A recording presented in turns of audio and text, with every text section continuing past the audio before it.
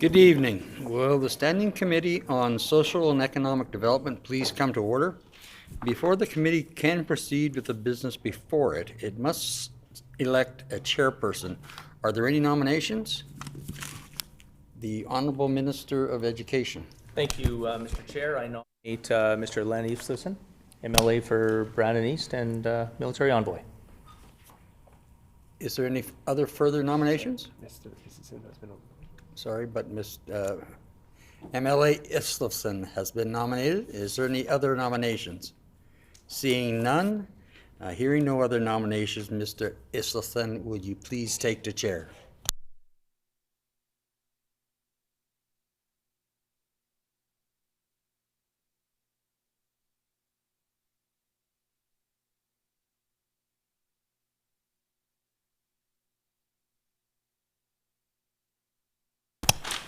All right, good evening, everyone. And this meeting has been called to consider Bill number 35, the Education Administration Amendment Act, Teacher Certification and Professional Conduct. I would like to remind everyone that the Standing Committee on Social and Economic Development will meet again, if required, on Tuesday, April 25th, 2023, and on Wednesday, April 26th, 2023, at 6 p.m. to continue consideration of Bill 35. I would also like to inform all in attendance of the provisions in the rules regarding hours of adjournment. A standing committee meeting to consider a bill must not sit past midnight to hear public presentations or to consider clause by clause of a bill, except by unanimous consent of the committee. So currently we have received written submissions from 33 people, and these have already been distributed to committee members. Does the committee agree to have these documents appear in the Hansard transcript of the meeting this evening? Agreed? Agreed and so ordered. Now, prior to proceeding with public presentations, I would like to advise members of the public regarding the process for speaking in a committee. In accordance with our rules, a time limit of 10 minutes has been allotted for presentations, with another 5 minutes for questions from committee members. Questions shall not exceed 30 seconds in length, with no time limit for answers.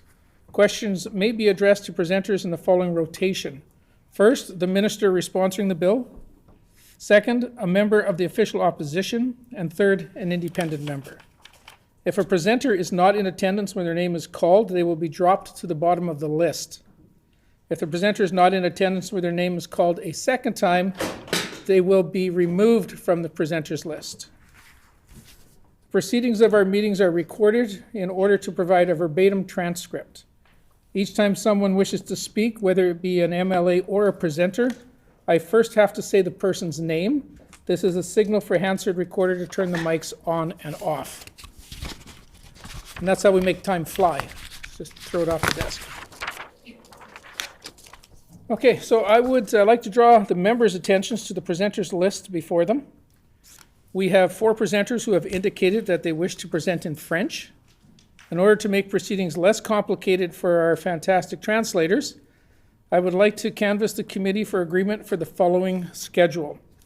1, to hear Mrs. Desiree Papal and Mrs. Karine Roux, numbers 1 and 37 on your list, as the first and second presenters today. And then 2, to hear from Ariane Clouchet and Ms. Nicole Lafreniere, numbers 23 and 48 on your lists, as the first and second presenters at the meeting scheduled for tomorrow, April 25th. Is this agreed? Agreed. Agreed and so ordered. On the topic of determining the order of public presentations, I will note that we do have out-of-town presenters in attendance marked with an asterisk on your list. With these considerations in mind, in what order does the committee wish to hear presentations? In order. In numerical order?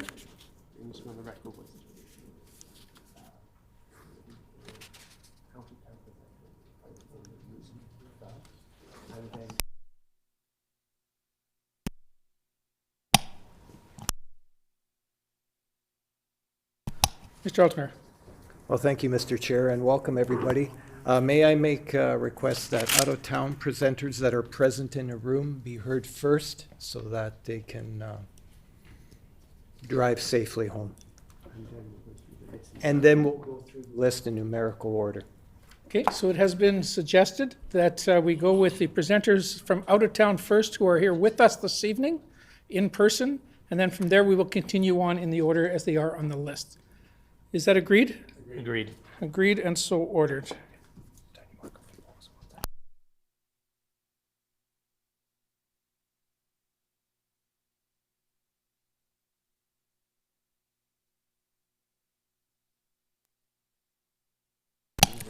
So we will proceed very shortly. As you've already heard, that we do have a couple of presenters are doing it in French.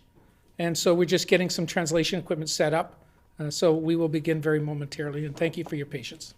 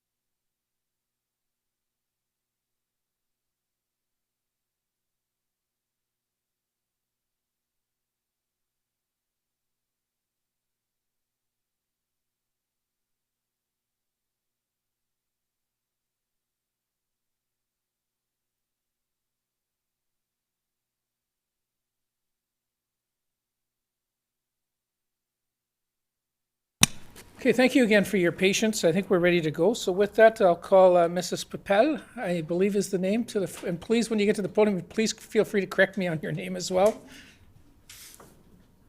It's just Papel. Papel? Yeah, Okay. that's fine. Okay, thank you, Ms. Papel. Do you have any written material for distribution to the committee? I do not. If not, the floor is yours. Thank you. Bonsoir. Je m'appelle Désirée Papel et j'ai été embauchée comme enseignante à la division scolaire franco-manitobaine en 2008. Je suis également la présidente de l'Association des éducatrices et éducateurs franco-manitobains. Je vous adresse la parole parce que je me soucie de la sécurité de mes élèves et je pense qu'une procédure transparente et juste est nécessaire pour protéger les apprenants qu'on me confie. Il n'y a pas question. Il devrait y avoir des conséquences sévères et rapides pour n'importe quel mauvais traitement sexuel ou préjudice physique envers un élève. Il n'y a pas de place en éducation pour ces agresseurs. Je suis reconnaissante que le gouvernement prend le devoir de protéger nos enfants au sérieux. Je me souviens de la première fois que j'ai lu l'ancien projet de loi 64 et j'ai vu la recommandation pour une ordre des éducateurs du Manitoba. Je ne comprenais pas trop, alors j'ai contacté un de mes amis qui est infirmier parce que je savais qu'un ordre existait pour sa profession. Il m'a expliqué que oui, souvent il y a des patients qui font des plaintes frivoles parce qu'ils sont vexés par les actions de leur infirmier. Et oui, c'est agaçant d'aller se défendre devant le comité. Pourtant, la décision du comité était toujours juste parce que le comité est formé d'autres infirmiers qui comprennent les devoirs et les responsabilités de la profession. J'étais donc très déstabilisée quand j'ai vu dans le projet de loi 35 que le comité qui fera les déclarations de culpabilité aura seulement une personne qui est un professionnel en enseignement. Comment est-ce que c'est possible de rendre une décision juste quand tu n'es pas un membre de la profession? Au sujet des plaintes frivoles et vexatoires dont l'infirmier m'a parlé, je suis heureuse que le commissaire ait le pouvoir de clore la question en ne prenant aucune mesure s'il juge la plainte frivole ou vexatoire. Mais je me pose la question, comment est-ce qu'il va s'y prendre pour réussir? Dans des ordres déjà établis, on voit des plaintes vexatoires qui passent. Alors, comment est-ce que ce commissaire fera pour assurer que les plaintes qui ont l'objectif de ternir la réputation d'un enseignant ne passeront pas? Je connais l'effet de ce processus sur mes collègues. Quand quelqu'un est innocent, c'est dommageable d'être traité de coupable, surtout quand tu mets ton cœur dans ta vocation. J'imagine que cela sera aggravé si le commissaire décide de suspendre le brevet d'un enseignant après avoir reçu une plainte, avant que l'enquête soit terminée.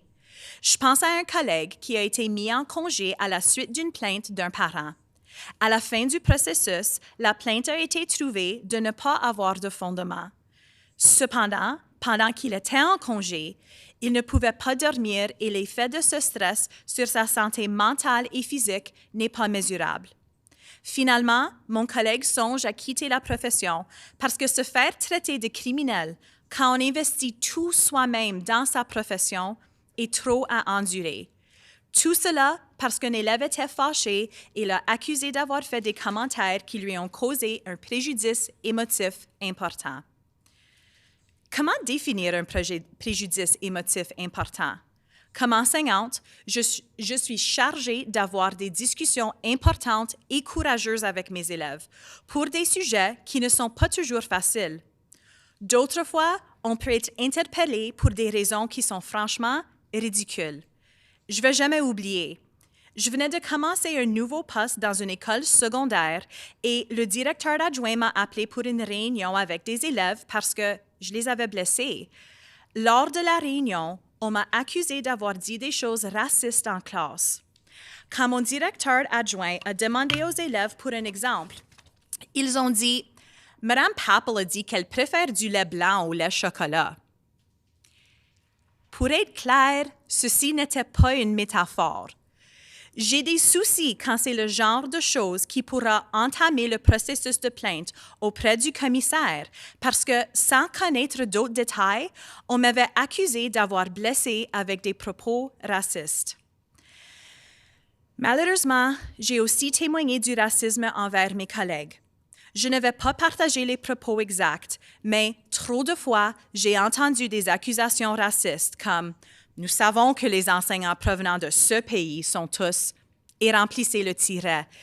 J'ai de très grands soucis que mes collègues qui ont reçu leur éducation à l'extérieur du Canada seront visés de façon disproportionnée.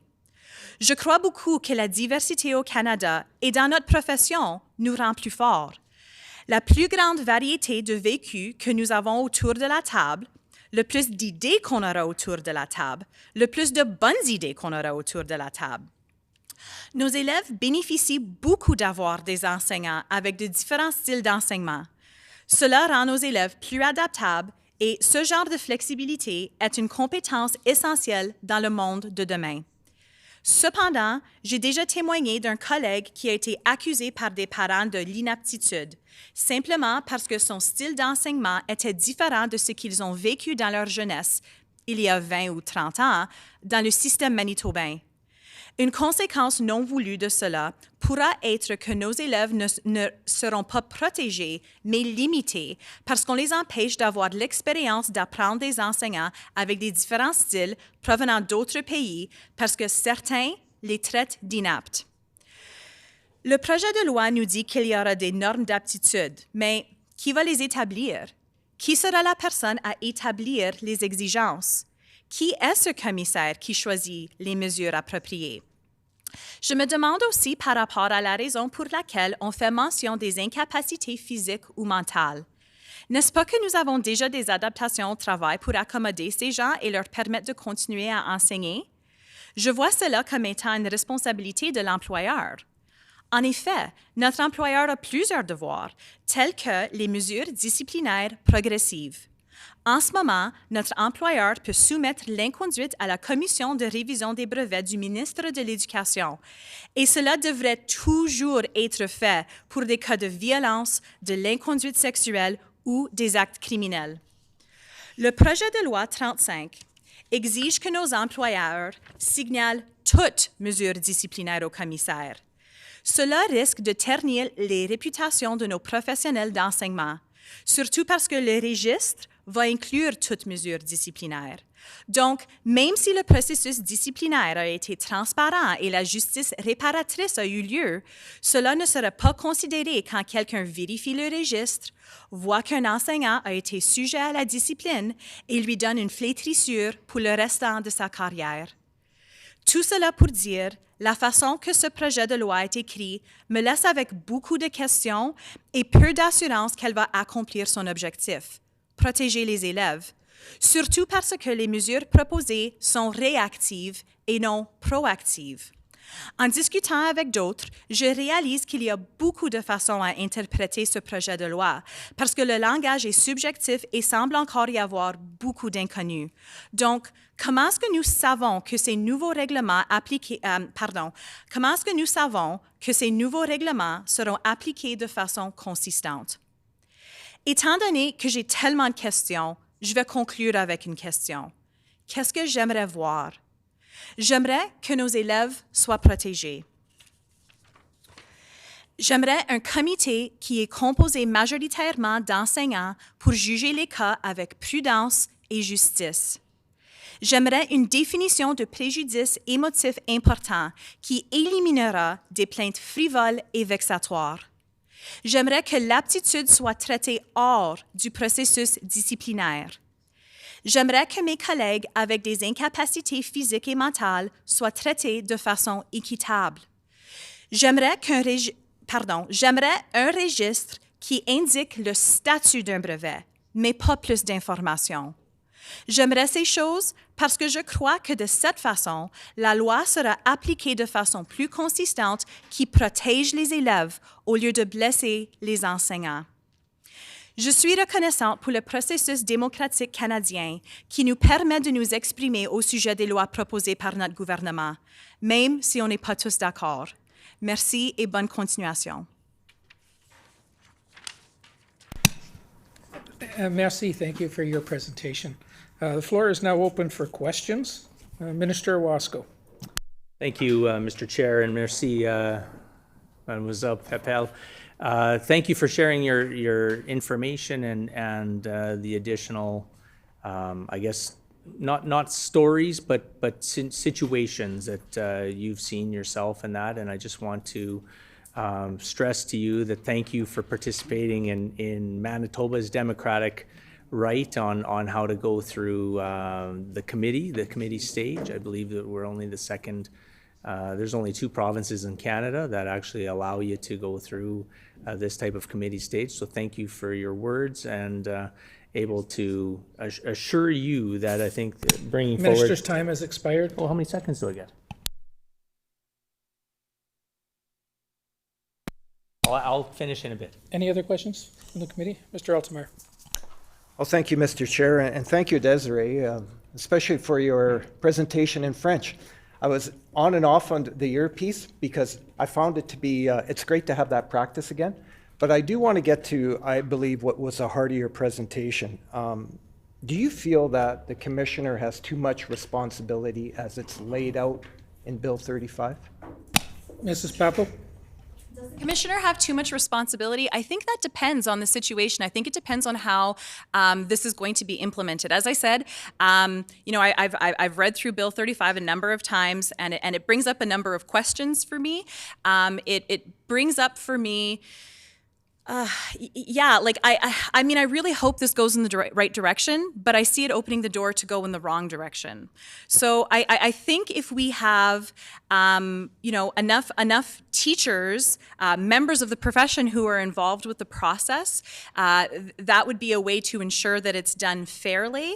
And I mean, do I see the commissioner as being as having, you know, too much jurisdiction over this? I'm not sure. Because I'm not entirely sure what that's going to look like at the end of all this. Minister Wasco? Thank you. So, Madame Papel, I'll finish with what I was saying. So to put your mind at ease as well, I mean, at the center of this, as you mentioned right off the bat for your presentation, the children's safety is absolutely number one.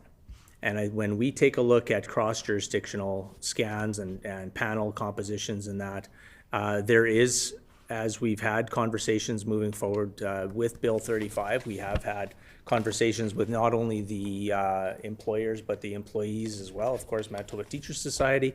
So the panel brings forward quite a well-balanced approach. Other jurisdictions in Canada have this type of panel where you've got an employee, you've got an employer, and then you've got a member of the public. Run out of time. Mrs. Papel? Was there a question in there? Okay. Ms. Lamoureux? Person, I just want to thank you, Ms. Papel, for your presentation as well.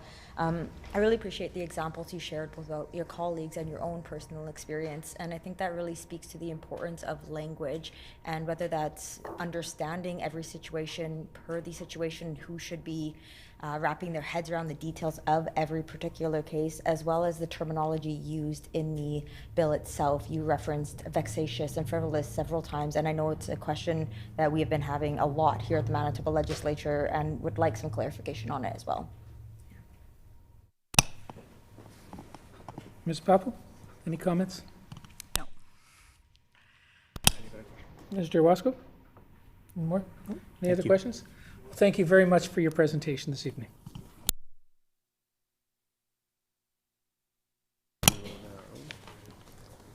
So we have one more French presentation, and I believe it is an online presentation. I believe Mrs., I hope I pronounce it right, Roux. And if you could unmute yourself and turn your video on.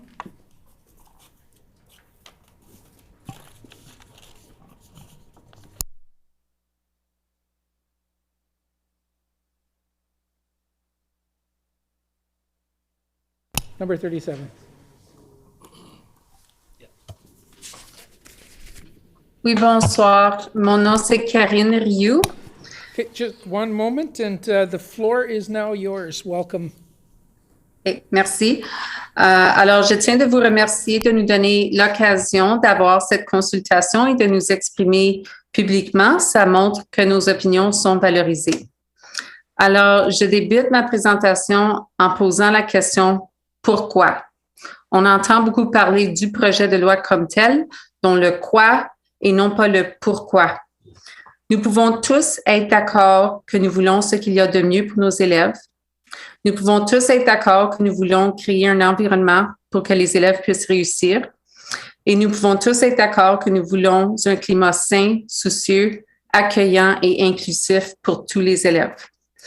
Nous pouvons aussi tous être d'accord que si un enfant se fait maltraiter, qu'un suivi efficace et juste a besoin de s'effectuer. Je m'interroge sur ce projet de loi en me demandant à quel point il répond à ce besoin de manière efficace. Je me pose d'autres questions. Par exemple, comment le mot « mal conduite » est-il défini? Il paraît que la terminologie est trop vague ou floue et que le mot devrait être spécifié davantage parce que ça peut laisser à de fausses interprétations. Aussi, la terminologie « le dommage émotionnel significatif » est un terme qui risque d'être mal interprété. Lorsqu'il s'agit du panel, je me demande qui fera partie de ce panel, qui est inquiétant, surtout de la part des enseignants. Je songe aux répercussions possibles si on procède sans clairement et spécifiquement définir ces mots et qu'on annonce publiquement les noms des professionnels. Alors, je me demande quel impact est-ce que ça portera au niveau de la perspective des parents, au niveau de la perspective des jeunes qui considèrent de se lancer dans cette belle profession. Peut-être qu'ils changeront d'idée. Je me demande aussi de l'impact au niveau de la confiance du public. Je songe également aux répercussions si un enseignant se fait accuser de façon fautive. Je me demande si, par exemple, il y aurait un impact envers sa demeure, si cette personne se présente publiquement. Et je m'interroge beaucoup sur l'état de sa santé mentale. Surtout, de plus en plus, on voit qu'il y a des personnes qui ont des ennuis dans ce domaine. Il y a une expression anglaise qui se dit comme suit: « Punish in private, praise in public ». Je ne suggère aucunement que les enseignants soient punis pour ce qu'ils font. Cependant, lorsqu'il s'agit d'un suivi disciplinaire à effectuer, ça devrait se faire de façon privée. Et l'enseignant a le droit, je crois, à un processus juste. Je me demande aussi si c'est pour le meilleur intérêt de l'élève qu'il n'y ait aucun temps limite pour porter plainte. N'est-ce pas qu'on devrait l'adresser pendant que l'enfant est à l'école, surtout en reconnaissant que parfois les enfants peuvent être de pauvres raconteurs d'histoires et qu'on ne peut pas toujours pleinement se fier sur notre mémoire, surtout après plusieurs années. Pour conclure, je veux simplement dire que parmi la belle profession d'enseignement, il y a déjà plusieurs défis à surmonter parmi le système éducationnel et ce dont le système a besoin est la confiance du public. Un tel projet de loi risque de mettre fin à cette confiance. Sans confiance, il n'y a pas de relation. Sans relation, on ne peut pas implanter ce qu'il y a de meilleur pour les élèves. Merci. Merci, and thank you for your presentation. We'll now open the floor for questions. And we'll start with Minister Wasco. Thank you, Ms. Ryu, for your presentation and your words, and just for some clarity in regards to the panel. So we are going to have one representative from the employer, which would be Manitoba School Board Association, and one from the employees, which would be Manitoba Teachers Society, a public person as well on the panel. In regards to trust, we know that teachers overall are in a position of significant public trust, and we want to make sure that we're keeping that in mind when we're going forward with this bill. But at the same time, jurisdictionally in Canada, there is already registries in other jurisdictions. And the minister's time has expired. Did you want to reply any comment to that, Mrs. Rue? Oui, s'il vous plaît. Alors, oui, je suis d'accord qu'il y a beaucoup de confiance au niveau du public. Cependant, je crains qu'avec ce projet de loi, que ce niveau de confiance risque de diminuer. Thank you. Mr. Altemeyer. Well, thank you, Mr. Chair, and thank you, Mademoiselle Rioux, for your presentation. Certainly, left a question in my mind, and the question being, if I may in English, how do you think this will affect the day-to-day practice of teachers in classrooms? Mrs. Roux? Oui, ce que je crois, c'est que si on annonce publiquement, par exemple, les processus en place pour discipliner les enseignants, ça peut devenir démoralisant et ça peut devenir décourageant pour les jeunes qui songent se lancer dans cette profession. Minister Wasco? Thank you, and Mademoiselle Roux, I've been a teacher for 17 years. This year would have started my 30th year, and I would think that from many of the teachers that I've spoken through the province, they're feeling that they do need some form of registry and third-party arm's length panel or commissioner to be able to do the adjudicating on certain situations with teachers. I do believe that quite a large percentage of teachers are absolutely more than trustworthy, and they're going to continue on with their day-to-day job as they do see fit now. Mrs. Roux, any comments to the minister? Absolument. Moi, j'ai enseigné, ça fait 28 ans. Et je reconnais qu'il y a des systèmes en place qui sont déjà disciplinaires et des systèmes efficaces à partir des ressources humaines.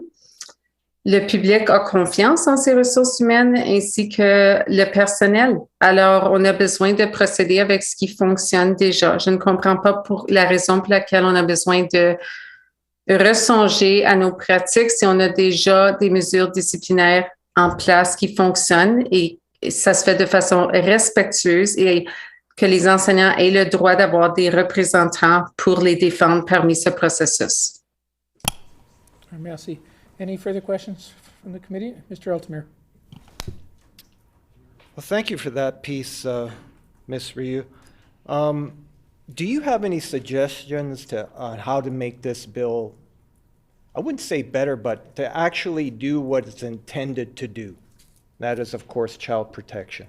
Is there any piece that you can add to ensure that that happens, or any change that you would make to ensure that this bill fulfills its intended purpose? Mrs. Roux? Comme j'avais mentionné tantôt, on a certainement besoin de clairement spécifier et définir la terminologie mal conduite ainsi que le dommage émotionnel significatif. Parce que en travaillant avec plusieurs parents, par exemple, je reconnais qu'il y en a qui ont des défis avec la santé mentale et je sais que même s'ils n'ont pas nécessairement un diagnostic, il y en a qui ont des défis au niveau des dépendances, au niveau de la pauvreté, au niveau familial, etc. Et parfois, c'est facile de mal interpréter un commentaire. Parfois, ça peut être un commentaire à l'écrit, par exemple, ou à l'oral. Ça peut être un commentaire dans le bulletin. Et c'est ça, c'est juste, je m'inquiète de la réputation des enseignants parce que les enseignants se lancent dans la profession parce qu'ils aiment les enfants, parce qu'ils veulent bien faire, parce qu'ils veulent réussir. Puis ils réussissent si les enfants réussissent. Alors, c'est ce que je veux. Je veux que nous considérions de clairement définir ces termes. Et parmi le panel, il devrait certainement y avoir... Sorry to interrupt. The time has expired for questions and answers for our presenter. But merci, and thank you very much for your presentation this evening. So as originally agreed, we will now move to out-of-town presenters who are in person. And I would now call on Jim Perry Hill, a private citizen, to approach the microphone.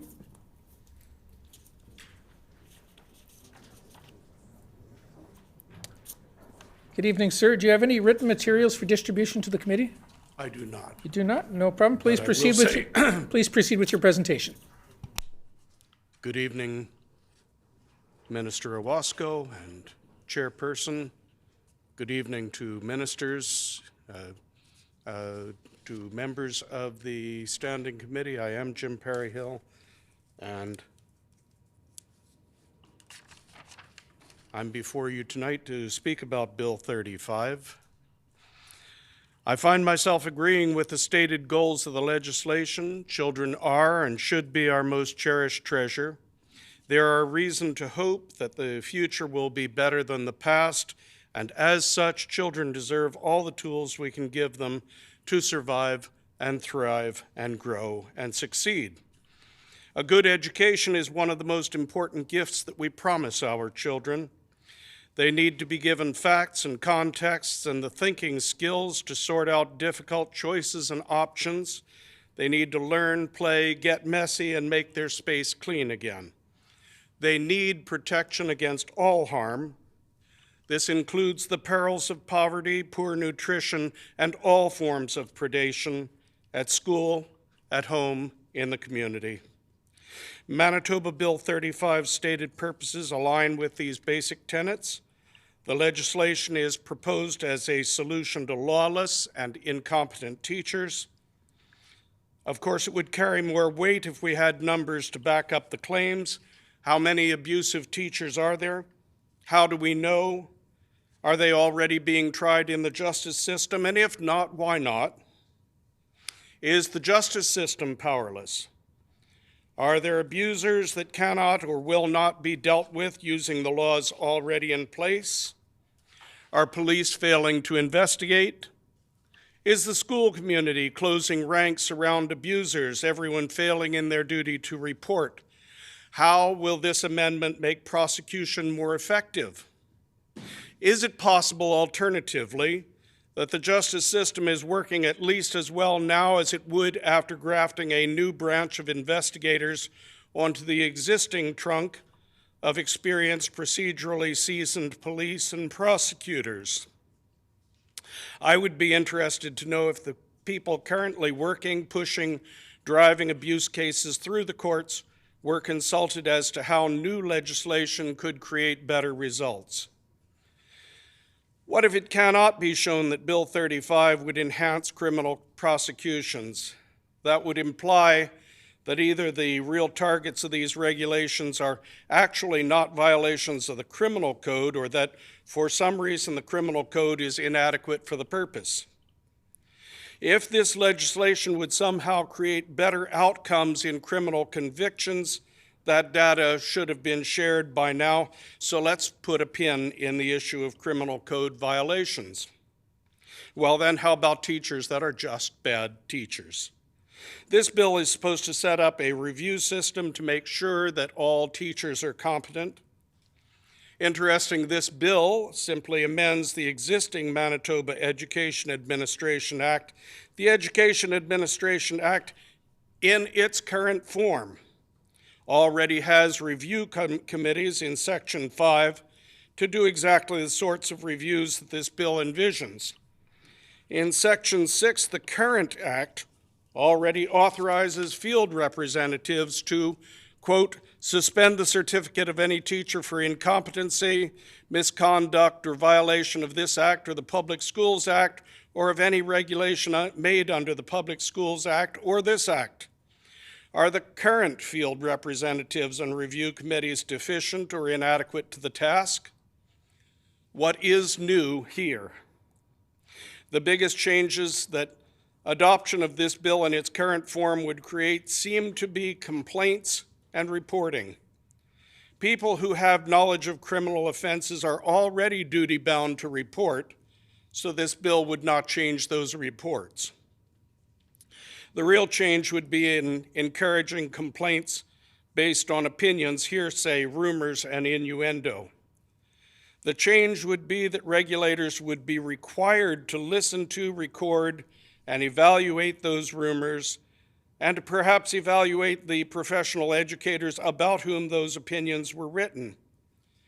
People with no standard, no metric by which to gauge the performance of competent teaching would be encouraged to secretly call out educators who would be denied any opportunity to face their accuser.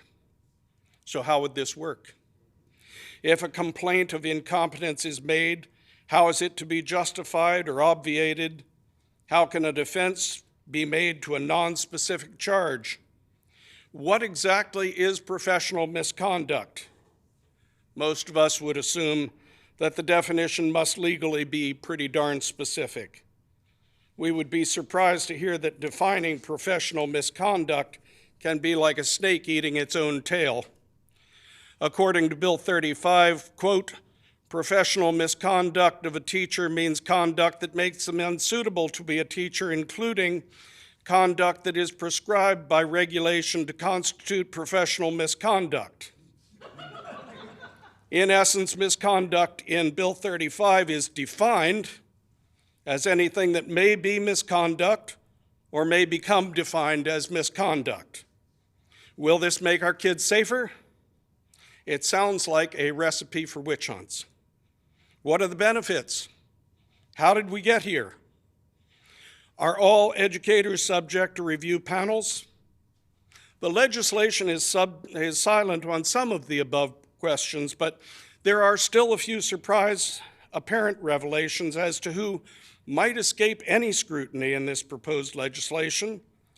The previous iteration of the Act chose not to define the word employer. This bill's definition of employer, however, specifically excludes any school that is privately funded and does not offer a pathway to a high school graduation. All of the people, therefore, who work for unfunded religious schools and all the people who work in the homeschool industry that do not graduate from high school appear to be free of all the reporting and record keeping required of employers in this amendment. Since these schools are not deemed to be employers per se, it's debatable if any of the educators employed in those already under-regulated fields will be deemed to be teachers. It would be interesting to find out if the rates of student abuse by educators are higher or lower outside of the funded school system. Would this new process be legal? Hearings under this act are legal proceedings subject to the Manitoba Evidence Act, requiring adherence to regulations regarding confidentiality, disclosure, hearsay, rights to cross-examination, and in-person witnesses under oath, precisely the sort of protections that the complaints section seems to be marching away from.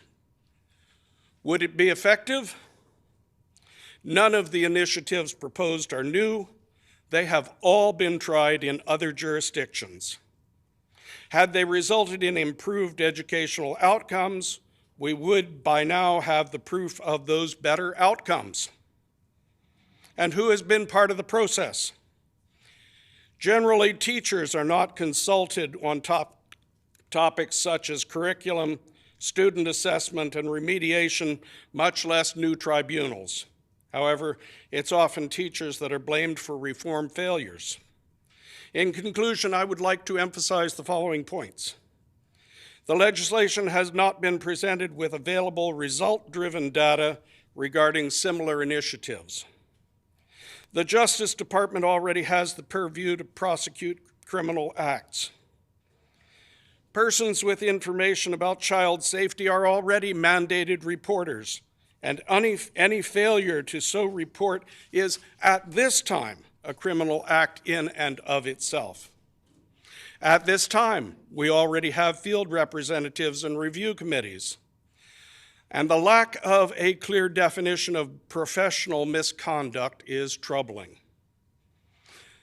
I think the legislation is deeply flawed, confusing in intent and design, duplicating efforts by other departments. It fails to clearly delineate how it will better resolve any of the target behaviors.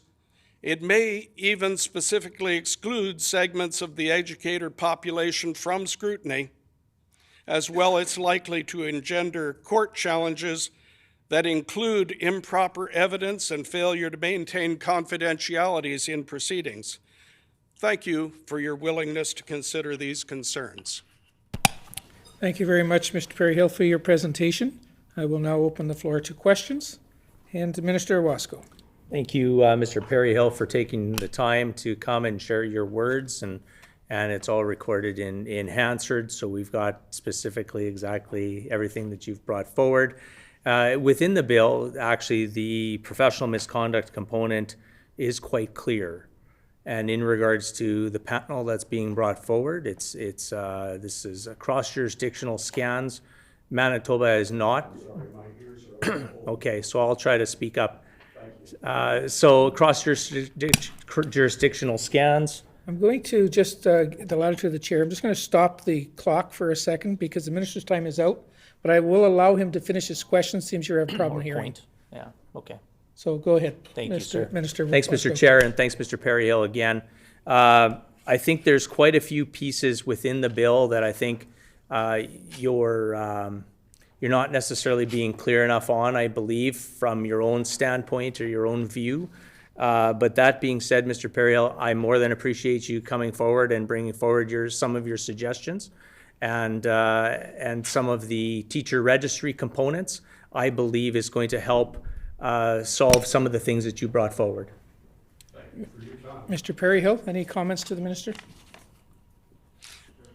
I would say that over a time of more than 50 years, I have developed a fine taste for well-crafted arguments, for result-driven problem solving, and for well-crafted legislation that I have examined.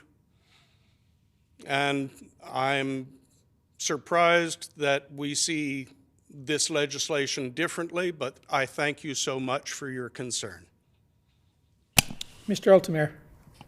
Mr. Perryhill, can I ask you a question? Oh, sorry, absolutely. Thank you Oh. for your time. Well, thank you.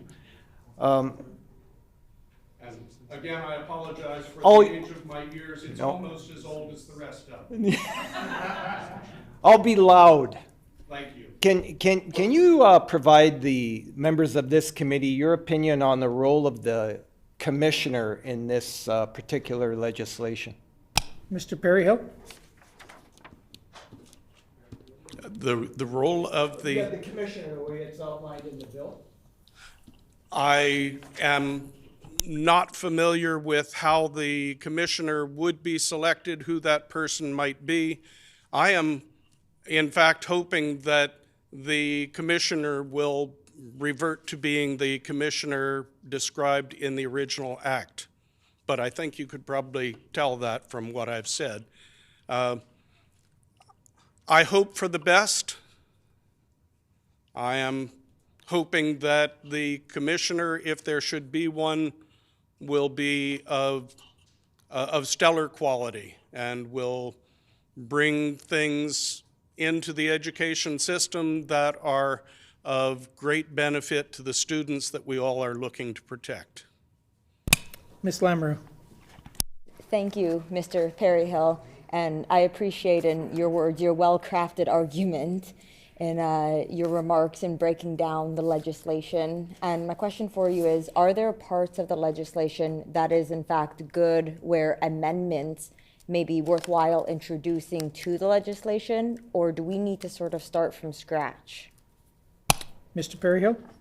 I have outlined my thoughts, which are that this is less than stellar craftsmanship. It doesn't start from a place of proof that there is a problem that, or even where the problem is being dealt with at this time. And I would love to see the argument either for a solution or evidence-based data that would indicate what has happened in the other jurisdictions in which it was tried. Does that answer your question? Thank you for that. Any further questions from the committee? Hearing none, thank you again, Mr. Perryhill, for your presentation this evening.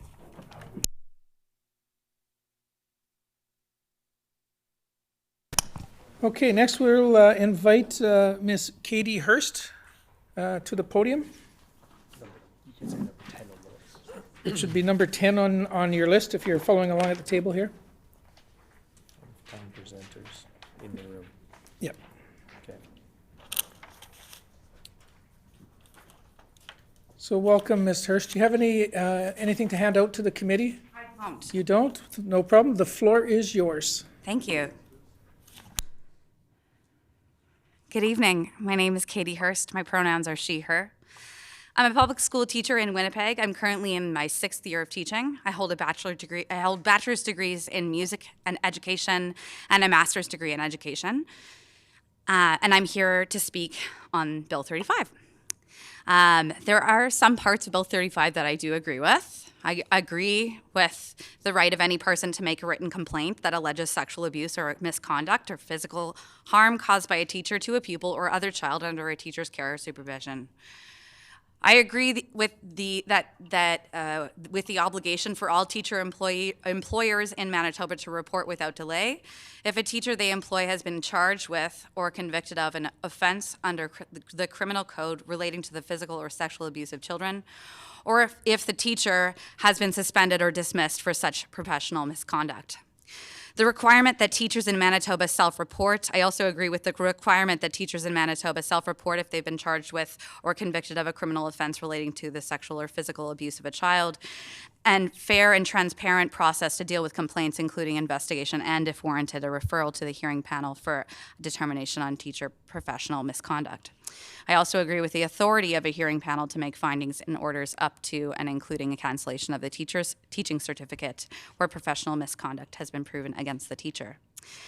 There are a number of aspects of this bill, however, that I find deeply troubling. They include the following. The inclusion of competence in a professional misconduct framework is neither fair nor reasonable. Professional standards have never been connected to child safety and suspension or cancellation of a teaching certificate. That is because competency should fall under the purview of the employer. Principals assess teacher competence using a rubric with a clear set of standards, and should a teacher not meet one or more of these standards, the teacher is offered support to aid their learning and time to correct their actions. These teacher performance rubrics at present are set out by senior administration of school divisions. These are people who possess years of experience in working in the classroom and have expertise in the field of education. At school, we have a saying, it is that everyone is a learner, student and teacher alike. This bill does not account for that at all. In fact, it goes on to put teachers in a position where they could be publicly shamed for falling short. This is disgraceful. I want, and teachers want, the best for teachers working in the classroom. We want the best for our learners, and we want to be the best we can for our learners. Striving for professional excellence is what we do. It's how we hold up our profession and how we support the public education system. Further, teachers are already beholden to a code of professional practice, which obligates teachers to engage in ongoing professional learning in order to continuously improve professionally. Competence should not be included in this framework, and it is and should be the responsibility of the experts. In this case, our employers, the school divisions, and teachers should be offered support rather than publicly shamed. Secondly, the hearing panels described in this bill are set to include members of the public who are not and have never been a teacher. Non-teaching members of the public do not possess the required education and credentials to be able to assess an educator's performance. Non-teaching members of the public lack experience working in the classroom. This makes them unable to fully understand the scope of the job of the teacher, the increasing needs of the learners, and all that entails. Under the Regulated Health Professions Act, panels are staffed by healthcare professionals as they are best equipped to understand the requirements and responsibilities of the role. Teachers should be afforded the same respect and dignity that healthcare professionals are, and have their work and decisions surrounding their work be determined by their peers. Bill 35 also poses the unqualified inclusion of a teacher causing a student significant emotional harm in the definition of professional misconduct. What is concerning about the lack of definition here, specifically significant emotional harm, is that it opens up teachers to complaints from parents about things they simply disagree with. Without a clear definition of significant emotional harm, and I would add clear standards for what deems a complaint frivolous, vexatious, or trivial, teachers could be penalized for discussing science and history topics or identity and social justice topics, including racism, xenophobia, sexism, transphobia, and homophobia. This is particularly troublesome, and I worry about how this could impact teachers and students who belong to these equity-seeking groups. The purpose of schools is to support students in learning to be learners, to learn their strengths and to use their strengths to benefit themselves and others and the world around them. Schools are not meant to teach what parents want their children to know. Public schools are meant to teach learners what society needs them to know. I strongly urge that the significant emotional harm be clearly defined and that the definition reflect equity for all learners, both students and teachers. There are a number of deficits in procedural fairness included in Bill 35. That includes the acceptance of anonymous complaints, no requirement to provide a teacher with a copy of a complaint, no clear timeline for making a complaint, no expressed right for an investigated teacher to be represented by counsel, the obligation on employers to report any and all discipline for professional misconduct or incompetence, as opposed to limiting reporting to suspensions and terminations. This bill lacks the assurance that given the commissioner will be governed by regulations which are subject to change, investigations and hearings will be conducted fairly under the principles of natural justice. Yes, it is true that the ability to appeal a decision to the Court of King's Bench will safeguard this due process and procedural fairness. However, the means, will, and ability to appeal a decision may not be accessible to teachers whose certificate has been suspended or canceled. So expressed rights within the legislation are critical. Please do the following. Remove competence from the bill. This is the purview of the employer. Ensure hearing panels are composed of a majority of teachers in line with the composition of disciplinary panels of other professional bodies. Include the expressed right to representation for a teacher being investigated. Limit reports by employers to suspensions and terminations, as opposed to any and all discipline for professional misconduct or incompetence. Define significant emotional harm. This requires specific language related to psychological harm to the pupil where the act is based on a characteristic protected by the Human Rights Code. Repeated conduct that could reasonably cause a pupil or child to be humiliated or intimidated, or a single occurrence that could be reasonably expected to cause lasting harm to a child. Protect the privacy of teachers who are determined not to have the capacity to carry out the professional responsibilities of the teacher because of a physical or mental disability. And that's it for me. Thank you for your time. Thank you very much, Ms. Hurst. And the floor is now open to questions. There we go. Minister Wasco.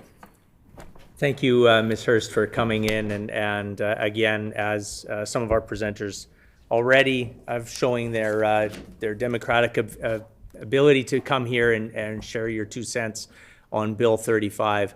So much like, I know that initially when Bill 35 had come out, Manitoba Teachers Society had spoken about the frivolous complaints and all that, and we've had some really good conversations with my education partners, which includes Manitoba Teachers Society, which basically have seen within the bill that a lot of those said allegations, those anonymous type of allegations are Minister's not. time has expired. This 30 Ms. second Hurst? thing is tough. Any comments, Ms. Hurst? No. Mr. Altamir. Well, thank you, Mr. Chair. Thank you, Ms. Hurst, for coming here and making this presentation. I certainly listened with interest, especially the part that details your concern regarding the day-to-day practice of teaching. How do you see this bill affecting your own personal day-to-day practice of teaching? Ms. Hurst? Well, I'm not uncomfortable speaking with my students about how they feel about their identity. And I know that not every parent agrees with their child's identity. And I think that as a teacher and a human being, I have a responsibility to support the development of that child and listen to them. And I would be concerned that someone would make a complaint against me for listening to their child and supporting their child in their beliefs. And I think that may impact my ability to do my job. And I think it would result in me being put in front of one of these panels. Ms. Lamoureux. I Like we also, there are many statistics about, specifically with respect to gender identity, using gender affirming language. The likelihood that a child will choose to die by suicide increases exponentially. Like it's like 5 times more likely that that child could die. And I don't want to be put in a position where I have to use non-affirming language, or that like a colleague might feel uncomfortable using non-affirming language because maybe that child's parent or another parent would complain. That's really concerning to me. Slamru. Mr. Chairperson, and thank you so much for your presentation. More of just a comment than a question. I just want to express how grateful I am that we do have teachers such as yourself right now in our school systems. I think now is the time, it's more important than any other time in history that we have teachers such as yourself who are willing to go. The extra mile is not the right language. We've always had teachers willing to go the extra mile, but to face some of these really tough topics head on with our students when more often than not students are reaching out to The member's time teachers. has expired. Thank you. Any comments back, Mrs. Hurst? Thank you. Minister Owasco. Thank you again, Ms. Hurst. And just to sort of complete my last thought there. So in regards to the competence and the definitions held within, Manitoba Teachers Society, Manitoba School Board Association, many of our education stakeholders will be back at the table, and we will be having those consultations and conversations specifically around those standards, and they are going to be developed in hand with teachers. So just to assure you that as well. I'm glad to hear that. Ms. Hurst? I'm sorry, thank you. I'm glad to hear that. I am concerned about that, but I have to say I am more concerned about the equity implications for the bill, and I want schools to be a safe place for all students, and I think that's the intention of this bill. And so if my concerns aren't addressed, with respect to defining a vexatious complaint, a frivolous complaint, I don't think this bill will achieve what it sets out to do, which is to make schools safer. Thank you. Any further questions? 20 seconds, Mr. Altamare. Thank you, Mr. Chair. Just your final comment. What is the final thing you want to tell us in the 15 seconds we have left? Ms. Hurst? I said it earlier, but I'm going to say it again. Schools are not places for parents to help. Schools are places where we need to teach students what they need to know, what society needs them to know, not what parents want them to know. Thank you very much. The time has expired. Thank you very much for your presentation. So next on our list, we'll move to presenter number 32, Mr. Jonathan Waite. Mr. Waite, if you would like to come to the podium. So if they've got an asterisk, Mr. Chair. So these asterisks here mean that they're virtual? No, they're from out of town, but they're not here. How do you know that? Because we only have 4. We only have 4 that are here. Oh. I have the list. Okay. What number is this? Okay, so we're in number 32, presenter number 32, which is our third out-of-town presenter who is with us today. And so I welcome you, sir. Do you have any materials for distribution to the committee? None. None at all? Then I will give you 10 minutes, and the floor is yours. Thank you. Good evening. My name is Jonathan Waite. I've been a teacher for 22 years in the Seine River School Division. I speak to you this evening as a local association president representing the more than 370 members of the Seine River Teachers Association. I need you to know unequivocally that I fully support laws that protect children. I am the proud father of 2 daughters who have now completed their public education in this province, and I appreciate the laws that are in place for their safety, as well as efforts to review and improve those laws as concerns come up. Like all educators, my primary professional responsibility is to students. This is why it is enshrined as the first item in the Manitoba Teachers Society Code of Professional Practice. Educators have a duty to make sure that students are safe, and a responsibility to create safe spaces. I'm very familiar with the phrase, in loco parentis, a phrase I take very seriously, for I know that acting in place of a child's parent is an important responsibility. The classroom needs to be a safe space for students, free from harm, free from bullying, free from abuse, and free to work hard, work differently, make decisions, make errors, find success, and ask questions that matter to them. In a bill that seeks to enhance protections for children in public education, I don't understand how competence aligns with the intent of this bill. I do understand the importance of investigating a complaint about an educator's conduct, and with that, the subsequent adjudication of the complaint. Again, I have no opposition to this. I value any system that protects the safety of children, full stop. However, competence and conduct are two distinctly separate issues. And with the way this bill has been presented, I need to outline my concerns about how the term competence may be interpreted by the commissioner or the panel that this bill seeks to establish for the safety of children. As part of a quality education experience, students will encounter many different educators along the way. Educators with different teaching styles, with deep knowledge of pedagogy and curriculum, who build individualized assessment plans for each of their students. Educators strive to build positive relationships with students and their families, while also striving to better themselves through their own professional development and learning. We know that to be the best, we all need to seek ways to improve as educators. But we also know that there's no one-size-fits-all approach to education, and that while standards are important, it's also important to rise above those standards to meet the variety of needs that students come to school with. This may mean teachers have to change their teaching style, or adapt their materials, or change the dynamic of their classroom altogether. Teachers have to take risks when it comes to connecting to students and guiding them on their education journey. And just as we set up safe spaces for our students to learn through decision-making, teachers also need their schools to be safe spaces for them to find effective ways to educate every learner. I'm concerned that Bill 35 has the potential to negatively affect some of my hardworking, risk-taking colleagues. An environment where, quote, any person may make a written complaint to the commissioner that alleges that a teacher has been or is incompetent to carry out the professional responsibilities of a teacher, unquote. I fear that some of my colleagues may end up being unfairly targeted simply for utilizing a different teaching style or exploring a curricular topic in a way someone in the public may deem incompetent. To speak plainly, I'm going to reference a personal situation. It was not too long ago that I was speaking to a very good friend of mine about a math concept his child was learning at school.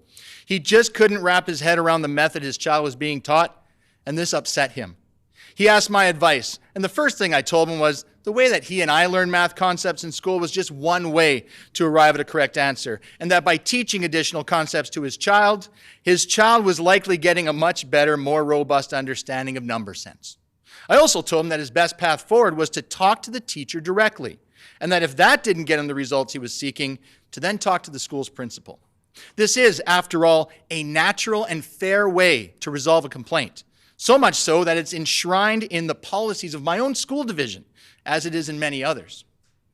Now, if the amendments proposed in Bill 35 were in effect then, and my friend deemed the teacher to be incompetent, they could have made a direct complaint to the commissioner without speaking first to the teacher or the principal or anyone in the school division.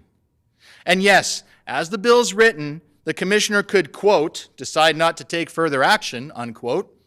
But at the same time, they could also initiate an investigation of the teacher, initiate a consent resolution agreement, or refer the matter to a panel for a disciplinary hearing. Now, in this example, I think most would see that this situation is not something to act on further. But what about a different situation? What happens when any member of the public, whether they have children in the school or not, decides to file a complaint against a teacher because they deem them incompetent for allowing discussion on residential schools or gender diversity?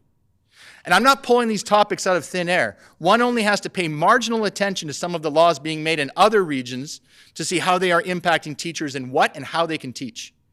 And the way this bill's written, in my opinion, it offers no safeguards to our teachers that teach in ways one might describe as outside the box, or to support discussions that challenge societal norms. It also removes the ability for my employer, the school division, to address complaints related to teacher competence. My teacher was the one who hired me, and over the years they've supervised and evaluated me in a fair and effective way. I believe that it's my employer's responsibility to continue to ensure competence in their schools, not a third-party commissioner. Now, speaking of the commissioner, I also have concerns about who might be named commissioner or panel members if this bill passes. As it stands, our profession is governed by the Certificate Review Committee, a committee made up of professionals in the field. I trust them to be experts in teacher competency and to consistently hold educators accountable for their professional responsibilities and obligations. Honestly, while I would generally trust any commissioner to have the best interests in mind when it comes to student safety, I have no such trust that a commissioner without any connection to education would be able to fairly adjudicate issues related to teacher competency, and I would extend this concern to any hearing panel comprised mostly of non-educators. Surely, Minister Owasco, when a parent arrived at your school to talk with you about an issue, you valued their perspective and their opinions, as all educators do. But to suggest that members of the public would be fair and completely knowledgeable in addressing complaints about educators is actually a deprofessionalization of what we do. Minister, I know you want a fair and just system for handling complaints against educators. I have read that you believe that, quote, due process is in place in the bill to prevent frivolous accusations, unquote. I would love to believe that a rational, logical person acting as commissioner or as a panel member would never subject an educator to vexatious, unnecessary investigation. But respectfully, the bill does not spell out the safeguards you and I might hope for. And because it is silent on whether teachers can expect to have the support of the union in the event of an investigation or hearing, I have significant concerns about the slippery slope this can create when it comes to creating vulnerability for educators. And to this end, I'm going to speak plainly and not hypothetically about a situation I had to deal with as a local president earlier this year. I received a call late in the evening regarding a complaint against a teacher. And it would be unfair for me to go into details here, but I will tell you that students were never at risk for harm. And, in my opinion, the complaint was both frivolous and vexatious. Involving me as the local union representative meant that the educator affected by the complaint had someone to talk to and to get advice from. Whether the complaint was or was not valid, having the union involved was an important part of due process. And Minister, as a former educator, if you manage to have a career without need for consultation with the union representative, consider yourself fortunate, because I deal with questions and concerns from members on a daily basis. Surely, as someone who was previously supported by MTS, you value the support they offer to members and to public education. So I hope that amendments to this bill will clearly define the role of the union. And so with my final minute, as many of my colleagues have already done and will continue to suggest, I would like to propose the following amendments for consideration. Number 1, remove competence from the bill. 2, ensure hearing panels are composed of a majority of teachers in line with the composition of disciplinary panels of other professional bodies in Manitoba. 3, include the expressed right to representation for a teacher being investigated. 4, limit reports by employers to suspensions and terminations as opposed to any and all discipline for professional misconduct or incompetence. I thank you for your time. This was my first time speaking to a legislative committee, and I'm happy to take questions if you have any. Thank you very much, Mr. Waite, for your presentation. The floor is open to questions. Minister Owasco. Wait till you reset it. Thanks, Mr. Chair. Thanks, Mr. Waite. Nice to see you again. I do have to comment on your tie. Very nice tie. Just saying, it's the same one. Thank you very much for bringing forward your concerns with the bill and also your years and years of service in the education world as well. Just so you're aware, I mean, many of our education partners have already stated that the single door approach for misconduct and competency is the way to go. We are looking and listening to various different suggestions and amendments, and that's what we're here today to do as well. So thank you very much for bringing forward some of your suggestions. Mr. Waite. Nothing further. Thank you. Mr. Altamare. Thank you, Mr. Chair. Mr. Waite, thank you for your very first presentation here at committee. I know it can be not what we're used to as educators, right? Because we're used to having a classroom, having kids in front of us, and working with our communities and families. Question I have for you is there a piece that you fear regarding the day-to-day practice of teachers right now and how that can change due to this bill? Mr. Waite.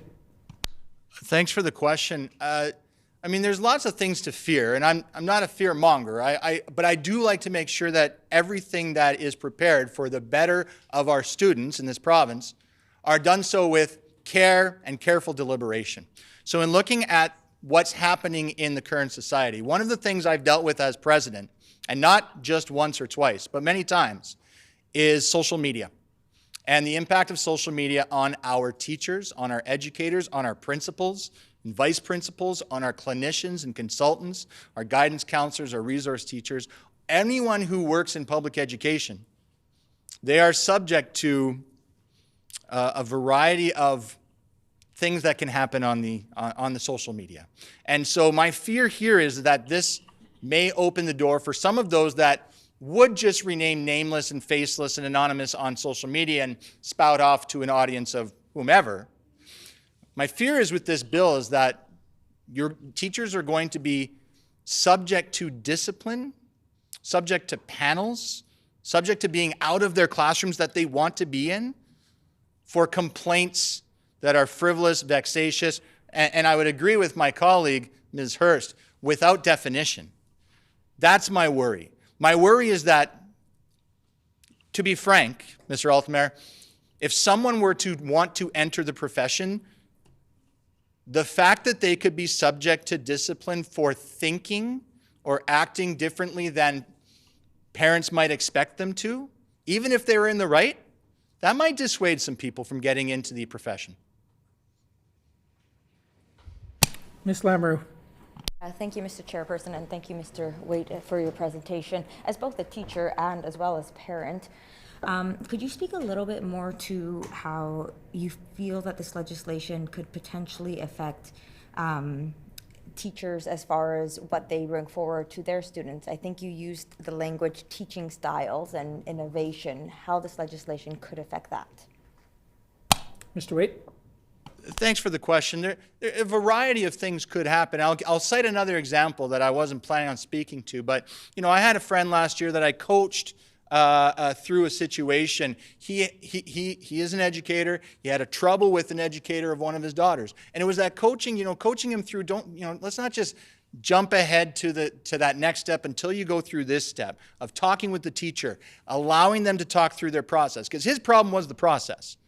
And having that professional dialogue from a parent to a teacher, having the teacher be able to have that professional dialogue with the parents of their students, I think is an important piece.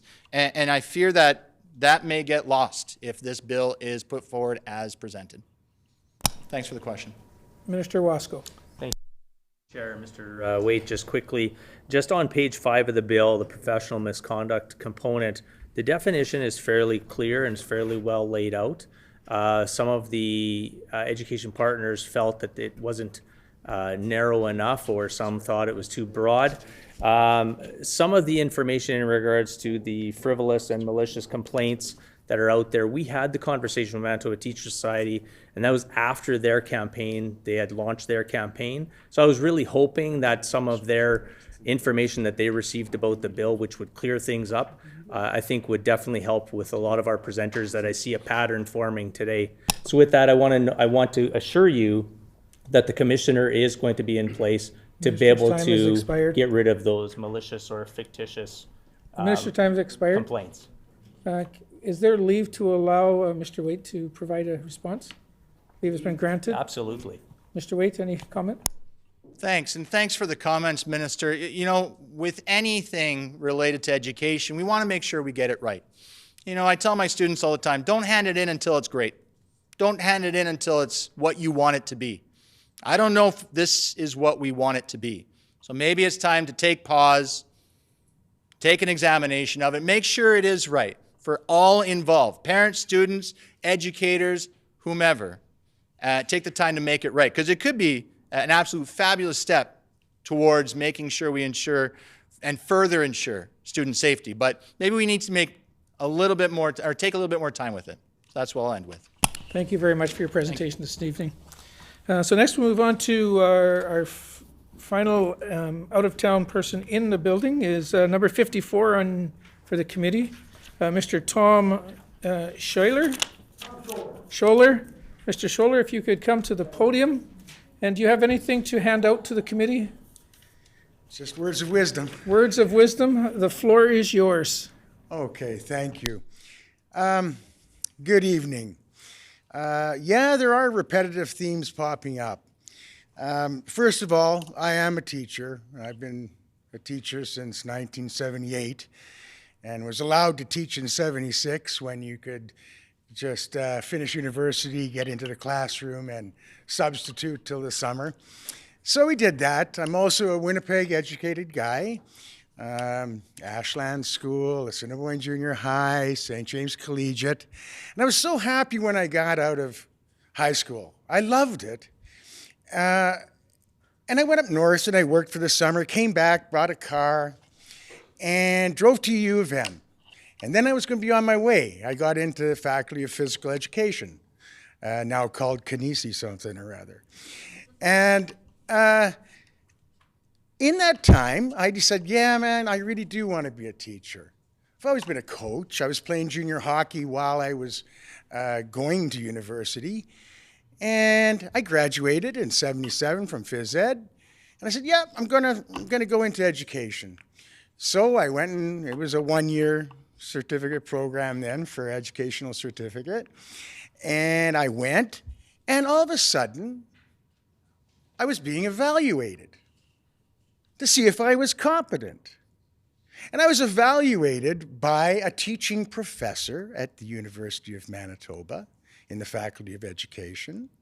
And I was evaluated by a professional working teacher with experience that I was put under in the classroom. And so in junior high and high school, a couple different stints of student teaching. And those evaluations were collaborative. They were full of great suggestions. They helped me form an idea to be a better teacher because God knows, you just don't walk into the class and go, I've got all the tricks. It can be a really challenging and scary place. But somehow my evaluations came through, I did it, and it was all okay. The point is, to this point, the evaluations were done by teachers, people who know what it's about. And it's very concerning to me to look at this competency thing that we've got going in this new revision of the bill. You know, the school systems put a ton of time into evaluation. We're talking when a first-year teacher is hired, they got at least 9 hours that principal is in their classroom, plus meetings to find out direction, where we're going.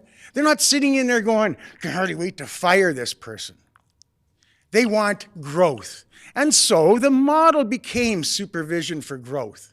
And however we define it, and all our divisions have a model like this, that the teacher grows, and that's first year.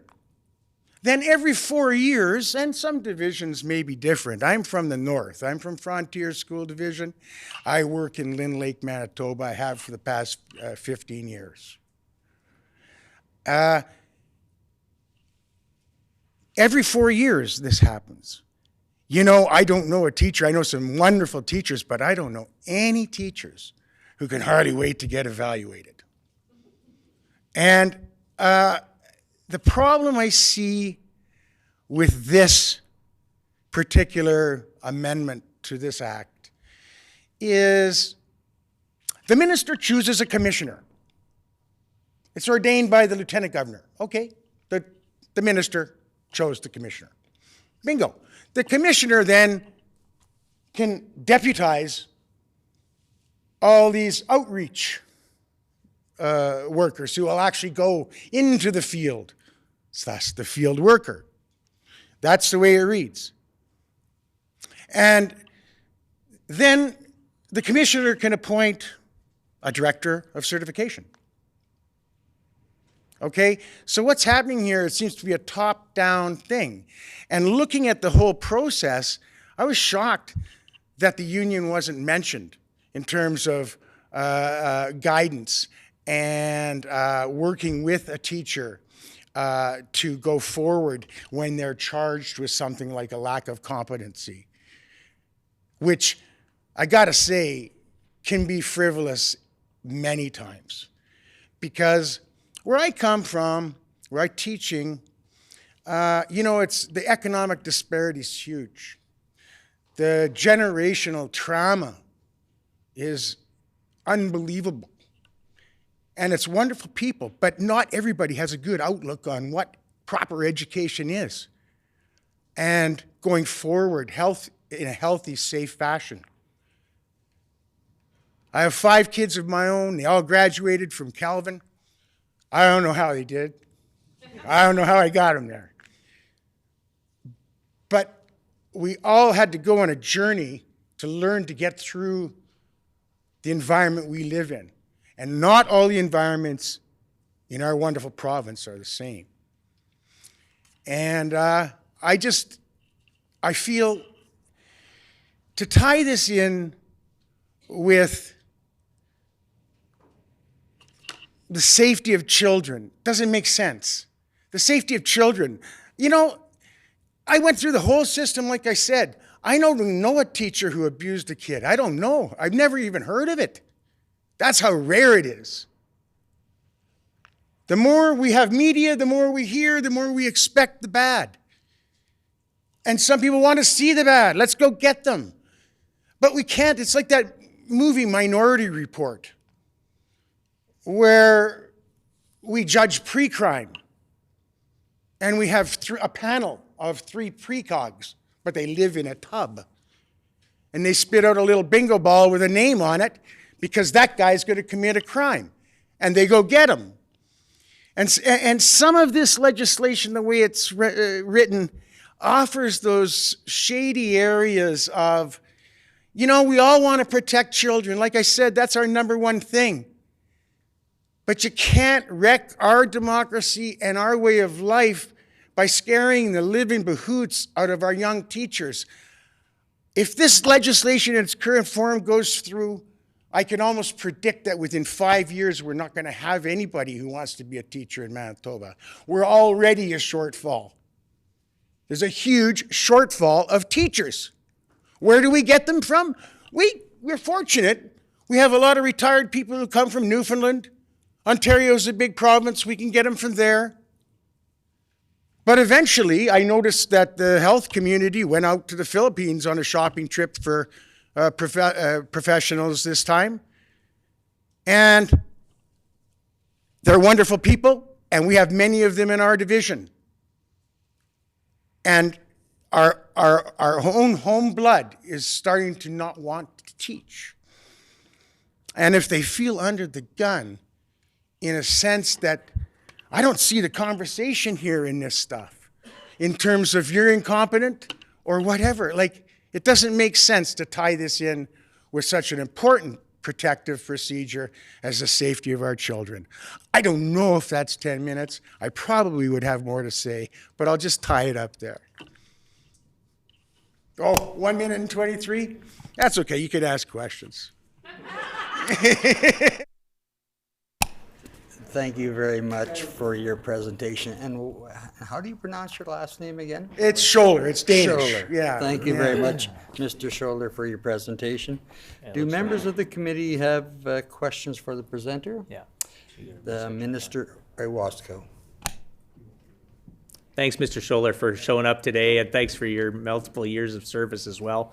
Thanks for bringing in, the perspective as well, but I want to also assure you that a lot of the conversations around this bill have had teachers definitely at the table having those conversations. And moving forward, when we start talking about competency in that, you made a couple comments in regards to the employers and the professionalism and all that. The employers are still going to have all of that, whether it's the school administrator or anything like this.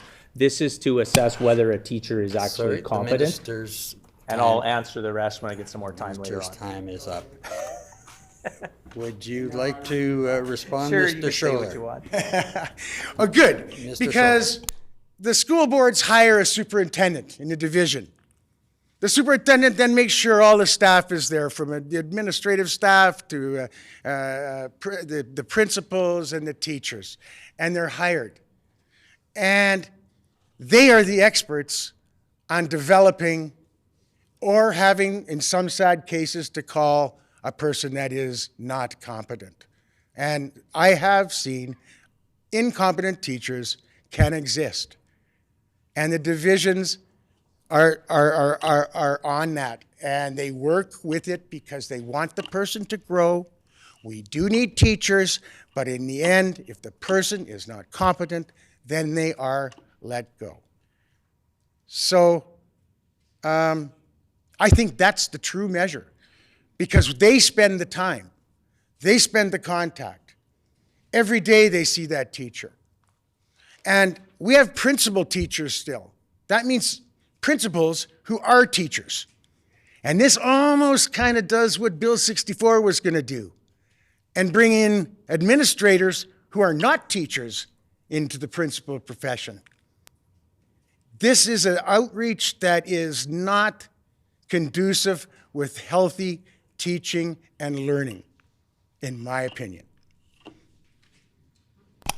Is there other questions? Mr. Altemeyer.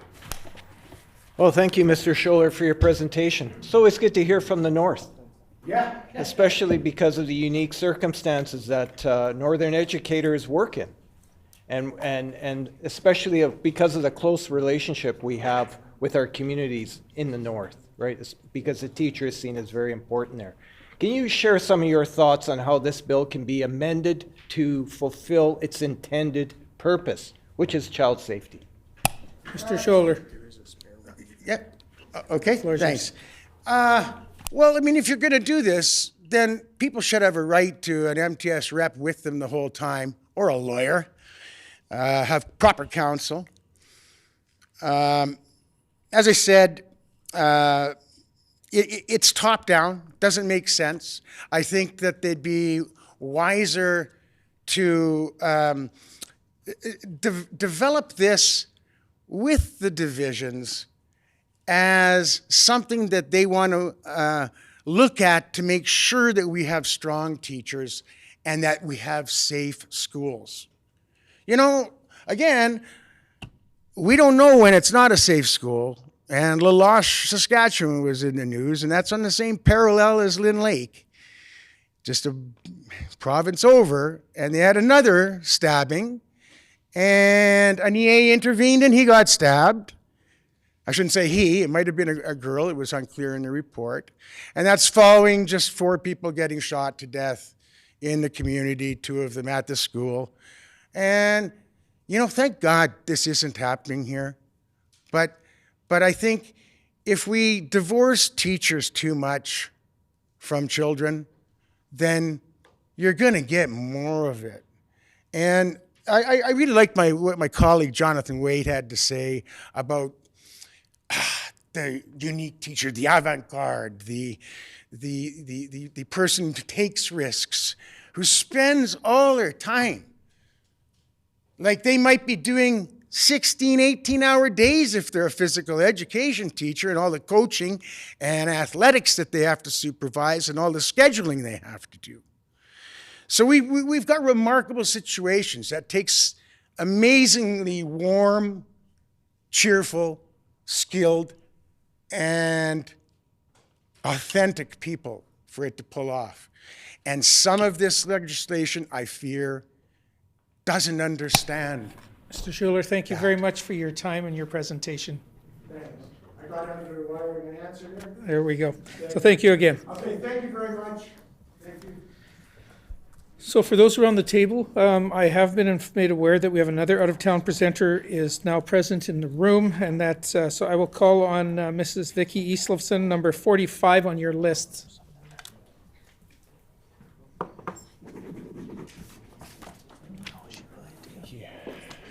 Good evening. Do you have any material to hand out to the committee? I do not. The floor is yours. It's refreshing to find someone who can pronounce my last name. My name is Vicki Isleifson. I'm here to speak against certain provisions of Bill 35 as it is written. I hold a valid Manitoba teacher certificate and I work as a substitute teacher. I am, however, speaking as a private citizen, and so I don't officially represent any other teachers. But I hope that my statements today will cause you to consider how some of the provisions of Bill 35 will affect not only me, but also other teachers and substitute teachers. Many people tend to think of substitute teachers as well-paid babysitters. Well, that may be true sometimes, and I'll get back to that later. Let me tell you what gets me out of the door in the morning, and also what some of the challenges are.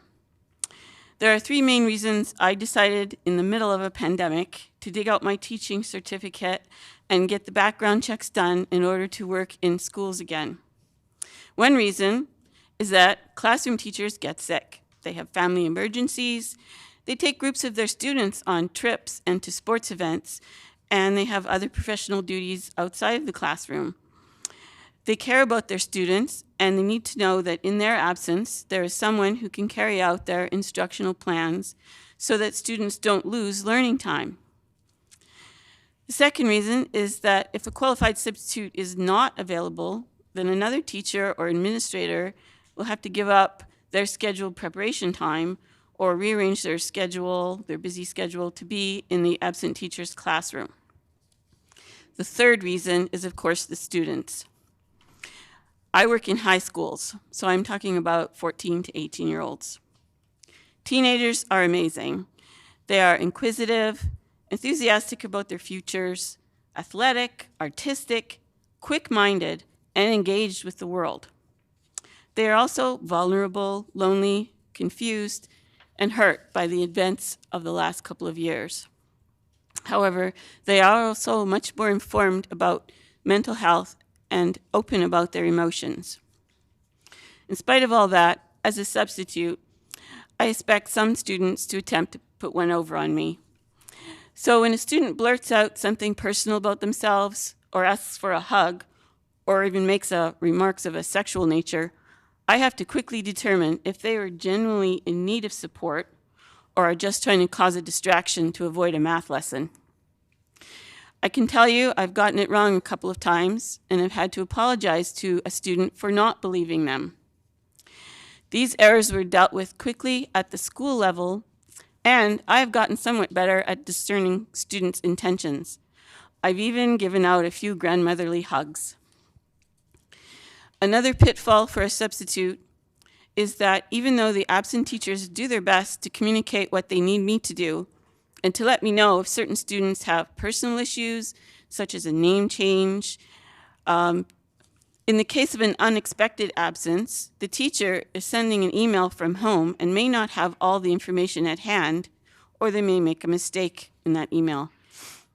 For one example, YouTube is a great source of useful educational material, but a misremembered title without the exact URL code could result in the substitute getting the wrong video with inappropriate content. As a second example, I was once tasked with reading a chapter from To Kill a Mockingbird to a grade 10 ELA class. If you haven't read this book in a while, I'll remind you that it is riddled with an unacceptable racial slur.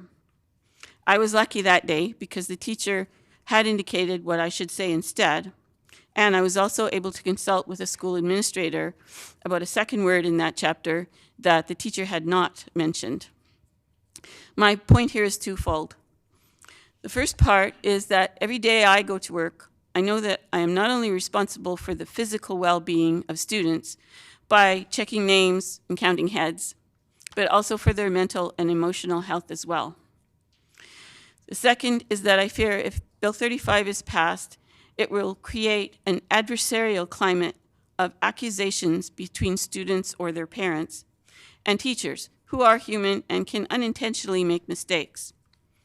If this occurs, and I am faced with the additional stress of wondering when something I did or said has been misunderstood as negligence or intent to cause harm and will subsequently land me in front of the government's disciplinary commission, I might very reluctantly have to decide to stop working as a substitute teacher. Now, I'm only one person, but that would still be a loss to me and to a system, like many others in Manitoba, is already short of qualified personnel. Now let's come back to the well-paid part. I'm paid $178 for each day I work at a school. After the usual taxes and some union dues, the net is $142 for a day. That's still pretty good if you calculate what that is per hour in the classroom, or even for the 6 hours total that I'm at the school. If you look at it over a school year, though, it becomes less impressive. In the current school year, there are 193 classroom days between Labor Day and June 30th. Out of that, subtract another 10 in-service days. Substitutes don't get paid for those. So now I'm down to 183 potential days to earn that wage. So the maximum potential net for the year is $26,064. However, a substitute doesn't get paid for sick days, personal days, or as I found out last winter, snow days, even if the day has been pre-assigned to me. The low income cutoff or poverty line for a single person in Canada, according to Statistics Canada, is $28,217. Thus, even if I'm able to work every school day, I am working below the poverty line. I'm not saying this to make you feel sorry for me. But the point of all these numbers is to say that if Bill 35 is passed, it will add the specter of Section 8.31 of that bill, which states that the disciplinary committee may, by order, require a teacher concerned to pay some or all of the costs if a hearing, if it finds that the teacher has behaved unreasonably. No definition to that. There is also no limit placed on what those costs might be that the teacher would be required to pay. Whereas in the current Manitoba Teacher Society Act, there is a limit on costs for a similar determination of $5,000. At the very least, I can foresee having to purchase some kind of insurance, if it's even available, in the event that such a decision could be made against me, thus reducing my potential for income even more. However, the part of Bill 35 that concerns me the most is Section 8.38, the teacher register. Now, we already have a child abuse registry. Anyone who works with children must submit proof of a check that their name is not on this registry. This is a list of people who have been convicted of child abuse or determined by Child and Family Services to have abused a child. In other words, the bad actors that the government wishes to protect our children from. If a person's name is on this list, they are not going to get a job as a teacher. So why does the government need to establish a registry of all teachers, thus treating us as if we are already abusers? How does this proposed public registry prevent teacher misconduct? Like all other professional associations, the Manitoba Teacher Society already maintains a list of licensed teachers so that the employers of teachers can get access to that. And it's mandated that they have access to that. Like all other professional associations, like doctors, engineers, nurses, social workers, the Manitoba Teacher Society, by provision of an act of this legislature, regulates and disciplines their members, and is required to make public any complaints about members or former members. That's in Section 21B of the Manitoba Teacher Society Act. I agree that transparency is necessary, but this section already appears to provide for that. If it's not clear enough, then make changes to the Manitoba Teacher Society Act to make that clear. Instead, Bill 35 is treating all teachers as potential criminals by singling out this profession as one that needs additional oversight by a government commission instead of a professional society. I share some of the other concerns that other speakers have already mentioned, so but I will limit my comments to that. Thank you. Thank you very much for your presentation this evening. The floor is now open for questions. Minister Wasko. Thank you, Mr. Chair, and thank you, Ms. Eeflesen, for bringing forward your comments and your concerns, and also some of your points on potential financial implications for the said teacher themselves as well. Hopefully you know this already, but a lot of the standards in regards to whether it's competency or any other thing that we're working through this bill. I mean, the bill is at the end of the day set to keep kids safe. So that's the main premise. And I know I've run out of my 30 seconds already, but I'd like to thank you for bringing forward your comments already. Mrs. Eastlifson, any comments back to the minister? No, I'll just restate. I don't think we need this bill. We already have the Manitoba Teachers Society Act. Mr. Altamare. Thank you, Mr. Chair. Thank you, Ms. Eastlifson. Takes a lot of courage to come here to present in front of this committee. Appreciate your words, especially as a substitute teacher, especially during these times. You sound wary. Can you expand a little bit about the unique role of a substitute teacher and how this bill may affect that particular role? Mrs. Eastlifson? Well, as a substitute teacher, you parachute into different classrooms every day. You don't know the students sometimes. You don't know what they've learned already. You don't know what you're going to be faced with teaching them that day. Because I'm trained as a math teacher, but I can be in any classroom. They don't just call me when they need a math teacher. So every day is a different circumstance. So there's pitfalls like the ones that I mentioned that can quickly get you into trouble. And as other speakers have said, if anybody's going to start raising complaints to a commission about the teacher because they maybe said something that they didn't like, to me that's like putting you on the spot every day that you might end up getting accused when you've just done the best you can that day. I go to work each day that I go, trying to do my best.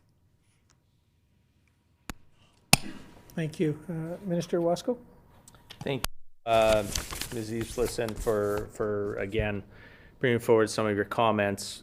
I mean, right now there is, as you mentioned, there is abilities to have representation already. This bill is going to continue to have that representation, and then also the ability for any teachers that are found to fall under the act of misconduct by the commissioner and the panel to be able to appeal any kind of motion to the Court of King's Bench as well. So this is actually strengthening the ability to have the teacher have some of that representation. So just letting you know. Mrs. Eastlifson, any comments to that? No, I don't think so. Thank you. Mr. Altamare. Thank you, Mr. Chair. Substitute teachers, just by their very role, don't know the culture of a building, and they require outside bodies very much to support the work that they do. I see this as something that has you concerned because of the very nature of you being a drop-in. Can you expand a little bit more on that? Mrs. Eastlifson? I'm not quite sure what you're asking. Mr. Altamare? Just around how, how when the staff gets together and we're able to, we know our kids, right? As a sub, it's difficult. Mrs. Eastlifson? Yes, okay, yeah. That's true. I don't have access to any of the information on the student circumstances. I don't know who's living in poverty. I don't know who's living in a broken family. I don't know anything about the students to be able to make special considerations for their circumstance. All I know is what's in front of me that day. So it's just, having the specter of this complaints process and commission and not being able to instead work it out with the school administrators, with the, maybe with the other, consulting with the other teachers in the school. You know, that makes me fear that, you know, I'm just not going to be able to continue to do that. Your time has expired, but thank you so much for your presentation and for joining us here this evening. So now we will ask Mr. Brett Dow. Oh, haven't done him yet. Is there Mr. Brett Dow in the room?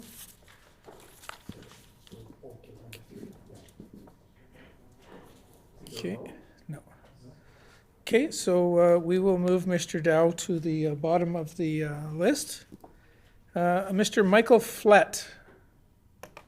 Mr. Michael Flett. And again, they may be online as well. So if you are online, please. No, that means he's out of town.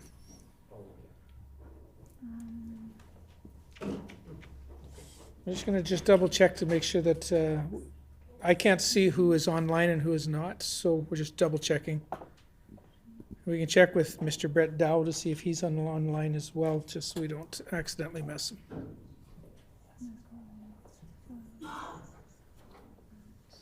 Okay, Brett Dow is online.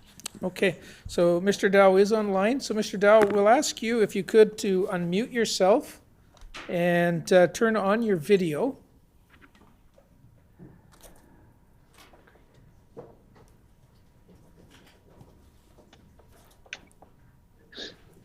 Hello? There we go. Thank you for joining us, Mr. Dow. You have 10 minutes for your presentation, and the floor is yours. Great, thank you. My name is Brett Dow. I've been teaching for 11 years. I currently teach at Delly McClung Collegiate in Manitou. I also serve as the president of our local teachers association for Prairie Spirit School Division. I would like to extend my thanks to my colleagues in the gallery, those who are listening in, and those who have taken the time to speak out against Bill 35. As representative for the Prairie Spirit Teachers Association, I want to emphasize that we prioritize professionalism and student safety above all else. MTS's Code of Professional Practice, which has been in place for over a century, places student safety as our first priority. We are proud of the high level of trust that parents have in us. We have concerns about Bill 35, which goes beyond child protection and delves deeply and inappropriately into teacher competency. Professional competency is not related to protecting children and should not be a part of any legislative misconduct framework for teachers. The proposed legislation allows any person to make a written complaint to the commissioner and allege that a teacher has been or is incompetent to carry out their professional responsibilities. However, the bill does not provide a clear definition of what constitutes incompetence. This vagueness is alarming and could result in frivolous and politically motivated complaints against teachers. We support a transparent framework to keep students safe. However, the use of significant emotional harm as part of the definition leaves too much room for interpretation. This ambiguity could leave the most vulnerable members of our community at risk. Specifically, I worry about the well-being of my LGBTQ2+ colleagues who have already faced numerous challenges, both within and outside the classroom. In the current education climate, we have seen these attacks increase. We have seen fringe groups pushing both misinformation and fabricated narratives against these people. The language of this bill declares open season and does not protect marginalized teachers. Although we have made progress towards equality in society, marginalized colleagues may face harm from certain groups who could use this language in this bill against them.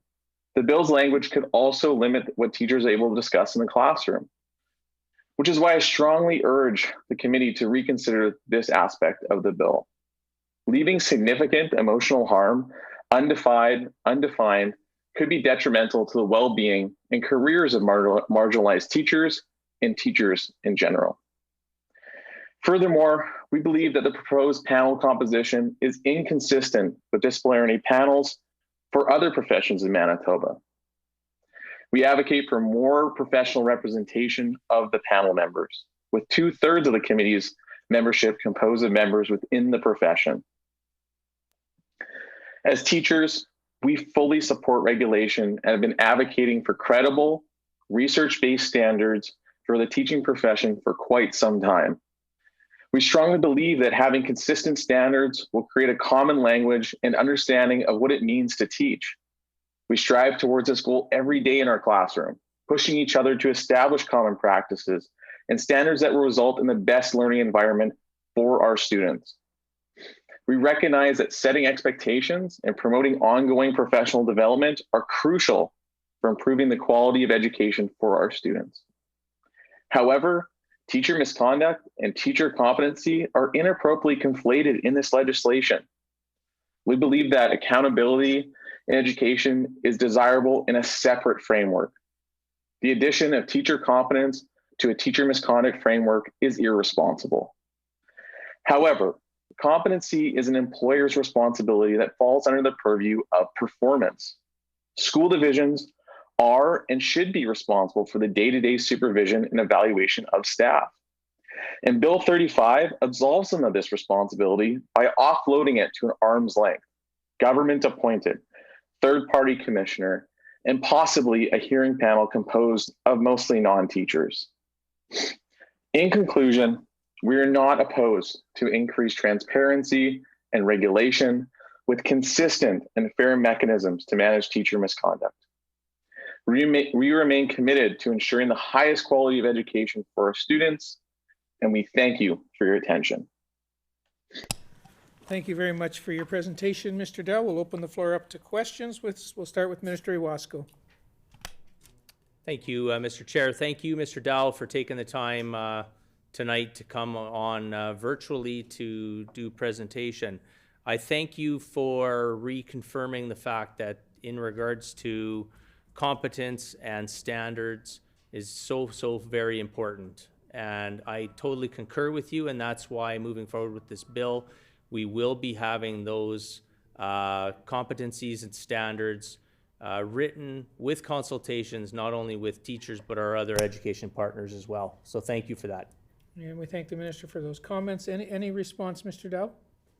No comment. Mr. Altemeyer. Thank you, Mr. Chair. Thank you, Mr. Dell, for your presentation. Just one question. What are your concerns with this bill regarding how it may affect the day-to-day practice of some of your members out in Prairie Spirit? Mr. Dell? Sorry, I think my previous colleagues had already kind of discussed this a little bit, but I'll just maybe reiterate what they had already had said. I think that when it comes to teaching, we really focus on building relationships with students, regardless of where you teach. And as my colleague, Mr. Waite said, we have teachers that are, approach things in different ways in order to make those connections, in order to have those conversations with students, and to build lasting relationships. And now someone can just come across or hear of a conversation that's been had in a classroom or maybe even outside a classroom, and they can make a complaint with really no evidence.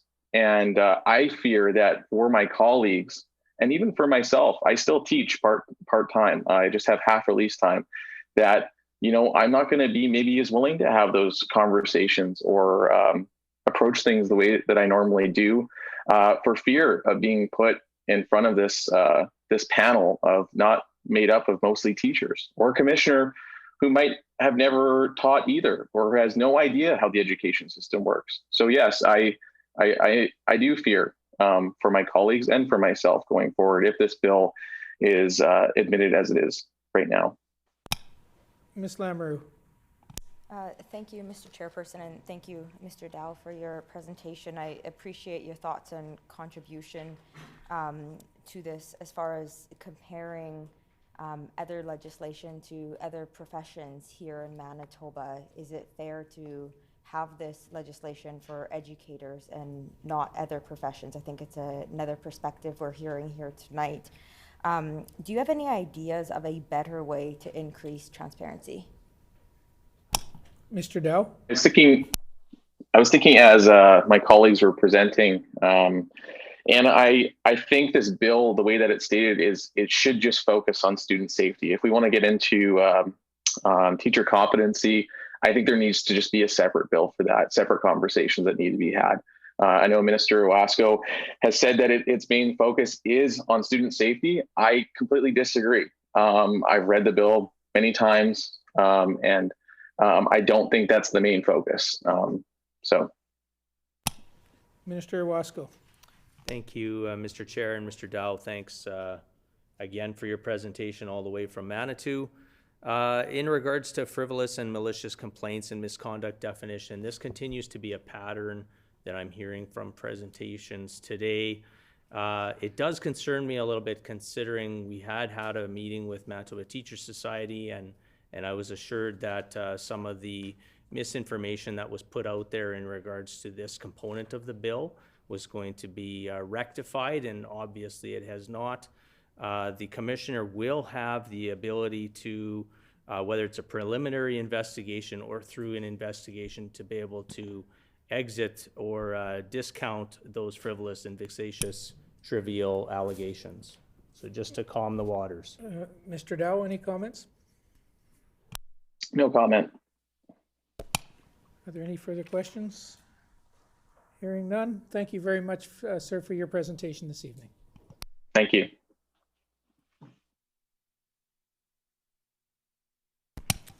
So next we'll go with, we'll once again call Mr. Michael Flett. If you're in the room, come to the podium. If you're online, Mr. Flett, please unmute yourself and turn on your video. No? Okay, so Mr. Flett, final call for Mr. Flett. Okay, we'll move Mr. Flett to the bottom of the list and move on to Ms. Paulo Collado. Ms. Collado, we'll just check. If you're not in the room, we'll check online.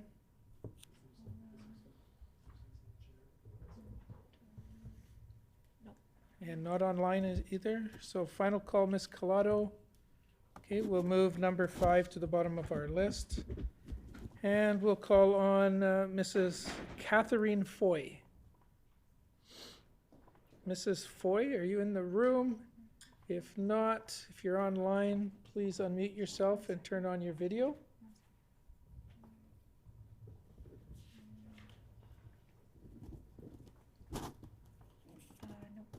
Okay, so we'll move Mrs. Foy to the bottom of the list as well and move on to Lindsay Brown. Lindsay, are you in the room? Welcome. And do you have any information to distribute to the group? No, I don't. No? The floor is yours. All right. So good evening. My name is Mix Lindsay Brown, and my pronouns are they, them. I am currently in my 17th year of teaching, 16 of those in the Seven Oaks School Division in Winnipeg. I'm here tonight because I'm compelled to express my concerns about aspects of Bill 35, the Education Administration Amendment Act, as it is currently written. Before I get into the specifics of my concerns, I'd like to take a moment to recognize the folks in this room, those watching virtually, and anyone who has been violated or preyed upon by someone who used and abused their position of authority. These acts are unconscionable and deserve to be taken seriously and treated with the utmost urgency. Nobody should find themselves in a position where it's necessary to speak out about abuse. I hope that the folks who speak here tonight and over the course of these presentations who do share these experiences feel heard and supported as they share their experiences. And in that vein, it's important for me to say that I unequivocally support the stated central purpose of the Education Administration Act, which is child protection. I am also concerned about two specific aspects: the vague reference to significant emotional harm, as well as the potential ramifications of a teacher registry on transgender educators. These two sentiments are not mutually exclusive. As someone who belongs to the 2S LGBTQIA+ community, a community often ignored and oppressed by governments and systems, both historically and presently, It is difficult to trust that one individual, in this case the commissioner's, assessment of what constitutes frivolous, vexatious, or trivial, or that a complaint was made in bad faith or filed for an improper motive or purpose, will take into account the palpable anti-2S LGBTQIA+ sentiment present in Canada, Manitoba, and Winnipeg today. The situation I find myself in as a queer non-binary teacher and the stories that I hear from my community do not provide me with much reassurance or confidence that our voices will be heard or valued by those in positions of influence. All we have to do is look at the attempted, and in some cases successful, banning of books that include same-gender families or representations of gender fluidity to see that the very discussion of our existence is still seen by some as causing significant emotional harm to children. How can I be assured that a complaint will not move forward against me or my colleagues who are attempting to teach in a manner that includes all of our students? When we do what's right and ensure that our students' lives are discussed and celebrated as a part of a diverse and varied world. These are not abstract concepts. It's these observations that lead me to my second concern: the potential for a teacher registry to out or make known educators who have transitioned prior to becoming employed or during their time working as a teacher. This is precisely what happened in Alberta in September of last year. According to an article written by CBC's Janet French, some teachers initially included in a new provincial registry say that the government's publication of all their legal names could lead to discrimination, harassment, and safety issues. One such case is that of Jamie Anderson, a teacher, consultant, and PhD student at the University of Calgary, who found a former name in the Alberta Registry of Teachers. Now, while I recognize that Part 4, subsection 4 of the bill states that, quote, a teacher who does not wish to have a previous name included in the registry may ask the director of certification to exclude it. This again asks a community to place trust in one individual who may be swayed by what is deemed in the public interest. It's worth asking which members of the public determine what's in its best interest. If history tells us anything, it's not those of us from marginalized and targeted communities. So in closing, I urge you to amend Bill 35 in a manner that respects potential risks for transgender educators to be outed through the publication of their previous legal names, and that the amendments include a more robust definition of significant emotional harm. Thank you for your time. And we thank you very much for your presentation. The floor is now open for questions. Minister Iwasko. Thank you, and thank you, Lindsay. It's nice to see you again, and thank you very much for bringing forward your suggestions and your opinions on Bill 35. And again, I applaud you. I appreciate your upfront and honesty in the short amount of times that we've had the conversations, but I hear you loud and clear. So thank you very much for bringing forward your presentation tonight. Any comments back to the minister? None? And floor is still open for questions. Mr. Altemeyer. Thank you, Mr. Chair. Thank you, MX Brown, for your presentation. Takes a lot of courage to come here in front of the committee. If there's one thing you would recommend to us, what would it be? MX Brown. At the risk of saying that I'm being repetitive, I guess I would say that I think teacher competence needs to be separated from the central issue of this bill. You know, I won't have the opportunity to, in the event of being, called in front of a panel, I won't have an opportunity to talk with my colleagues, a majority of my colleagues anyway, to talk about what the state of education is like right now and have people understand where these complaints may be coming forward from. And so I think separating the two and removing teacher conduct as a conversation here is really just what needs to be done, because that's the predominant issue that I see here is, those conversations need to happen with my employer, and those conversations need to happen with my colleagues who are in the classroom every day and who are potentially having difficult conversations with families. So I think that separation would address a lot of these concerns. Ms. Lamoureux. Mr. Chairperson, and thank you for your presentation. I think it's really important that we're doing everything we can to be encouraging and empowering teachers to speak boldly and bravely with students here in Manitoba. And I'm wondering that if this legislation were to pass, do you feel that it would affect your ability and the way you may teach in the classroom? MX Brown? I think in response to that, I unequivocally, I totally think this would change the way that I teach. It would change the way people consider going into education.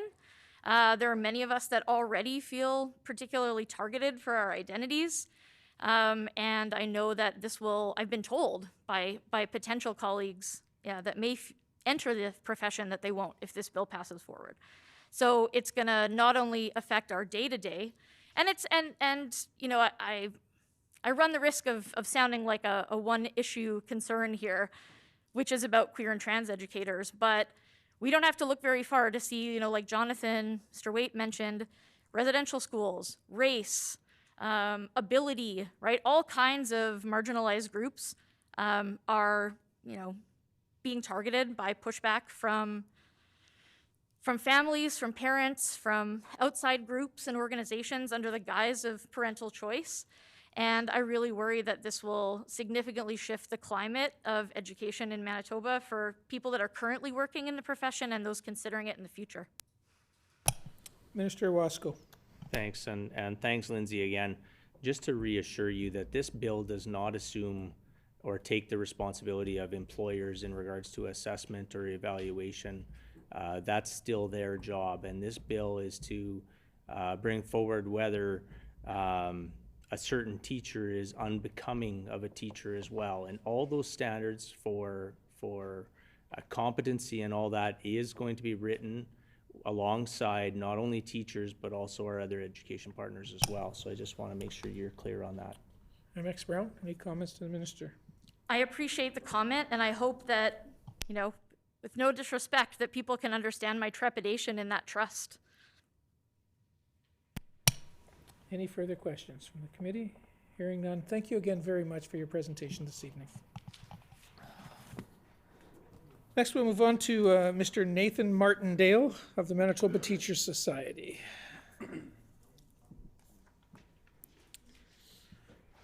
Mr. Martindale, do you have any material to hand out to the committee? No, I do not. None? Thank you, sir. The floor is yours. Good evening. My name is Nathan Martindale. I'm the president of the Manitoba Teachers Society. The society represents 16,600 members, comprised of public school teachers, principals, vice principals, teacher librarians, and clinicians. In addition to being the president of MTS, I am a certified teacher.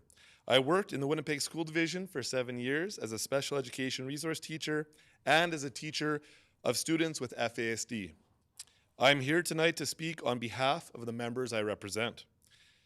If Bill 35, the Education Amendment Act, was to become law in its proposed state, it could result in significant and far-reaching consequences for my members. The Society's main opposition to Bill 35 is the inclusion of teacher competence in a professional misconduct framework. We view competence and conduct as two separate issues, and they are inappropriately linked in this bill.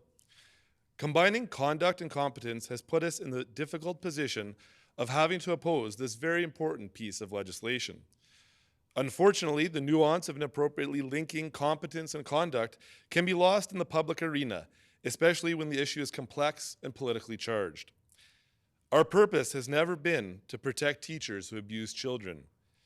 The Manitoba Teachers Society fully supports laws that improve child safety. In fact, student safety is the first point in our Code of Professional Practice, which has existed for more than a century. This strong commitment to student safety is reflected in the high level of trust that teachers are afforded by parents.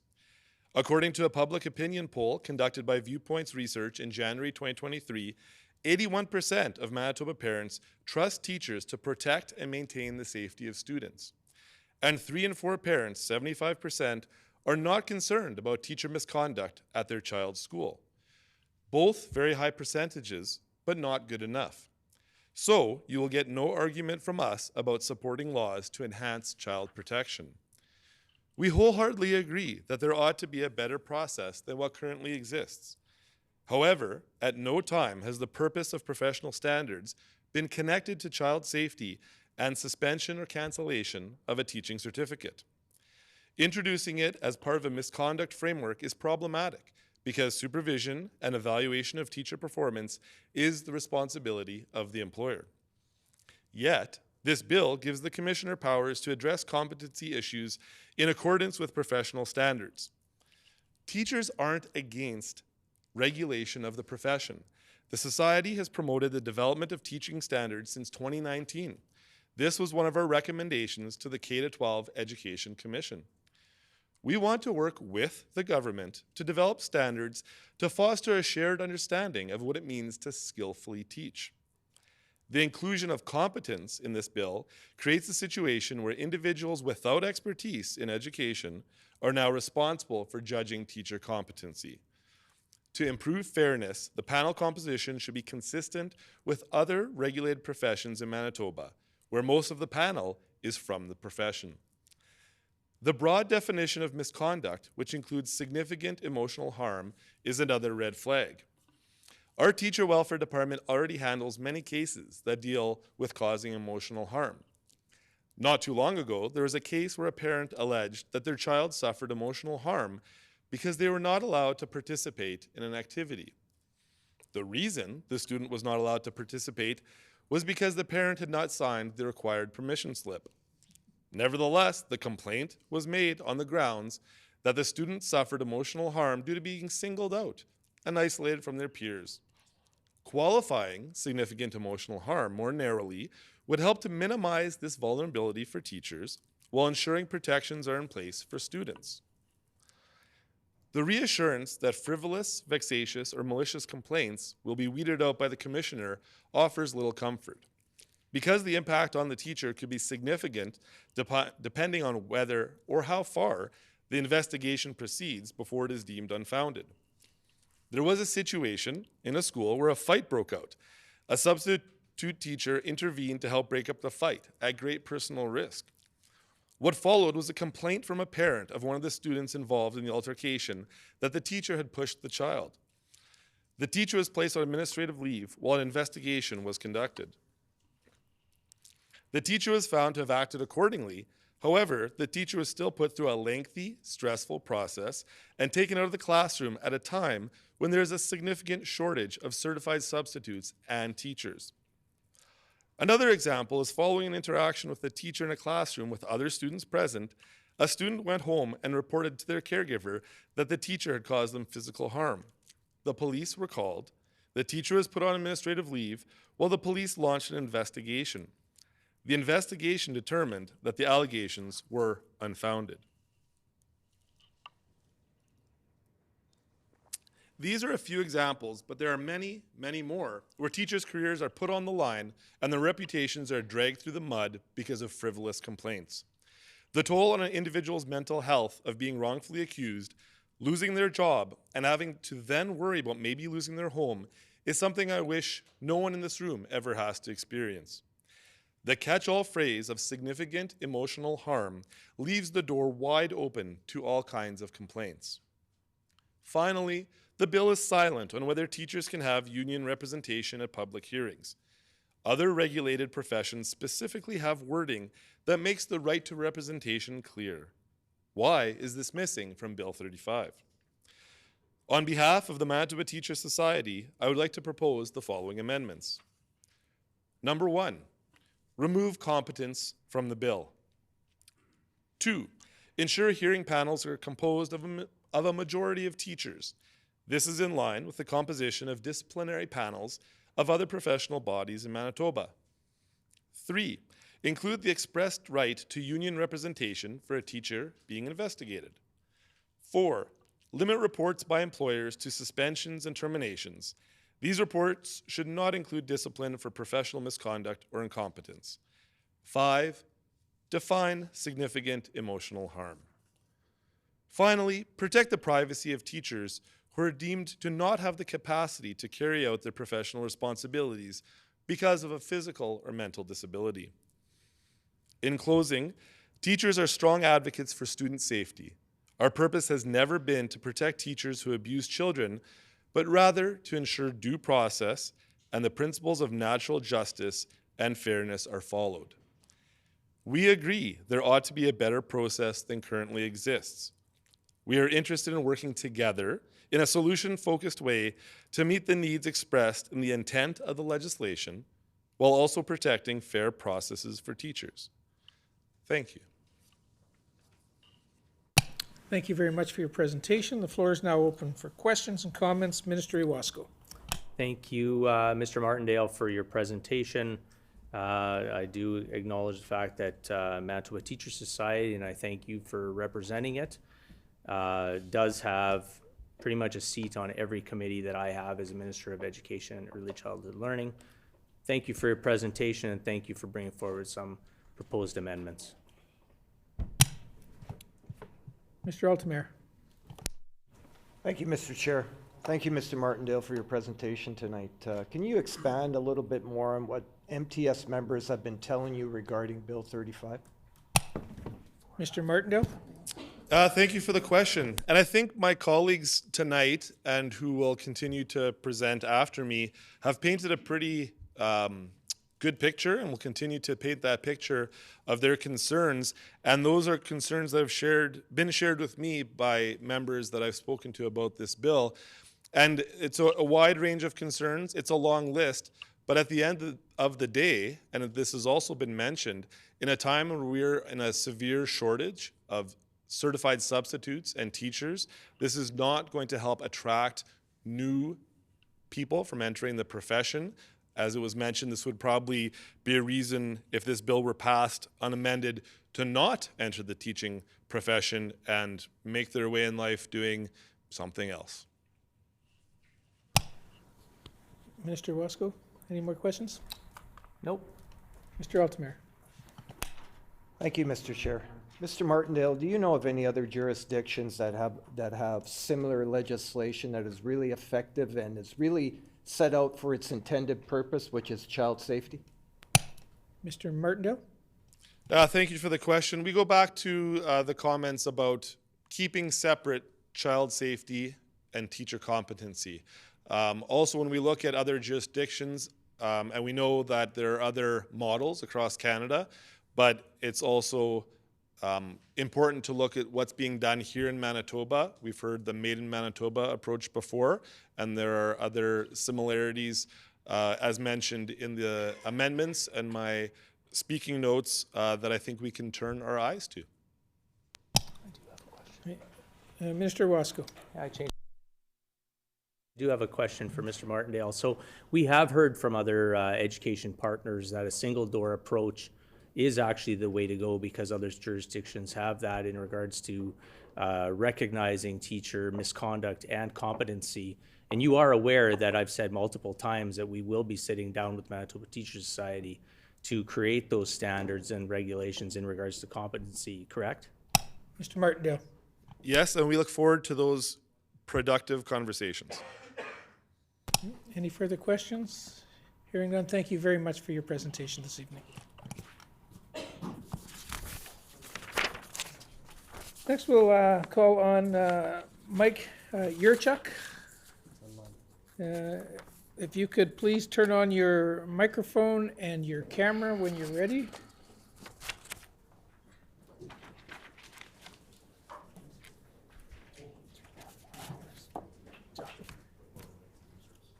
Okay, who's on his way in?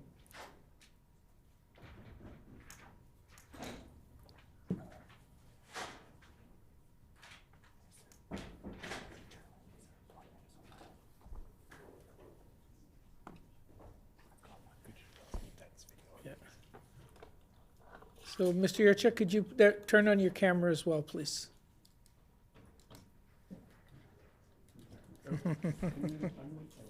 I'm in the middle of putting my kids to bed. Is it okay if I move to the bottom of the speakers list? And it's okay if I move to a different day too.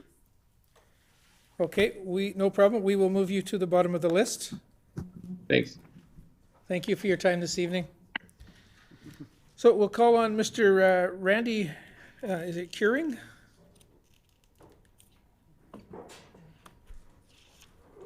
Mr. Randy Curing.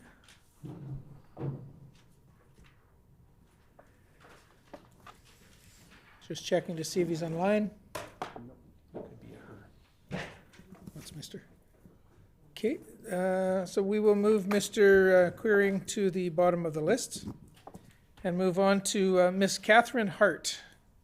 Miss Catherine Hart, if you're online, you could please unmute yourself and turn your video on.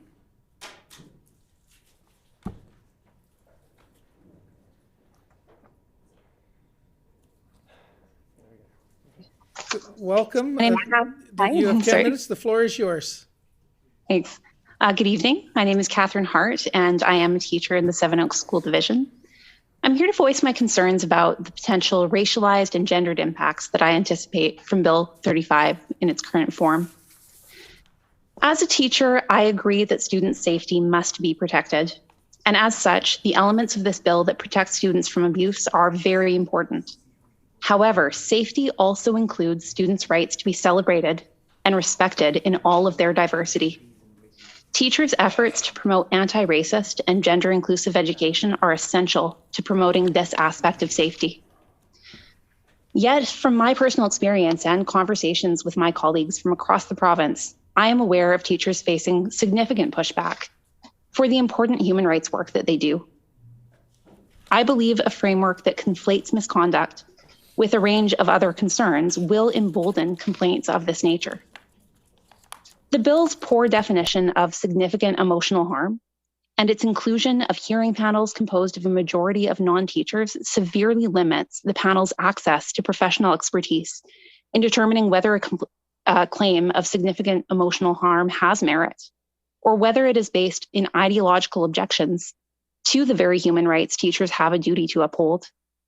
This, combined with the acceptance of anonymous complaints, opens the door for frivolous and vexatious attacks.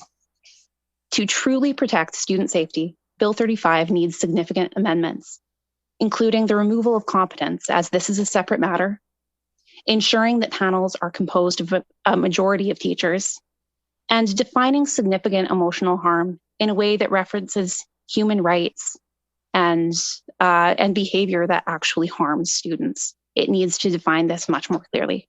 Thank you for your time. Thank you very much, Ms. Hart, and the floor is now open for questions. Minister Wasco. Thank you, and thanks, Ms. Hart, for taking your time and coming on virtually this evening with us and waiting patiently online, because I know that over the past few years I've had the pleasures of being in committees where it's taken some time for sure. So just to let you know, Ms. Hart, that the Commissioner must follow the Human Rights Code, and it has already been confirmed by tribunals in other jurisdictions in Canada that teaching about sexual orientation or gender identity does not constitute misconduct or a competence issue. Therefore, the Commissioner must be required to dismiss this. In regards to also the definitions on page 5, I really do feel that the definitions are clear.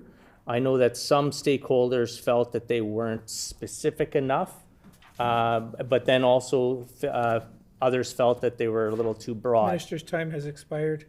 Any comments back to that, Ms. Hart? Yes, Mr. Wasco, you've referred tonight to what you called misinformation that you were hoping that MTS would correct around what would happen with a commissioner being able to dismiss vexatious complaints. And although I'm speaking tonight as a private citizen, I think you need to be aware that MTS absolutely has addressed that publicly, and they have put out the content of that meeting that you had. And this has been addressed, and it does not actually resolve my concern here. There's a complaint that came up in 2021 that I'm sure you'll recall in my division. We were directed to take down all of our pride flags in June. This was not dismissed as a vexatious complaint. It was treated as having merit. And, you know, for some reasons, the person who made the complaint referenced their patriotism. They referenced the sort of etiquette given by by Heritage Canada.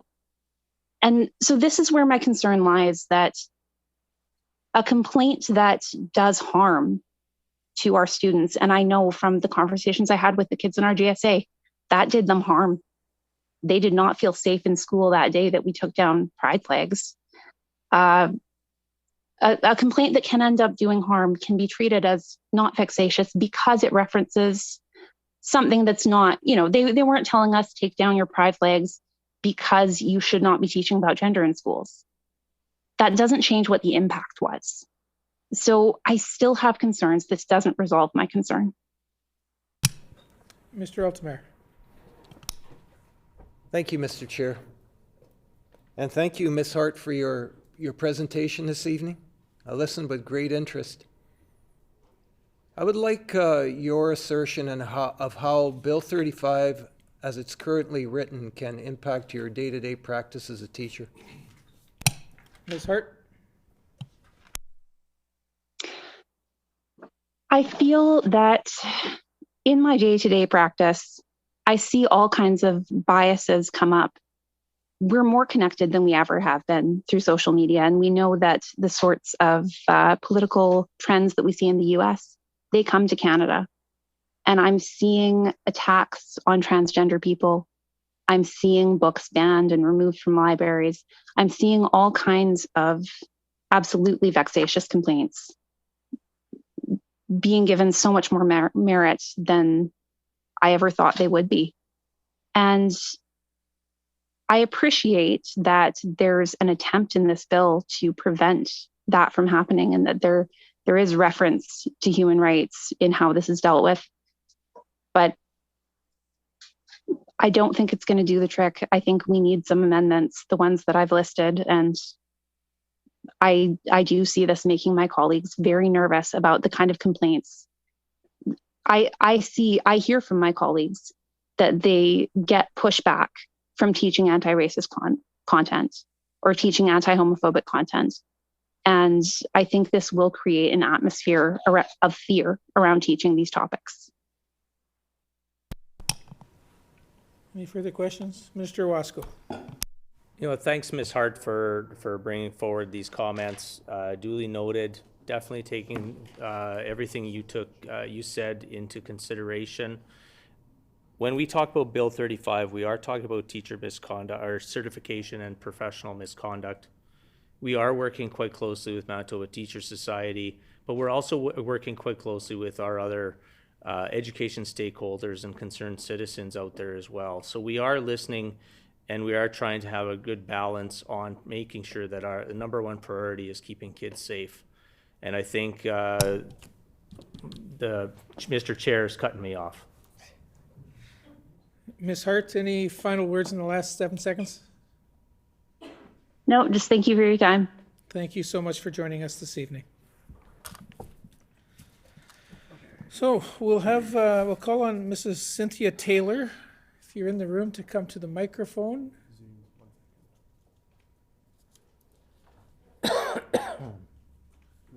Online? Online, yeah. Okay, I guess, Ms. Taylor, you're online, so if you would mind unmuting yourself and turning your video on. And as you do that, for the benefit of committee members, number 72 on your list of presenters, Pam Feduick, has made us aware that she will not be presenting and instead will be providing a written submission. Does the committee agree to have this appear in the Hansard transcript for tonight's meeting? Agreed and so ordered. Thank you. Okay, I'll print that off for now. Thank you. Ms. Taylor, welcome to the committee this evening. You have 10 minutes for your presentation. The floor is yours. Thank you very much. Good evening, ministers. My name is Cynthia Taylor, and I have been a teacher for 22 years and have worked with the Louis Riel School Division for the last 21.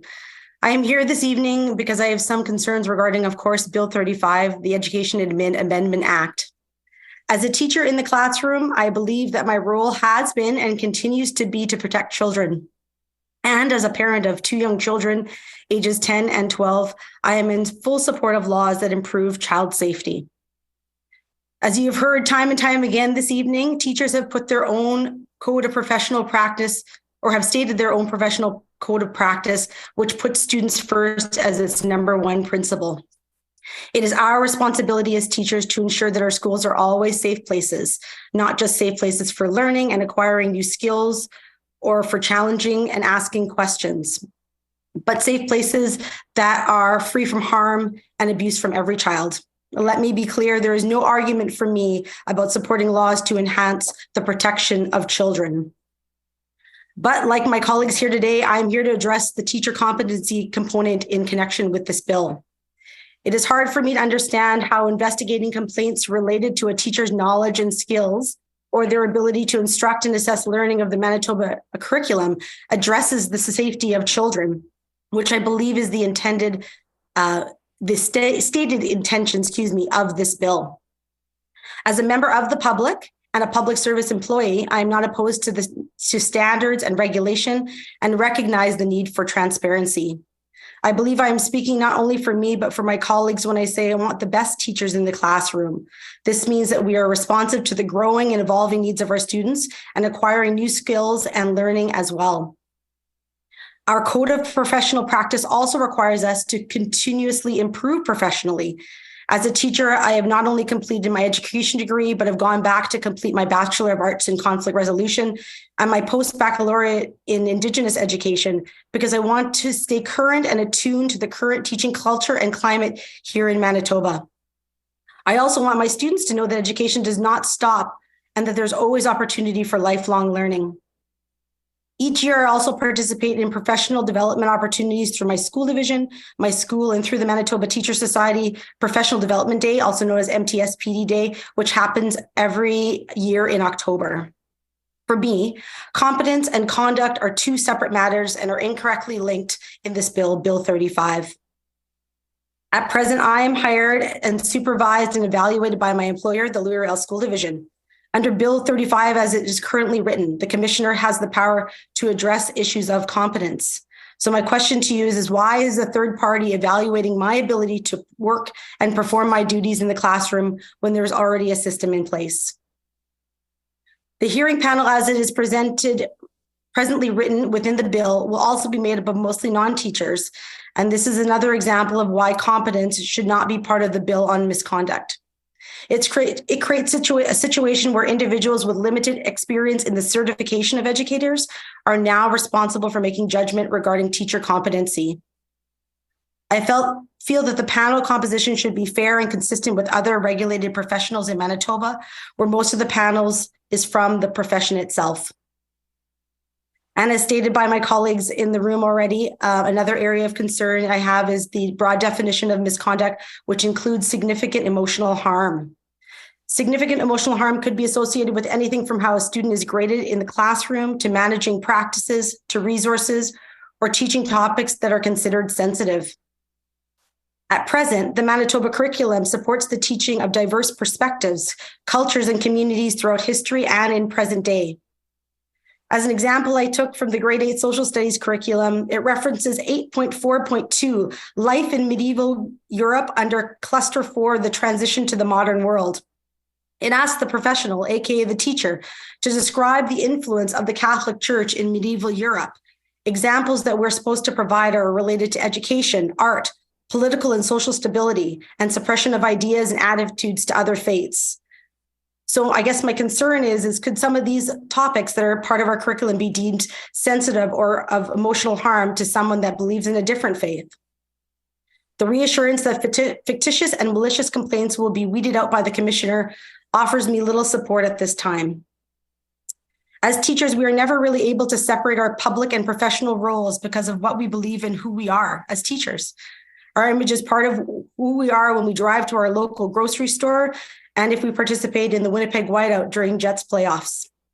The impact of Bill 35, as it is currently written, could significantly affect a teacher, whether if or how far an investigation proceeds before it is deemed unfounded. As a teacher of diversity, I'm also worried about my colleagues of color and the cultural differences that play a role in the classroom and school community. As our classrooms become more diverse, so in turn becomes our teaching professionals. Will the things that they say or the way in which they impart information be taken as significant emotional harm when cultures intersect?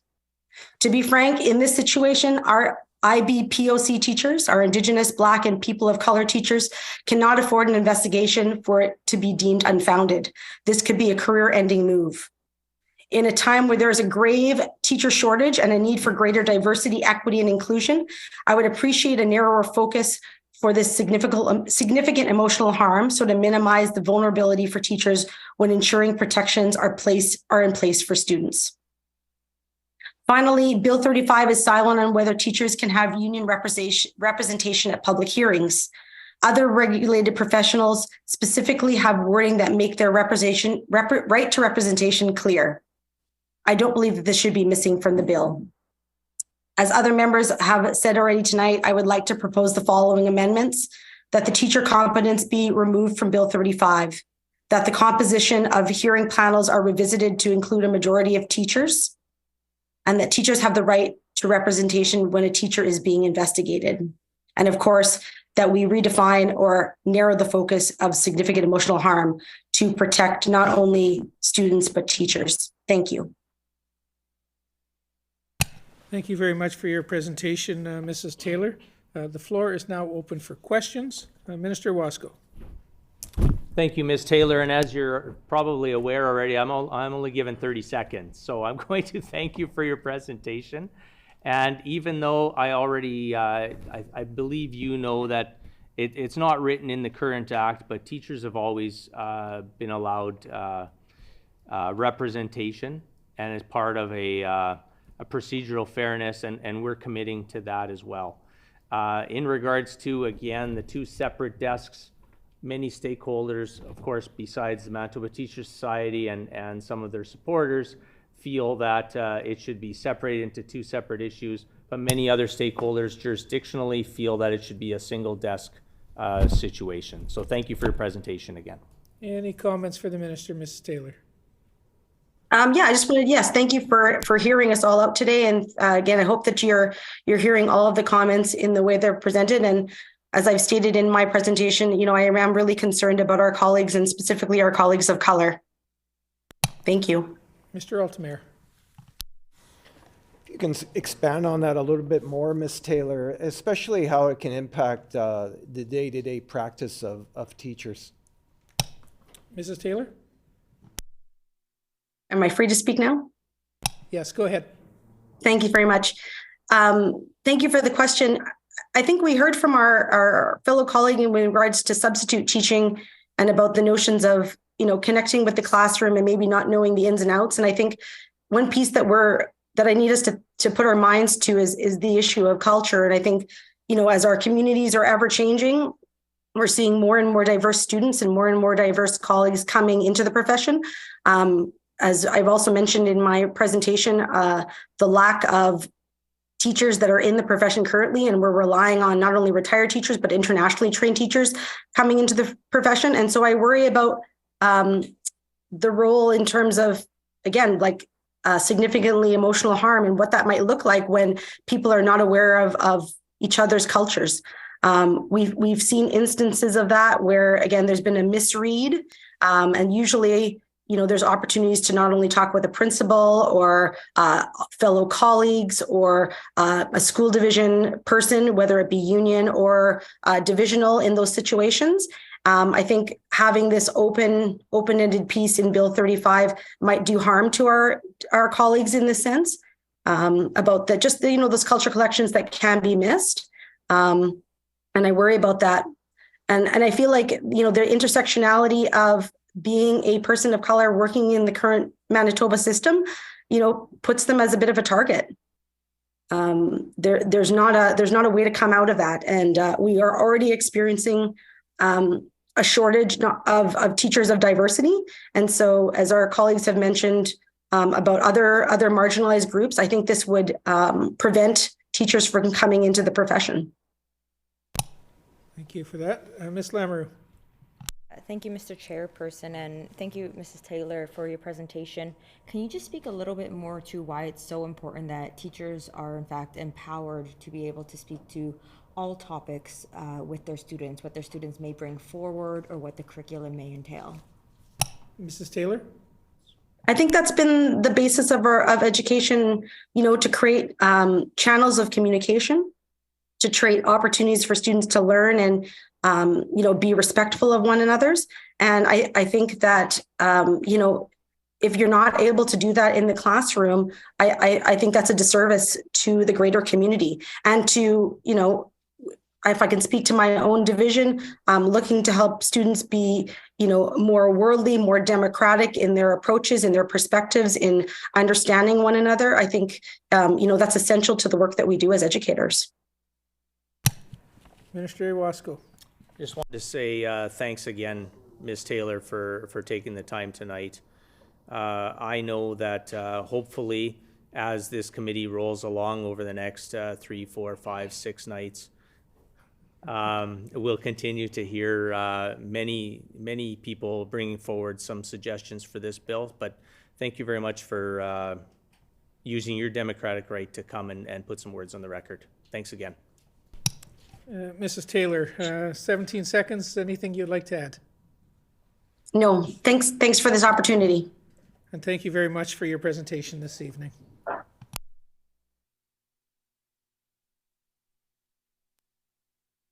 Okay, next we'll call on Miss Amber Lewicki. I believe Miss Lewicki is online. So we'd ask you to unmute yourself and put your camera on for us, please, when you're ready.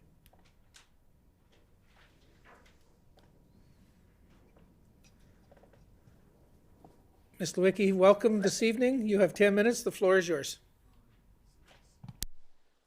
Thank you. I have a piece written, but just before I begin, the minister has stated tonight, I've been watching from the beginning how there's a repeat of the same concepts, and mine will probably have very much the same as well. But I teach my kids every day at school that when something becomes repetitive and we're hearing it more and more often, that's usually the problem or the issue. And that's the thing that we need to address.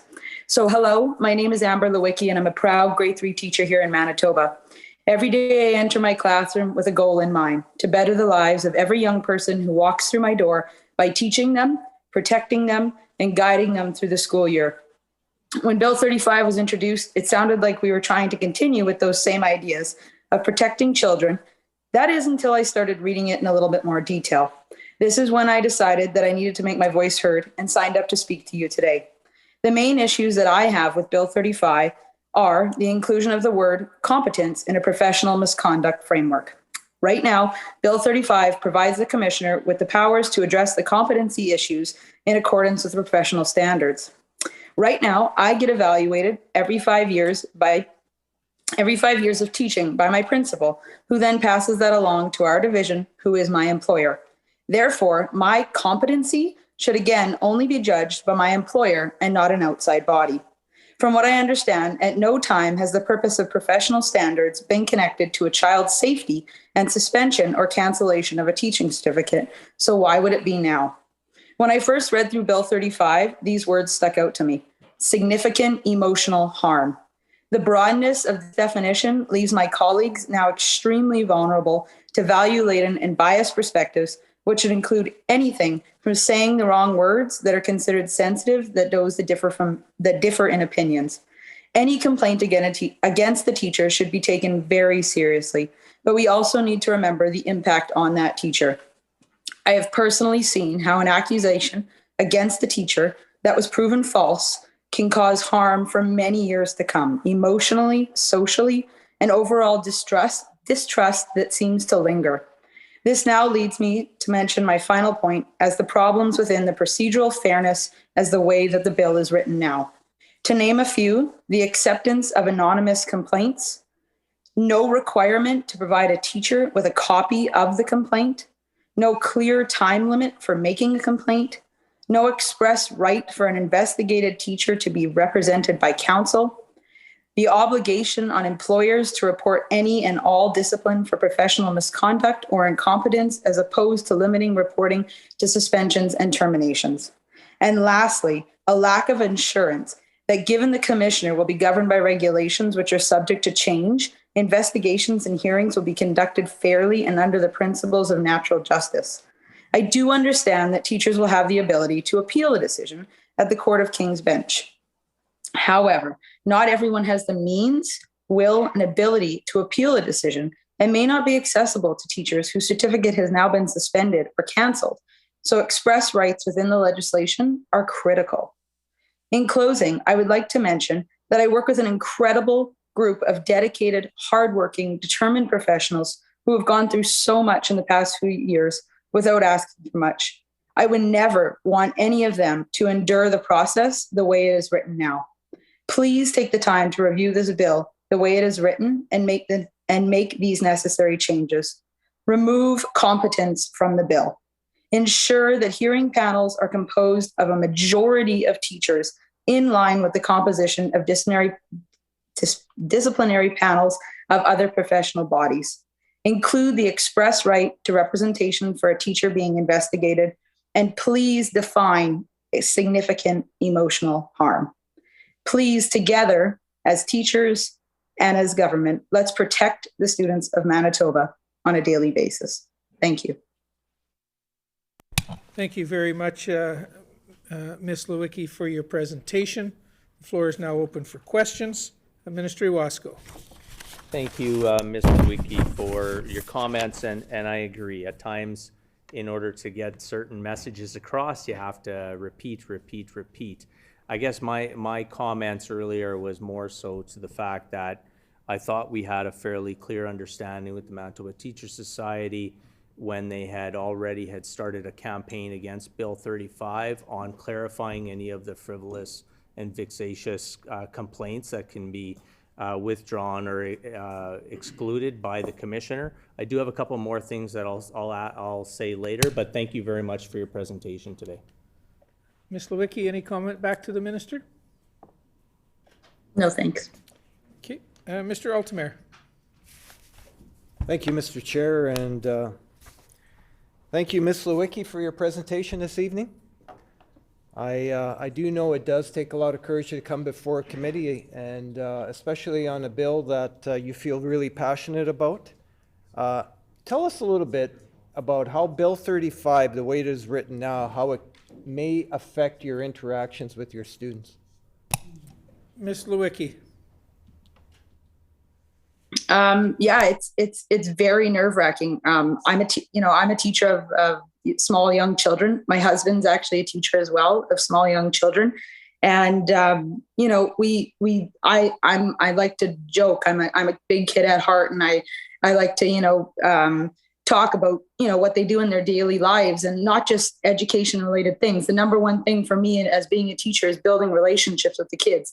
If I don't have a relationship with them, it's not going to go very far. And now I worry if this were to come into place, what pushes the boundaries, too far? Am I allowed to talk about their daily life or what they did on the weekend, or is it wrong of me? I feel like everything I say will have to go through my brain first, think about it in depth, and then go forward. I feel like I will be walking on eggshells. And because my husband's a teacher, this isn't something we can, just let go. It's every day for us. Every day we come home. Did I say something wrong? Am I going to be okay? And to think that, and that's, depending on your class size, 20 to 30 kids, that's a lot of kids who are then going home and talking about it with their families. And just, it makes me feel very ill inside of what this could lead to. Okay, any further questions? Minister Iwasko. Thank you, Mr. Chair. So, Ms. Lewicki, just to, on a comment you made earlier, so anonymous complaints are not allowed, so automatically. And there is something that I would like to read to you quickly if I got my 30 seconds. For transparency, the commissioner must provide written reasons only to the investigated teacher and individual who made the report complaint. When they decide not to take further action, can only make those reasons public if they determine it is in the public's best interest.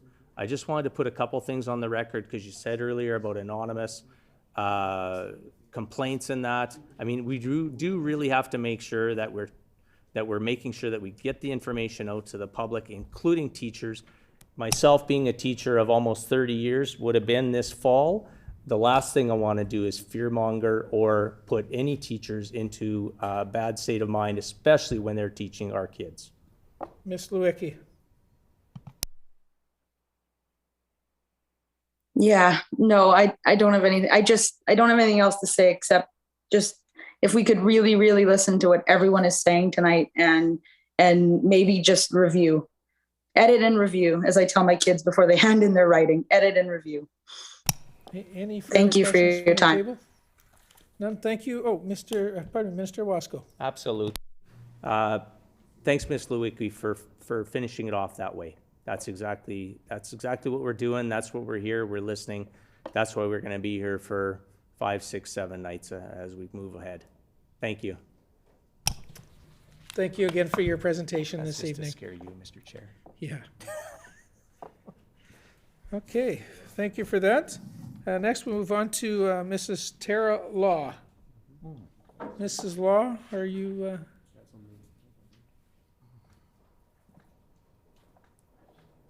This is a former student. Online? Okay, Mrs. Law, if you could please unmute yourself and turn your video on.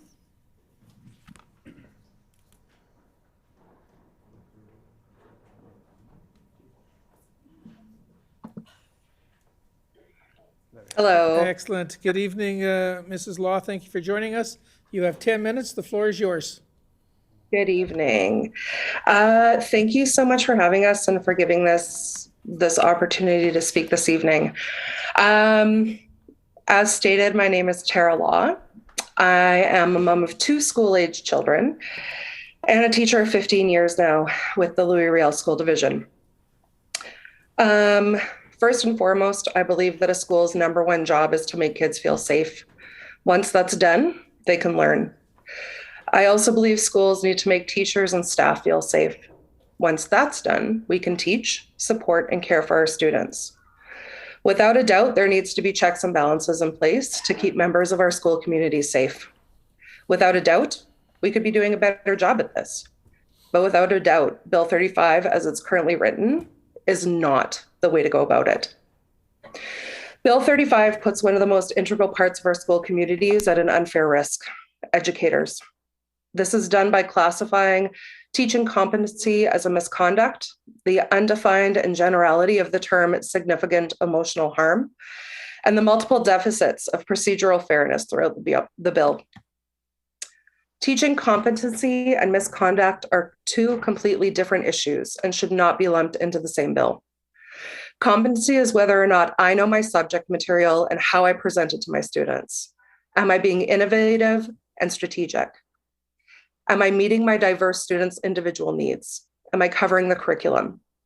Traditionally, this has been an area that the employer assesses in accordance with the professional standards. We have a code of professional practice that guides us as educators with best practice and continual professional development obligations. A code that has never been connected to child safety, nor the suspension or cancellation of a teaching certificate. Making sure teachers are delivering curriculum is important. However, it is the job of an employer and not a commissioner to determine whether that's happening. Teachers should be allowed to make mistakes in this area, learn and grow without fear of repercussion. As a teacher, I constantly encourage my students to make mistakes and take risks, as these mistakes create authentic learning opportunities. After 15 years of teaching, I am still muddling through new curriculum and curriculum changes. There have been moments where a class is finished and I've realized I completely blew the delivery of the lesson. Does that deserve to get written up? Does that mean my name is going to go on a list of misconduct? Regarding being able to teach to the individual needs of my students, I can honestly say I'm failing miserable at this too because of lack of funding and resources from this government. In one class, I have an autistic student who won't do any work without one-on-one support, a legally blind student who requires significant adaptations, a student with ADHD who constantly needs redirection, and over 20 other teenagers who are all battling big feelings and developing brains. And it's just me. If I'm lucky, I get an educational assistant for 1 block a week, but we only have 3 EAs for 400 students. Again, does this mean that I get put on a list saying I'm incompetent? I sincerely hope not.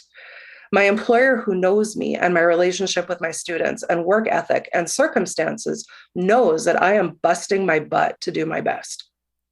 but would an independent commissioner? The second area of concern is the undefined term significant emotional harm. This leads to the territory of values and morals and could leave teachers vulnerable to complaints based on differences of said values and morals. I know how scary this can be and how quickly it can get out of hand. 8 years ago, I had a complaint filed against me to my school division because I showed a video about a human sexuality and gender diversity. I was pulled from the classroom while the assistant superintendent and administration investigated. Unfortunately, before any sort of decision could be made, the parents went to the media about the situation, and one of the media outlets published my name. I was already devastated by the situation because I'm someone who prides themselves on making kids feel safe in my classroom. But when my name was published, I was terrified.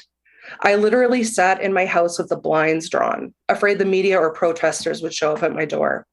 I had to meet with a lawyer and strategize about a defamation claim because my name was published.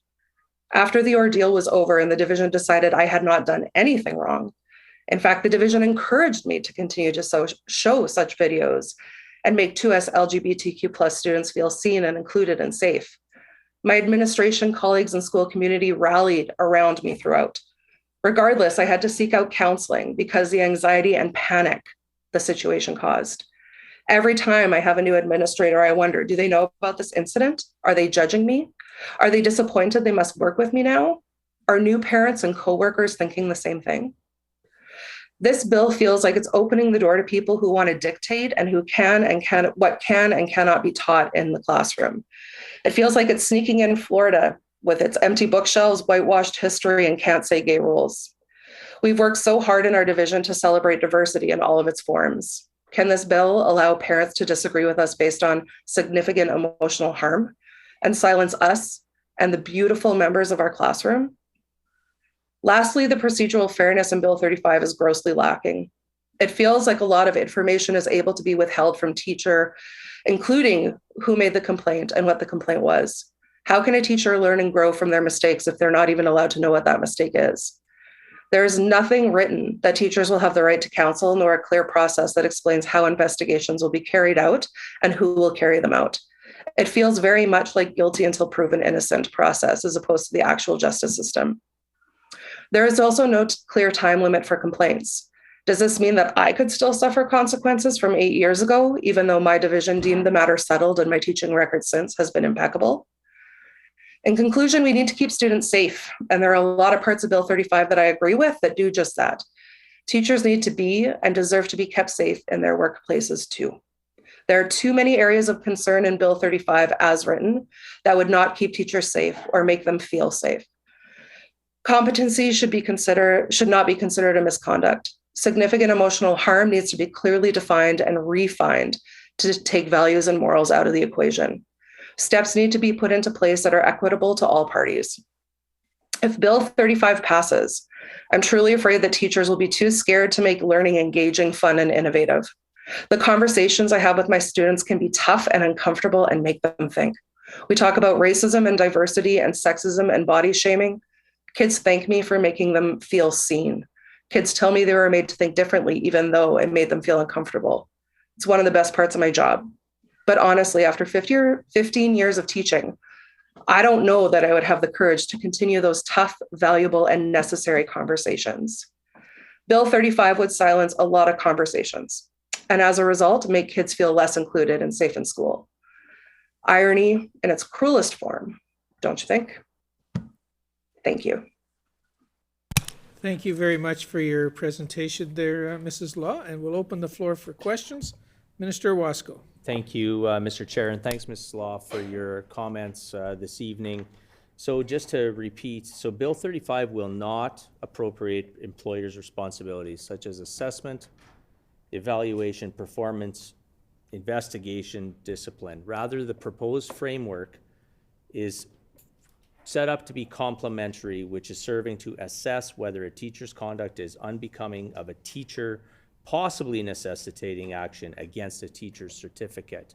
There has been situations, that's why the bill has been brought forward, that for many years, we know, of course, within the last few years, teacher misconduct in regards to school sports, These are just some additional steps that we're bringing forward, which the previous government did not do to continue to protect some students.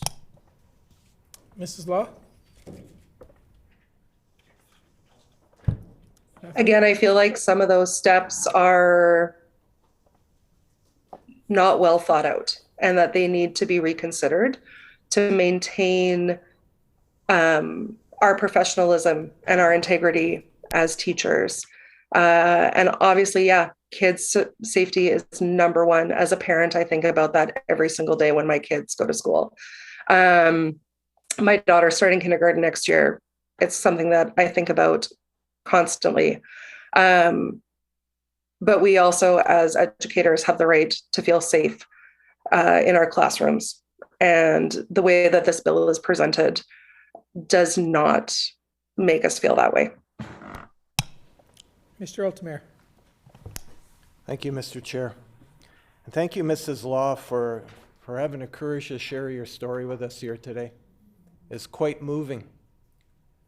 Very much allows us to, because it's so unique in Manitoba that we get this opportunity for members of the public to share their thoughts on really consequential legislation like Bill 35.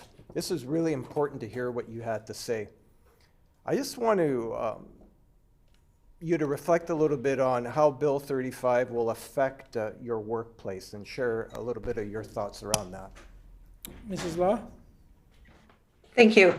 Yeah, so our workplace, we're a 6 to 8 school. We have 400 students. And French immersion, it's an awesome school. We do a lot of things to promote diversity, to promote inclusion within the walls of our school, within our school community. Already we've had parents come forward and complain about the fact that we've done smudges. We've had parents come forward and complain about the fact that we're focusing too much on Indigenous perspective in the curriculum. We've had parents come forward and complain about the fact that we have a GSA. So luckily we are within a division that supports all of those things, and we have policy to protect us. And so we're able to say to those parents, sorry, this is what we do.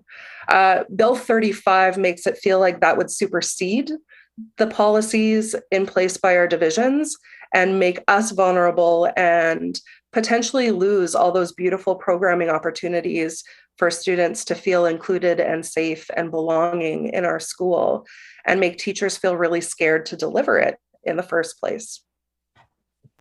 Thank you. Any further questions? Minister Owasco. Thank you, Mr. Chair. And Ms. Law, part of Bill 35 is definitely not to scare any teachers whatsoever, and just to try to, and I can't tell you how to feel or how not to feel, so please don't take this that I'm telling you that or not. The one comment you made a bit earlier, and I just want to clarify for you, is that the commissioner must give notice to the following persons as applicable of an investigation: the investigated teacher, the person who made the complaint or report, and the teacher's employer. So there are steps being well thought out in regards to Bill 35, and moving forward in regards to the standards, in regards to the competencies of teachers. This will be developed not only with teachers, but also with other education stakeholders as well. So thank you, Ms. Law, for your comments tonight. Mrs. Law, any comments back? Yeah, I think that just, I think it's important for Mr. Owasco to, I appreciate you saying that I'm allowed to have my feelings and that those feelings are valid. But I think that you need to make sure that you're keeping that in mind, that you're proposing something that's making a lot of your teachers feel scared. So whether that's your intention or not, it's something that's happening. And if that's happening, then maybe it's something that needs to be addressed and looked at and changed. Thank you very much. Thank you very much for your presentation and joining us this evening. Next, we'll call on Mr. John Bettner.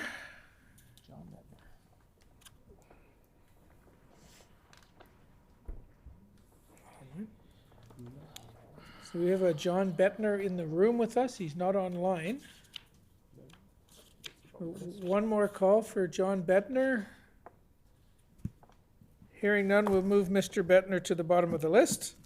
And we'll move down the list to Mr. Chris Durazi. It's been a long day, but I got a couple right.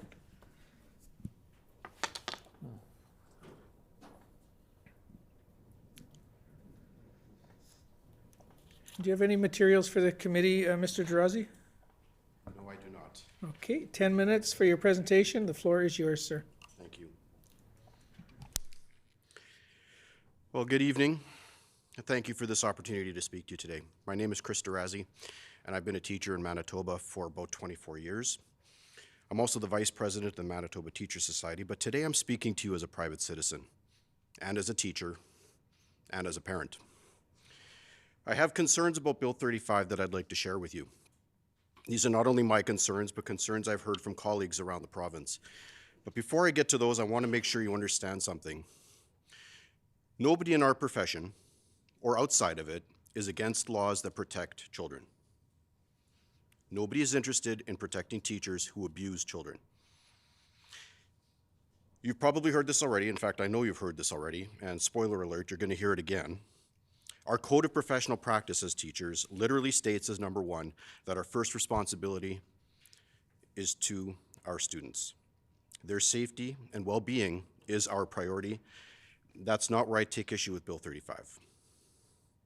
Where I take issue with Bill 35 is the idea that the same adjudication panel investigating and assessing a teacher's conduct will also be the same body that assesses their competence. Some may say that the two are connected. I disagree. There's a massive difference between misconduct and simply not being very good at teaching grade 8 math. One may require discipline, but the other requires support.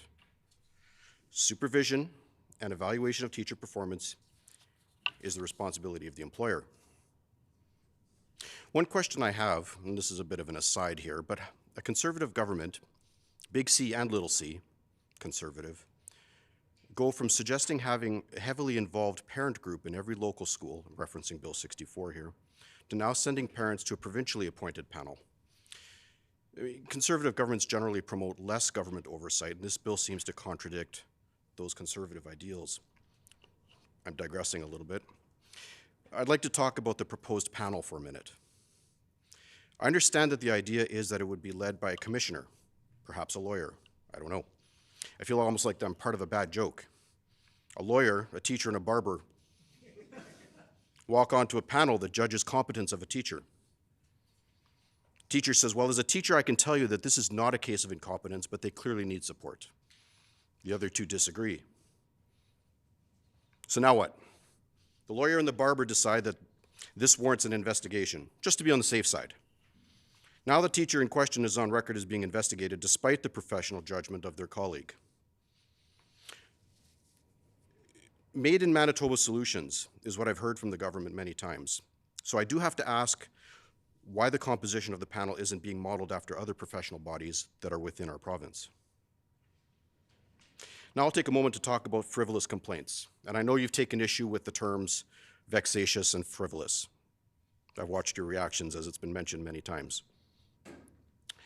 Do you have any idea how many frivolous and unwarranted complaints a principal may receive per week? One per week is pretty Pollyanna, to be honest. I believe there are roughly 700 schools in the province. One complaint a week times 700 schools. Now we're averaging over 100 a day.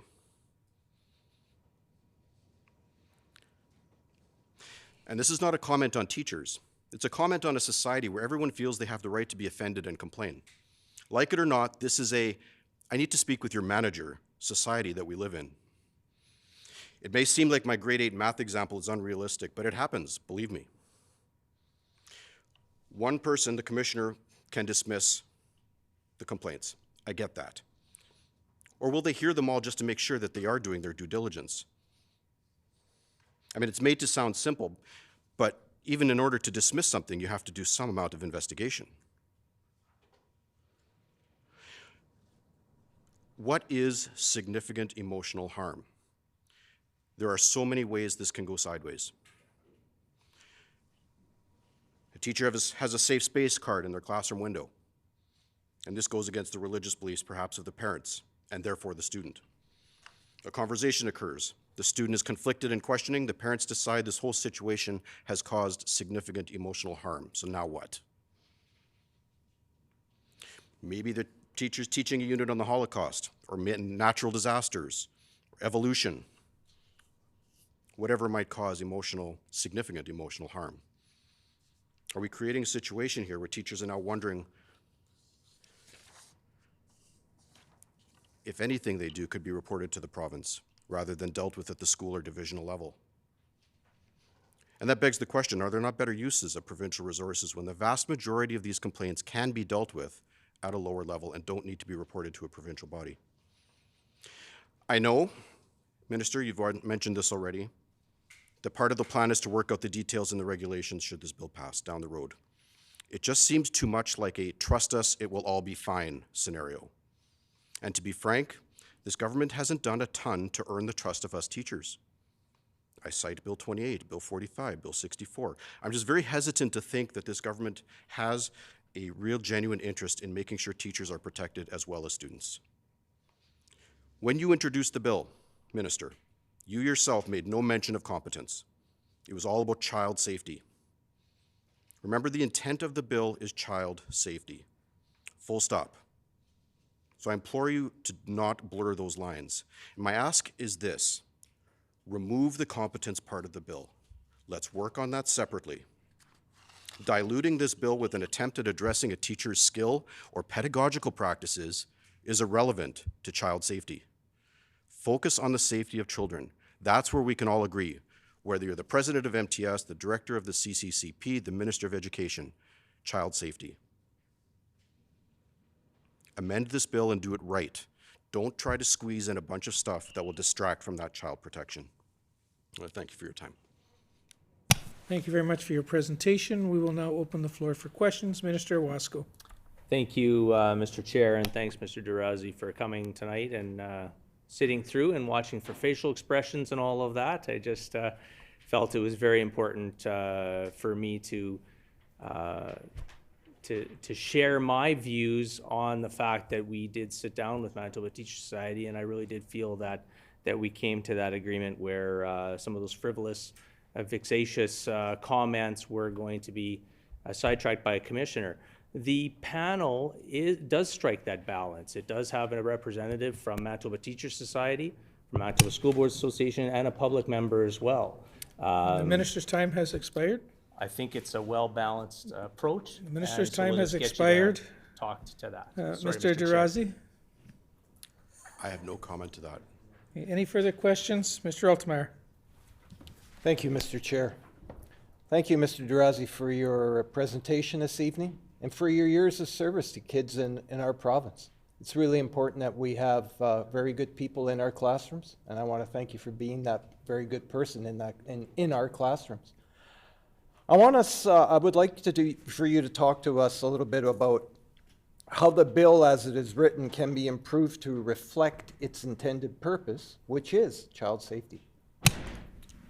Mr. Durazi? Thank you. Go ahead, sir. It's about removal of the distraction of the competence part as far as I'm concerned. Focus on what the bill is intended to do. If it's intended to be about child safety, then do that. It's been mentioned before by other people here that have presented, and I can say with a fair amount of confidence it's going to be mentioned again. This should be separated into two separate things. We have the child safety aspect, which again, nobody disputes.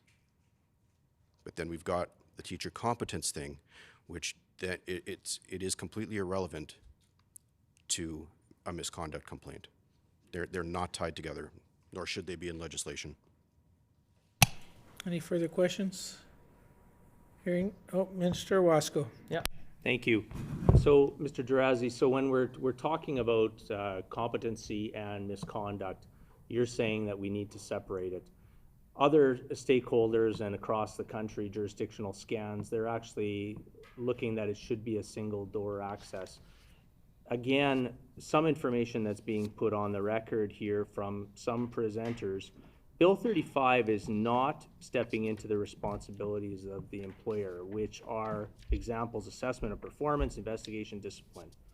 This is formed to complement that in addition to the teacher's conduct in regards to unbecoming of a teacher. I'd like to hear your comments on that. Mr. Dirazi?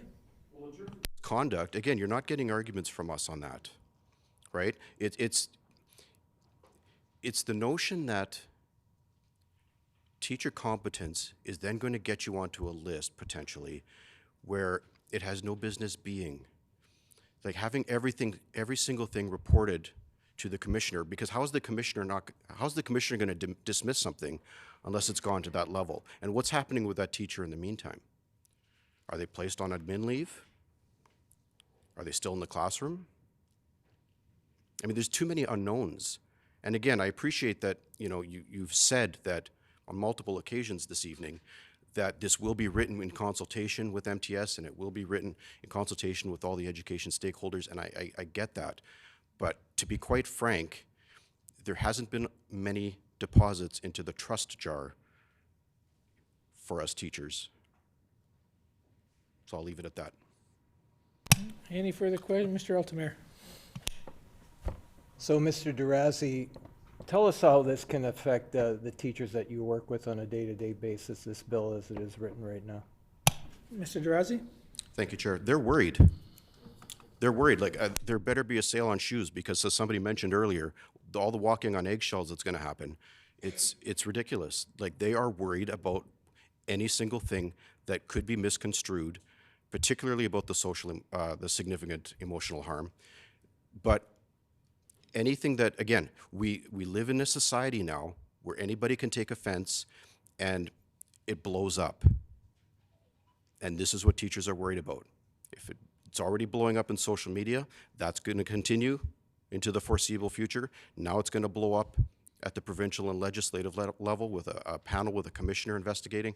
Like, it's just, they are very concerned. So there will be a pulling back in terms of the ability to teach, particularly sensitive subjects. Thank you very much for your time this evening and for your presentation. Next, we'll call on Mr. Roland Stankovicis. That was a good stab. Just gotta reach out. Stankovicis. Mr. Stankovicis, I hope I'm pronouncing that correctly, sir.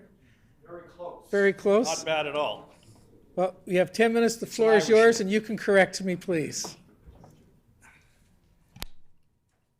Good evening, Chair and committee members.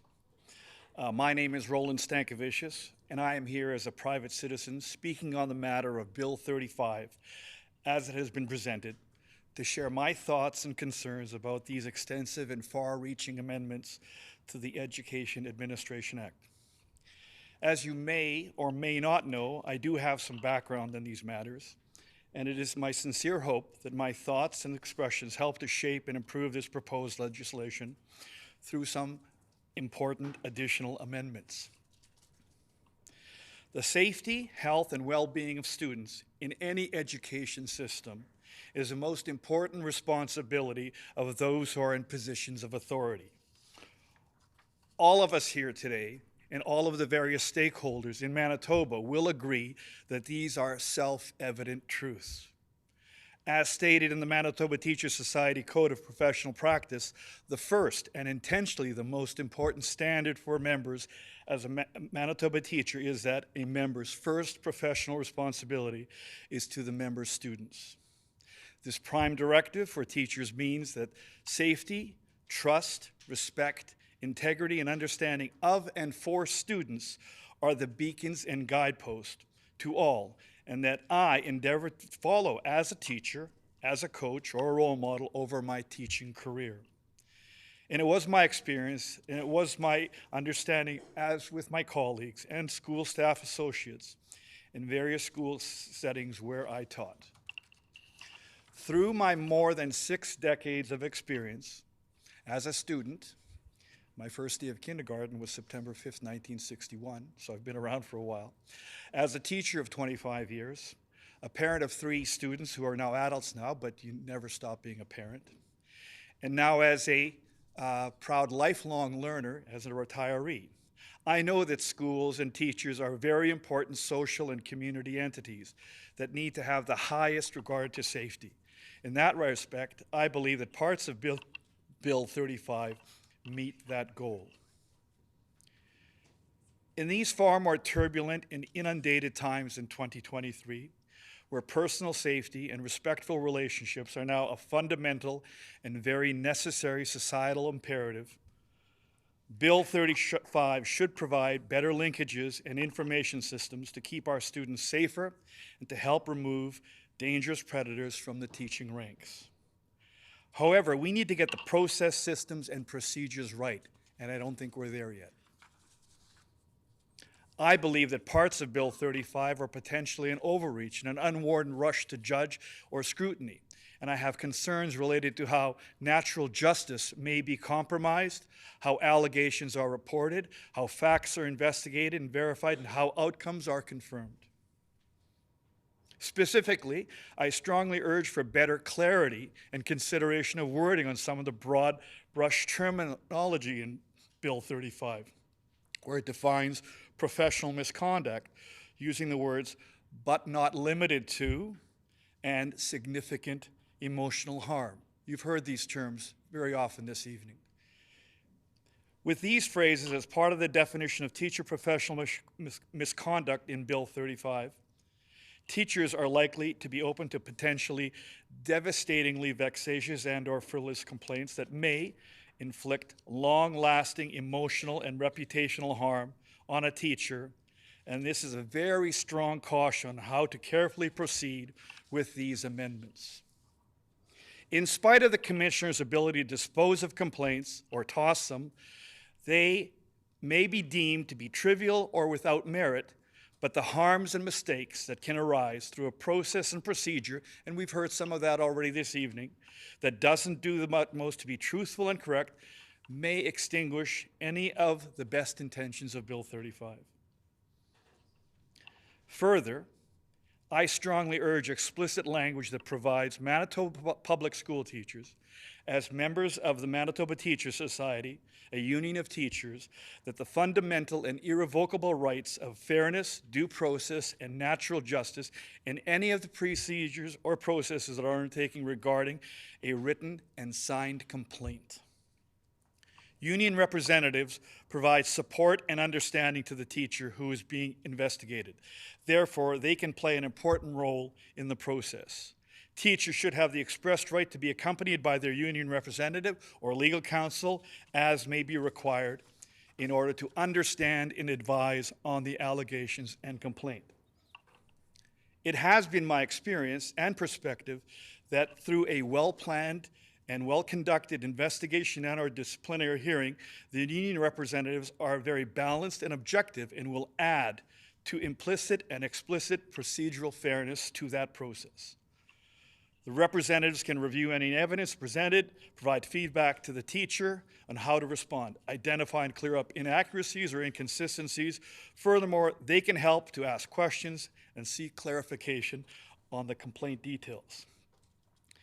If the employer and employee are able to reach a consent resolution, the union representative or legal counsel can assist in finalizing the agreement. It has been my experience, I'm just going to repeat that.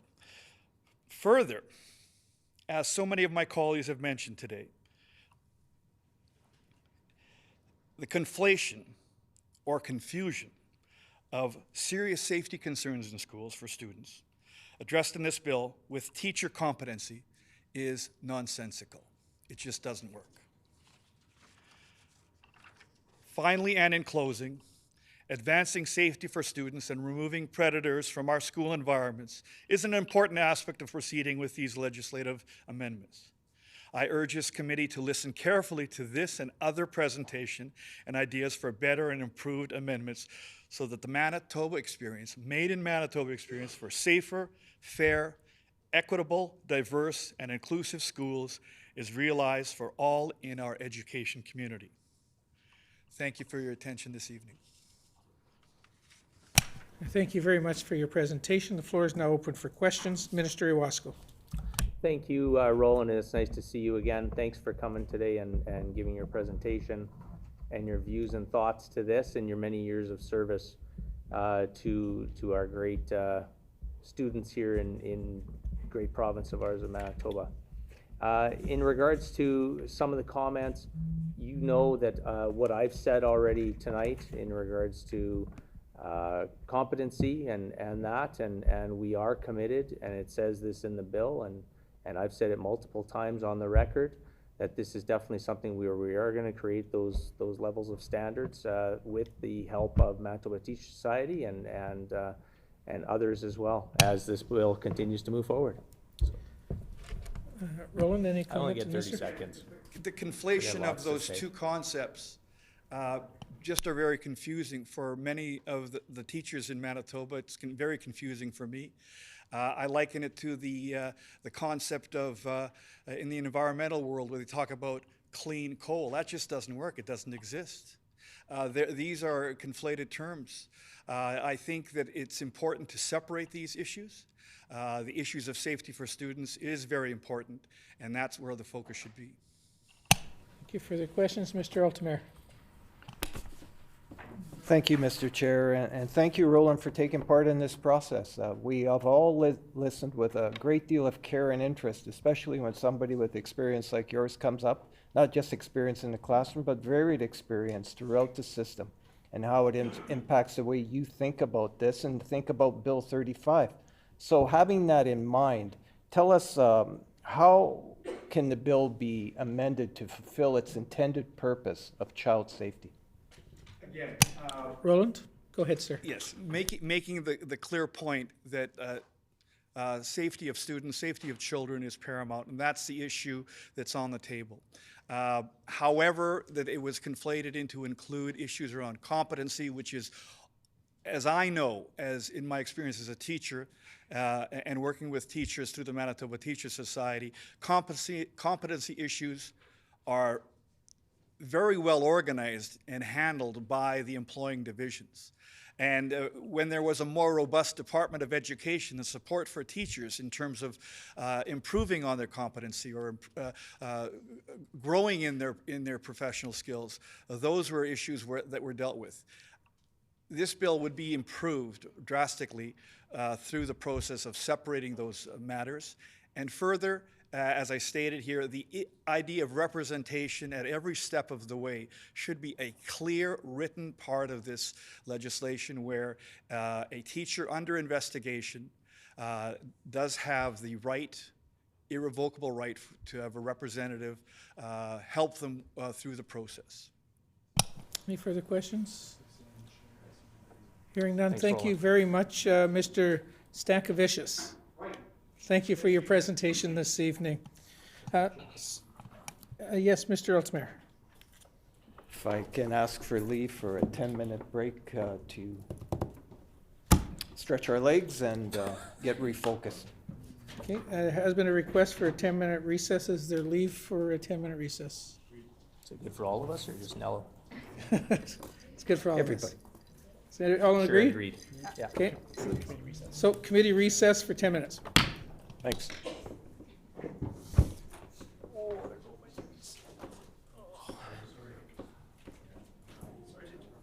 Oscar, while I'm gone, if you can refresh that, that'd be great. Thank you very much.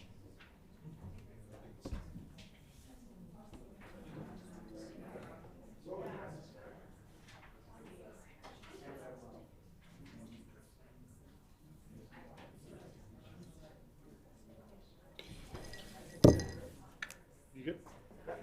How about you? Living the dream.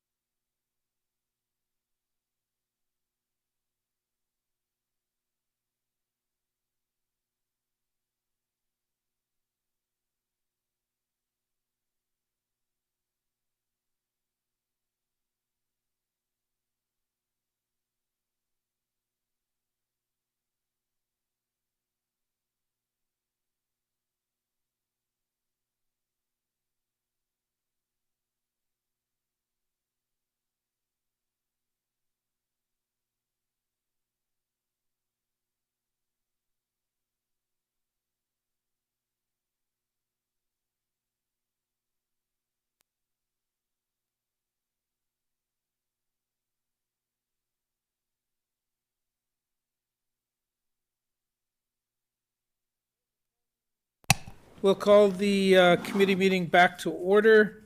And next on our list, I would invite Miss Carrie Satrin, to unmute your mic and turn your video on.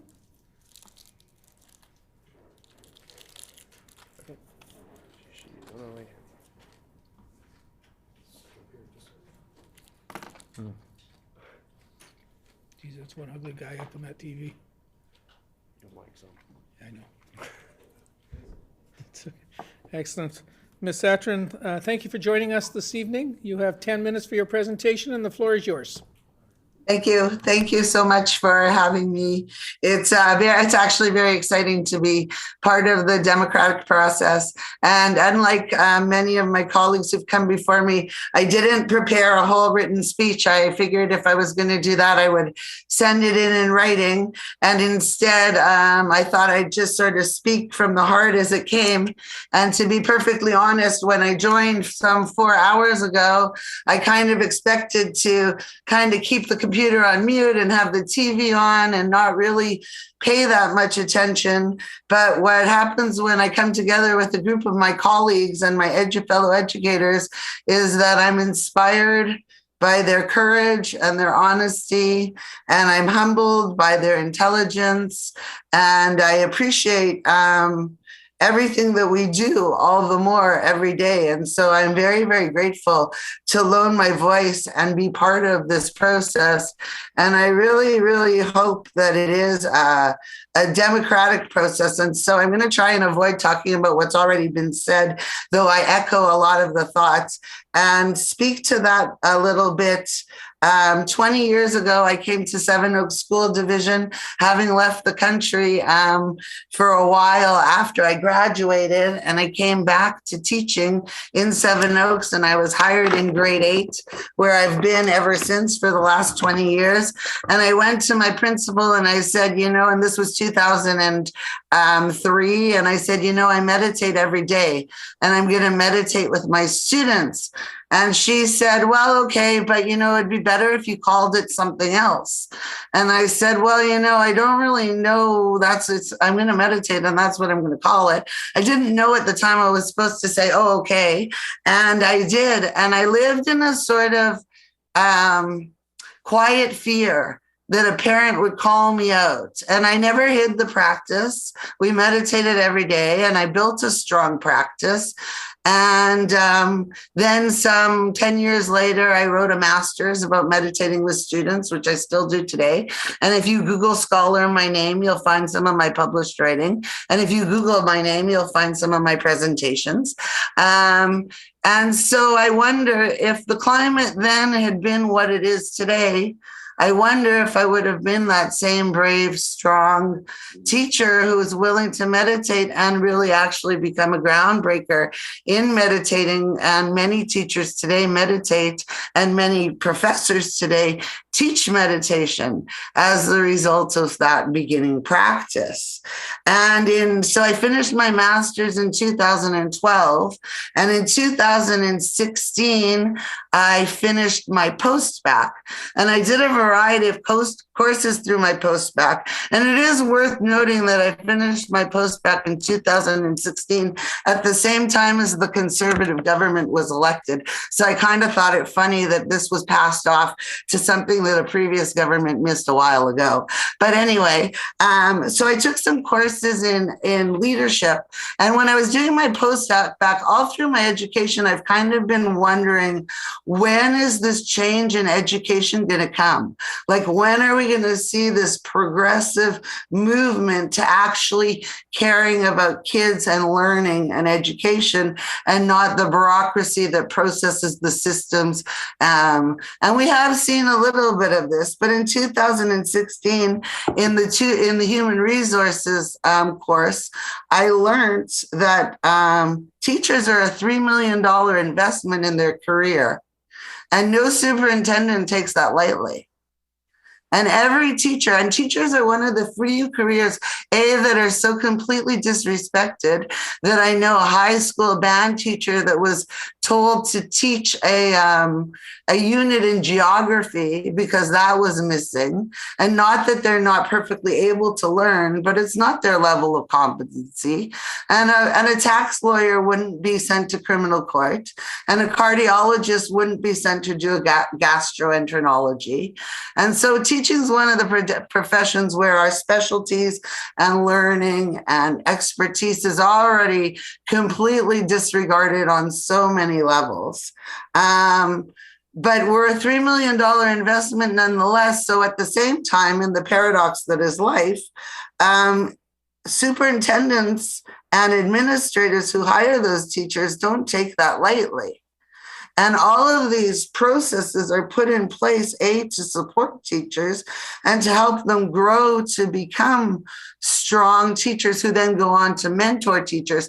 And that nothing is more evident than seeing that here, as you've seen retired teachers come back and speak. You've seen teachers with 5-6 years come out and talk, and you've seen teachers with veteran teachers come out and talk.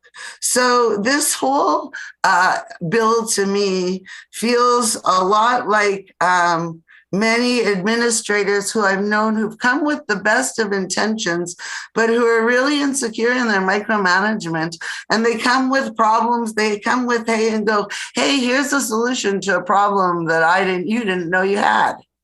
And where the minister has mentioned that this bill is set to complement the systems that are already in place, and he said several times that there are certain stakeholders and citizens who have brought this need to the intention, makes me wonder all the more, because something's been missed along the way.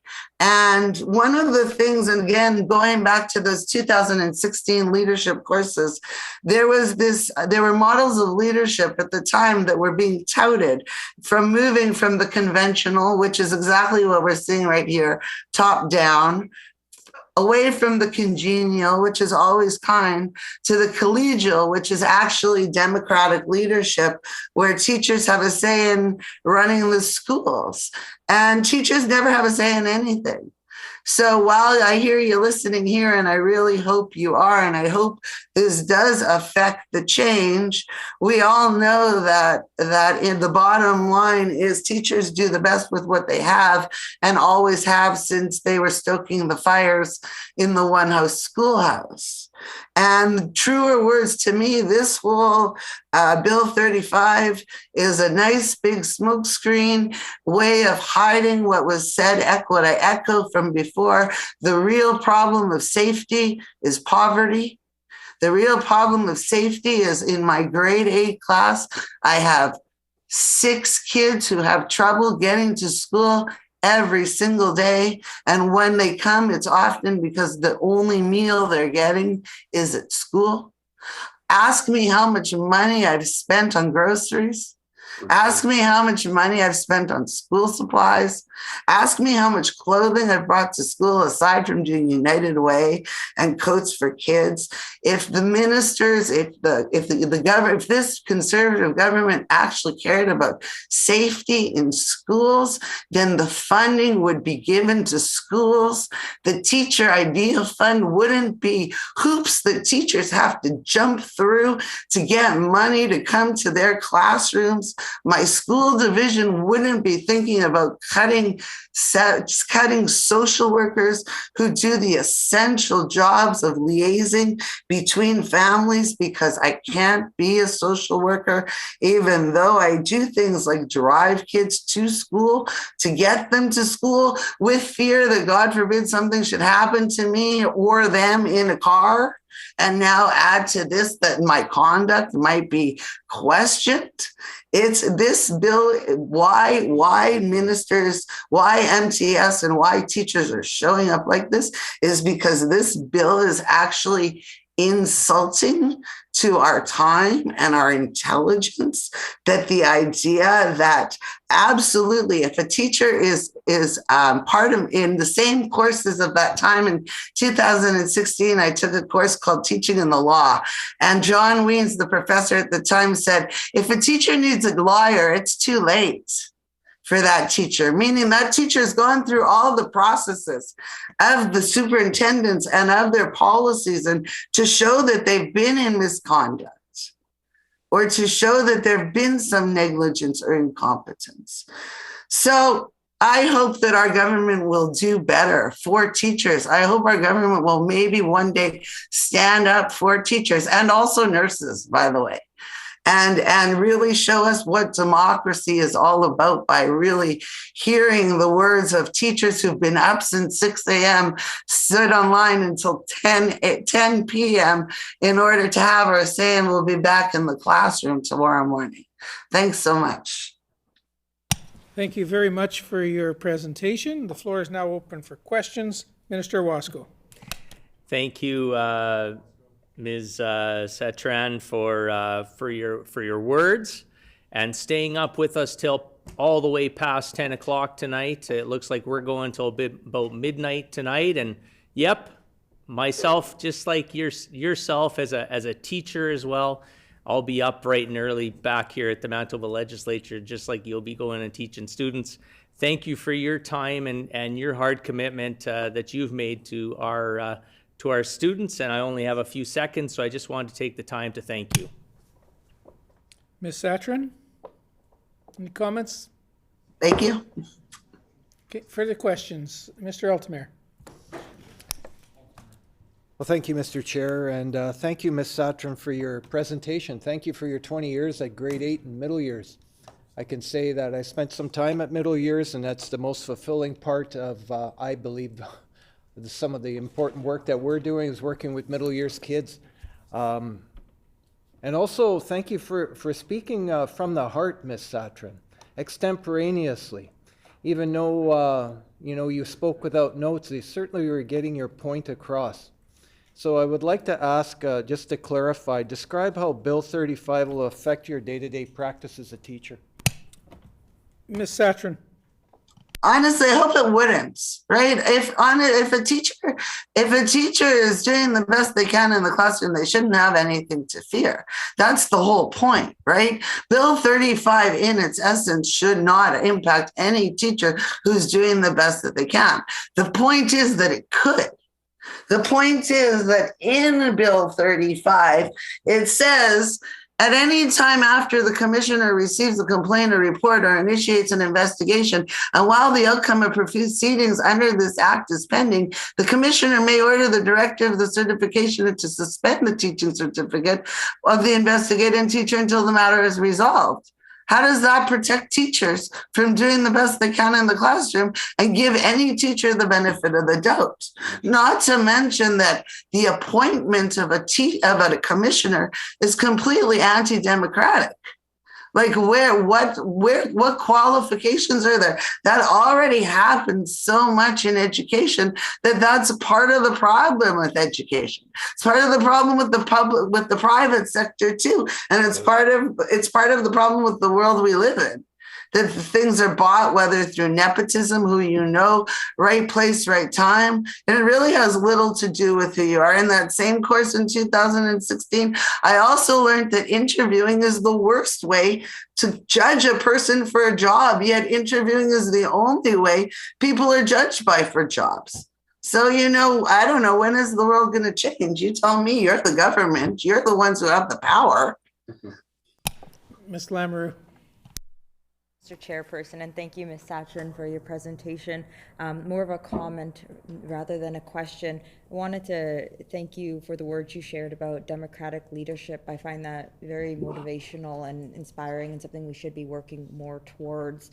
And I just want to thank you, as well as many of the teachers who have joined us here today and who are tuning in.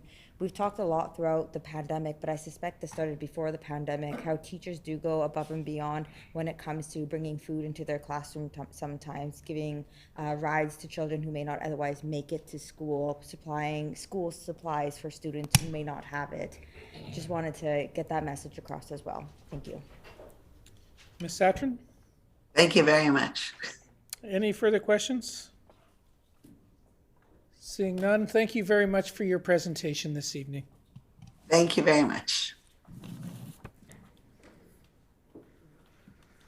Next, we'll call on Mrs. Tammy Tutkuluk from the Brandon Teachers Association.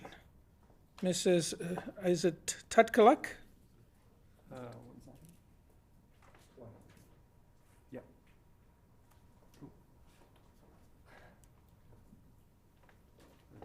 had it and then she put her hand up and she jumped.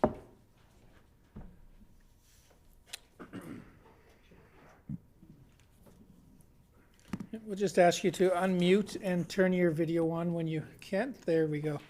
So thank you for joining us this evening. And 10 minutes, the floor is yours. Okay, good evening. My name is Tammy Tutkuluk, and I have been a teacher for 18 years in the Brandon School Division. Ever since I was a small child, I wanted to be a teacher. Growing up, I played school every chance I got. My friends and family got quite tired of going to school. Long story short, teaching is what I was called to do. I love being a teacher. I also happen to be the president of the Brandon Teachers Association. I am here speaking on behalf of myself, as well as the more than 750 members that I represent in Brandon.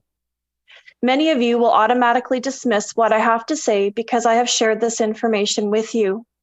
But I encourage you to listen because I am speaking with the voice of the teachers who cannot speak for themselves. I'm here tonight because I wish to speak about some of the concerns that I have regarding Bill 35, the Education Admin Amendment Act. I want to be clear that I am in full support of laws that improve child safety. My first responsibility as a teacher is the safety and the security of my students. It is the first statement that appears on the Teacher's Code of Professional Practice, and I take it very seriously. It is my duty as a teacher to ensure that schools are always safe spaces, that my classroom is a welcoming and safe environment to learn, that school spaces are free from physical and emotional harm. As a parent, I also support laws that enhance child safety. I also want my child to be protected when attending school. I do not have an argument against a law that is designed to protect children. My concerns lie in the fact that teacher competence or incompetence was included in this bill.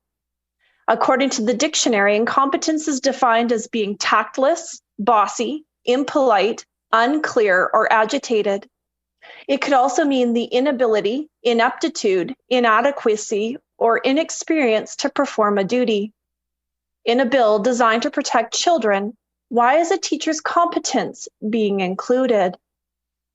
Under Bill 35, the Commissioner has the power to address issues of competence. As an employee of the Brandon School Division, I am hired, supervised, and evaluated by my employer.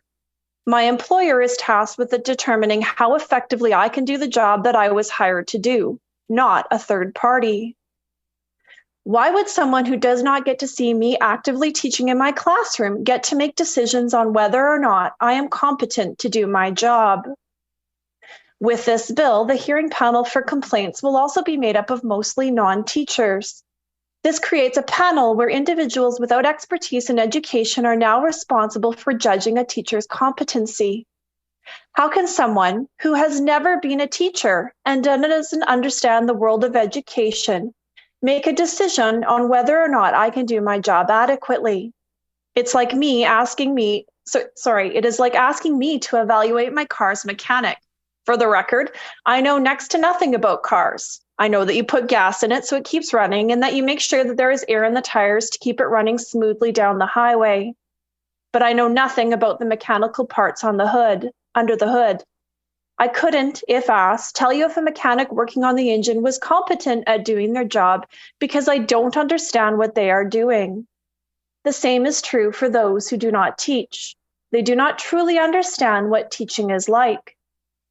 To improve fairness, the panel composition should be populated in a way consistent with other regulated professions in Manitoba, where most of the panel consists of members from the profession. A further concern that I have with this bill is that it also references establishing competent standards that a teacher must meet in order to be issued and maintain a teaching certificate. My colleagues and I want the best teachers in the classroom.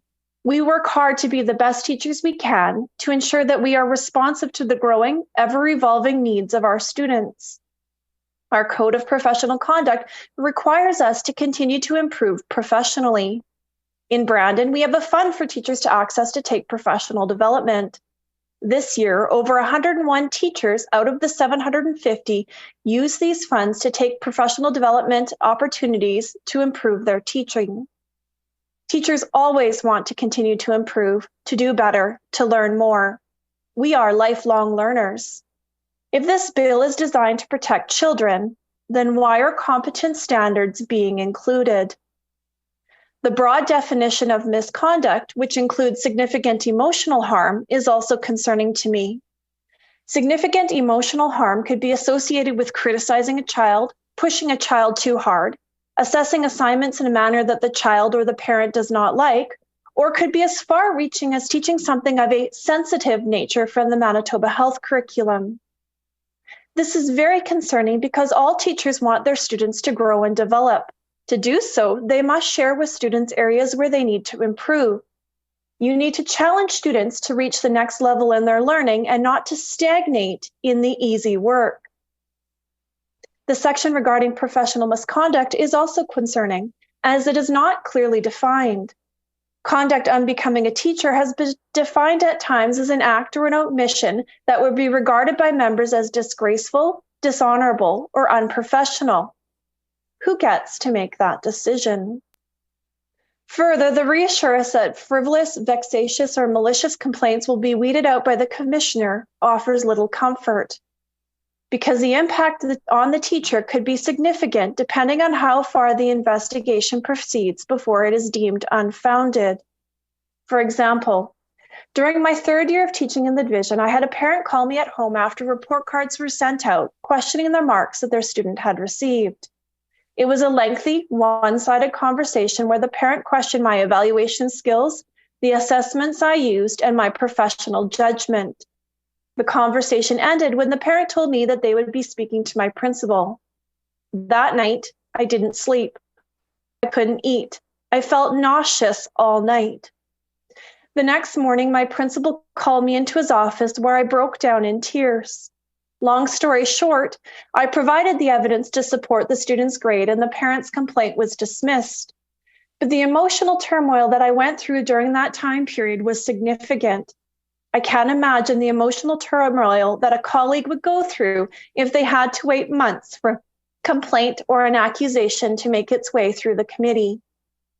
Finally, the bill is silent on whether teachers can have union representation at public hearings. Other regulated professions have specific wording that makes the right to representation clear. Why is this missing from Bill 35? In conclusion, I believe the bill requires the following amendments. Remove teacher competence from this bill. Ensure that hearing panels are populated with a majority of teacher representatives similar to other disciplinary panels of other regulated professional bodies. Include the expressed right to representation for a teacher being investigated. Limit reports by employers to suspensions and terminations. Define significant emotional harm. And put mechanisms in place to protect the privacy of teachers who are found to be unable to complete the professional responsibilities of a teacher because of a physical or mental disability. I hope you take these recommendations seriously. Thank you for your time. And we thank you for your presentation.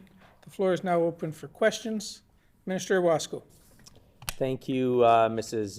Tutkaluk, for your presentation and staying up with us tonight on Bill 35 and demonstrating your democratic process here in Manitoba. So, again, many of the things that you've shared today, that is why we have committee, so that you're bringing forward these suggestions and potential amendments, many of which we've heard yet tonight, but I just want to reassure you as a fellow teacher that I'm absolutely listening and taking various different things that we've heard throughout the many presenters today already into account. So thank you again. Ms. Tutkaluk, any comments? Not at this time, thank you. Okay, the floor is open. Mr. Altemer. Well, thank you, Mr. Chair, and thank you, Mrs. Tuckluck, for your presentation this evening, for your 18 years in the Brandon School Division. Very important that we acknowledge that, because teaching is a calling, absolutely. And I can imagine what it was like when you were growing up and not having all your friends all sitting around listening to you, telling them what to do. So that was pretty cool to hear that. But you've mentioned a number of times during your presentation that the composition of the panel is important. Why is that? Mrs. Tutkaluk? Thank you. To truly understand the work of a teacher, you need to be in a classroom and see what teachers go through. We make decisions, left, right, and center all the time, continuously. And unless you've been in that circumstance, you don't know what it's like to teach. You don't know what a teacher goes through during the course of a day. Any further questions from the committee? Hearing Minister Wasco. Chair, and thank you, Mrs. Tutkaluk again. I just wanted to add on the composition of the panel. So there's definitely going to be a Manitoba Teacher Society representative, there's going to be an employer representative, and there is going to be a public representative on the panel as well. That being said, we've said and we've heard from many presenters today talking about teachers in the public trust. I think that's why part of the reasoning is to make sure that we are having that public interest as well, because it definitely is important to have that third-party investigative set up so that it's unbiased. Mrs. Tutkaluk? In response, there is a piece in the bill as well that talks about conduct unbecoming a teacher. And this piece concerns me because you have members of the public deciding what is conduct unbecoming. 100 years ago, I couldn't wear a skirt to the knees in a classroom.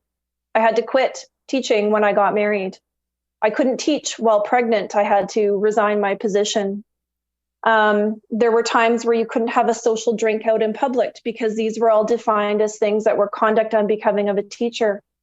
And I'm afraid that if we open this up even more, that you have members of society who aren't teachers deciding whether or not it's okay for a teacher to have a social drink after work, making decisions on whether or not it's conduct unbecoming to cheer at a sporting event, to have emotion in an emotional setting. I play soccer. Would it be conduct unbecoming of a teacher if I happen to get a little rough on the soccer pitch and happen to knock somebody over? Would there be a complaint filed because of that? I really fear that that's opening things up too widely. Any further questions? Minister Iwasko. Thanks, Mr. Chair, and great additions to the examples for sure. I think the definitions for personal misconduct is definitely there in the bill on page 5. But in addition to some of the examples that you've brought forward, I really do think that that's where the commissioner's scope would come into play and would be ruled out of scope. Mrs. Tutkaluk, any final comments in the last 10, 15 seconds? In response, that does put a lot of power into one individual. Okay, and we thank you very much for your participation tonight and your presentation. Minister Iwasko. Mr. Chair, I know that we just came off a bit of a recess, but I'm asking for about a 3 to 4 minute recess. Okay, is there leave for a 4-minute recess? Agreed and so ordered. We stand recess for 4 minutes.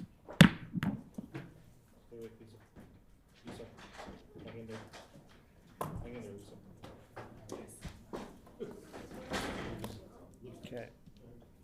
Barbara is next.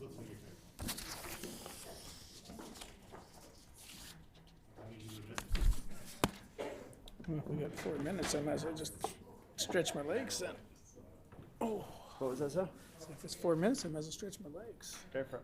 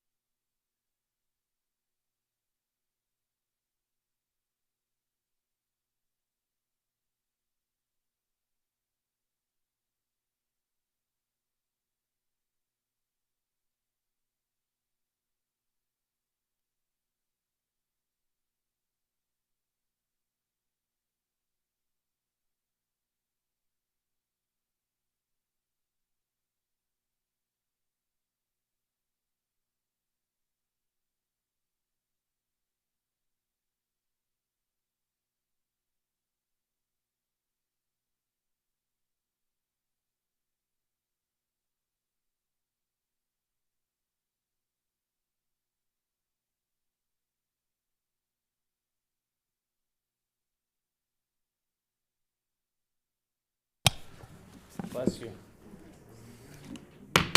Call the committee back to order. Our next presenter is Ms. Barbara Gajda. Ms. Gajda, hope I'm pronouncing that right. Sounds right. Just going to check to see if she is online. Okay, so final call, Ms. Barbara Gajda. Okay, we'll move her to the bottom of the list and move on to Ms. Nani Klassen, or Klassen. Yep. And Ms. Klassen, would ask that you unmute and turn your camera on.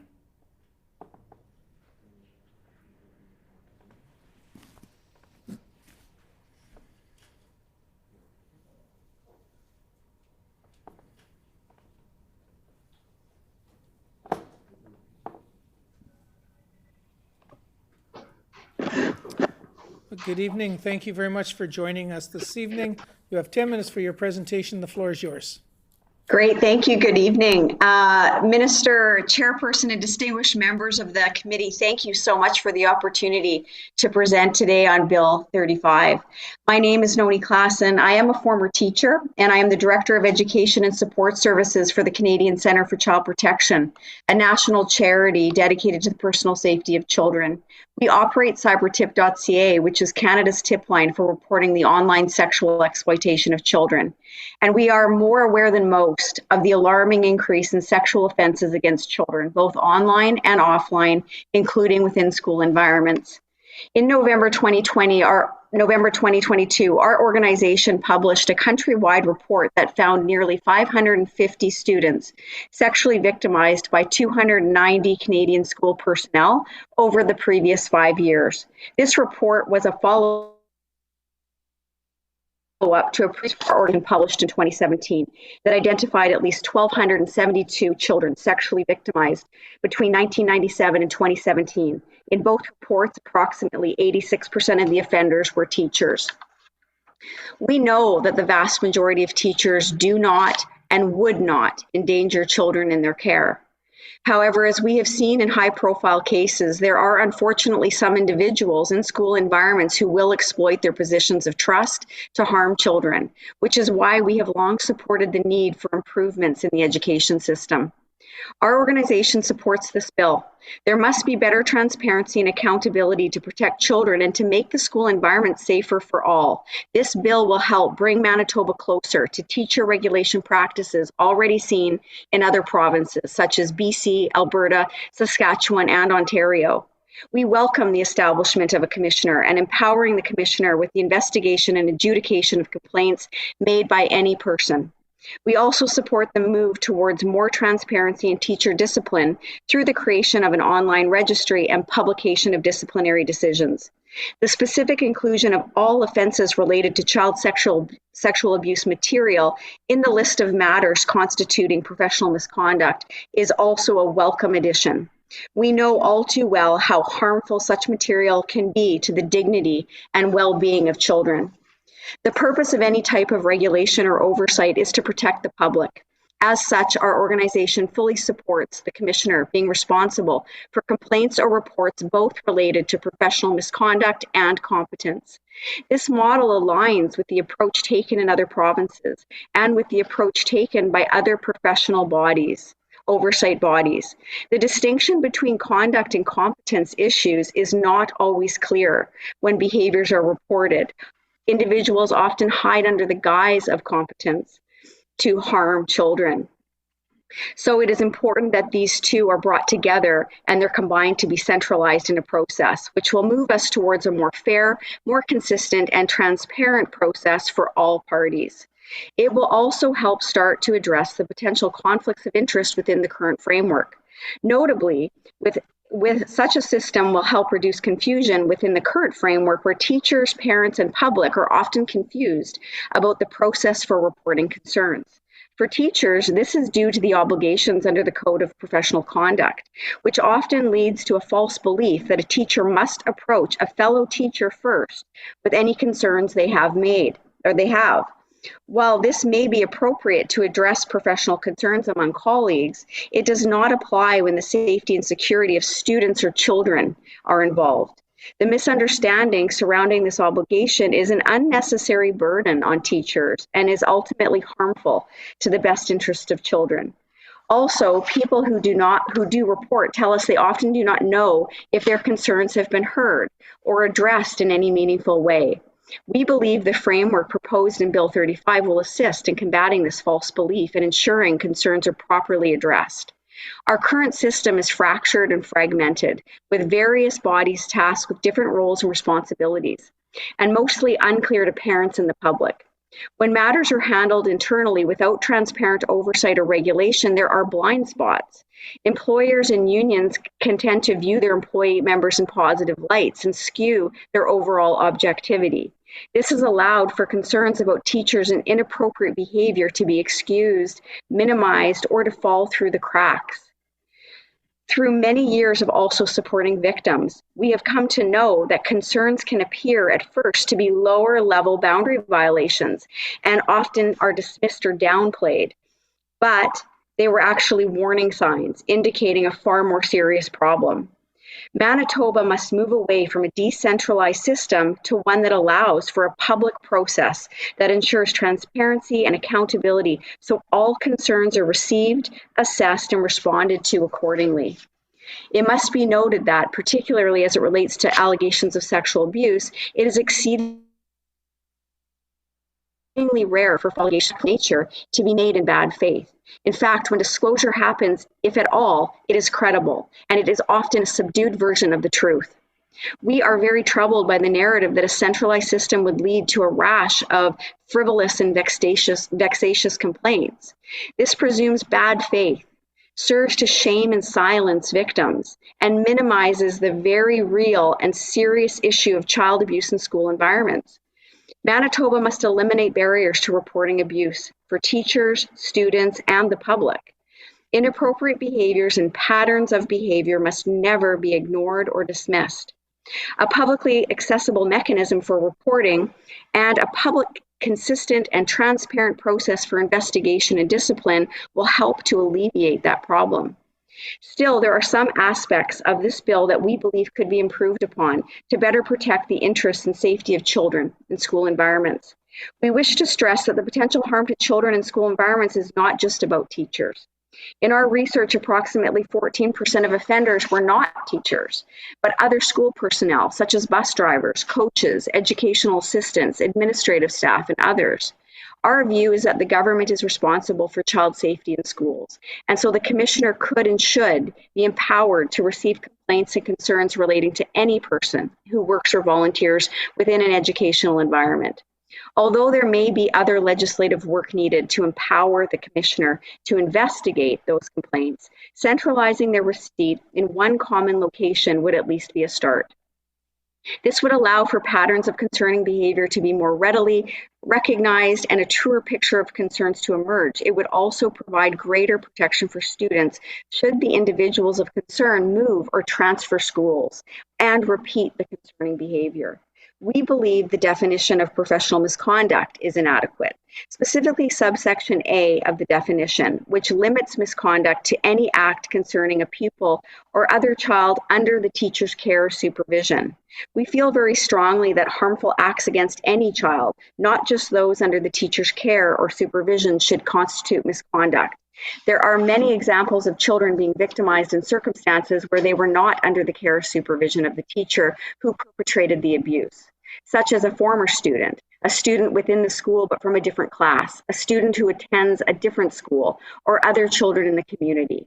Teachers are respected and trusted in our communities, and they have a fiduciary duty of care towards children by virtue of their occupation.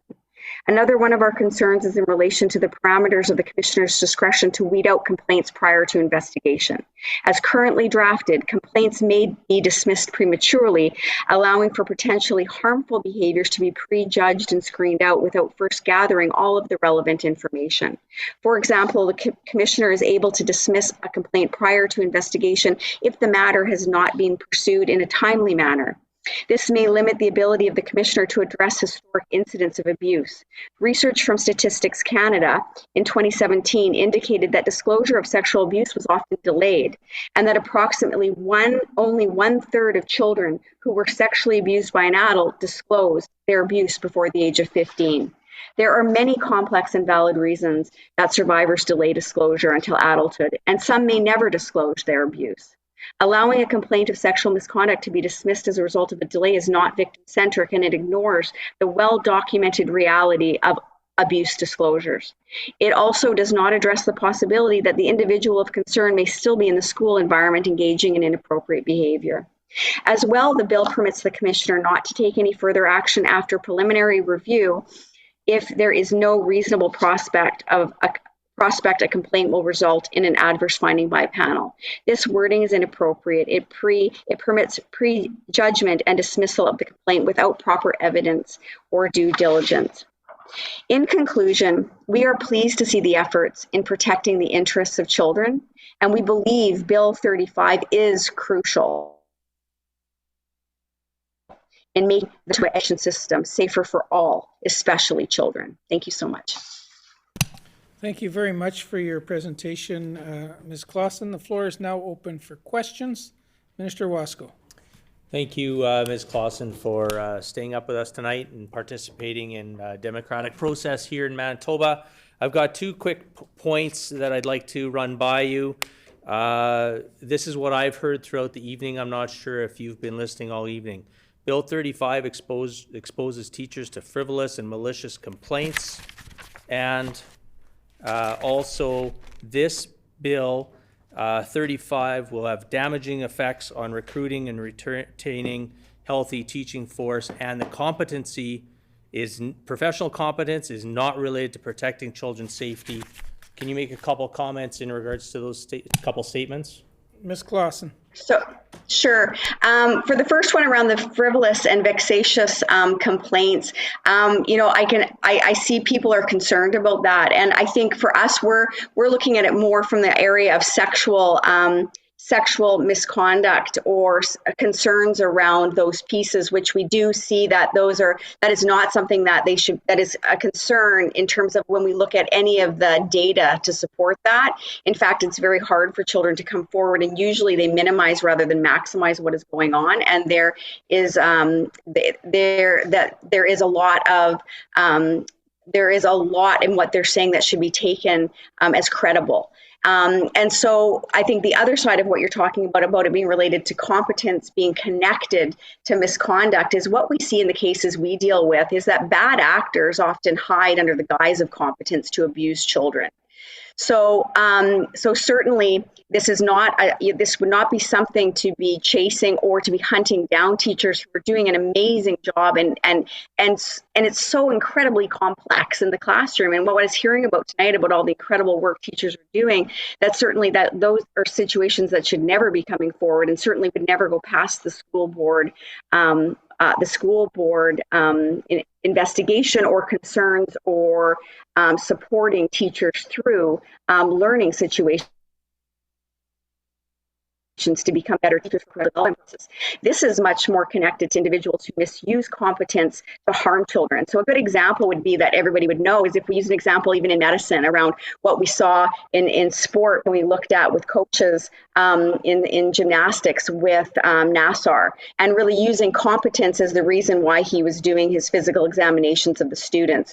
We have seen the same thing in schools in the cases that we have looked at in the data that we have with individuals using competence in terms of needing to keep kids after school for special tutoring, to go through and learn, to give them special attention, to have extra classes for instruction, to meet up on a weekend because they have a science class and they brought animals in and those animals need to be fed, to show kids a move and have to show them how to make the movement and touch them in a way that, again, makes children feel uncomfortable, but under the guise of their roles and responsibilities in their employment positions, or to be extending access to kids outside of school hours, again, under the guise of engaging in activities connected to their work for learning purposes that are then misused to abuse children. And so sometimes it's not that easy to parse out as much as, it seems clear for some people in the way that they're looking at it from our lens in the cases that we have and that are coming into us and that we have evaluated through our research, is that these are individuals who are bad actors with the intent to harm children that are very much using centrally deception to fool people. And so what ends up happening is in a decentralized process for tracking these incidents, it's very difficult to detect patterns that are happening for your worst actors who are harming the most children. Any further questions, Mr. Nello? Altmaier. Well, thank you, Mr. Chair, and thank you, Ms. Clausen, for your presentation this evening. I'm curious as to your thoughts regarding the powers of the Commissioner and the responsibilities as it's laid out in the bill and how it compares to other jurisdictions in Canada. Ms. Clausen.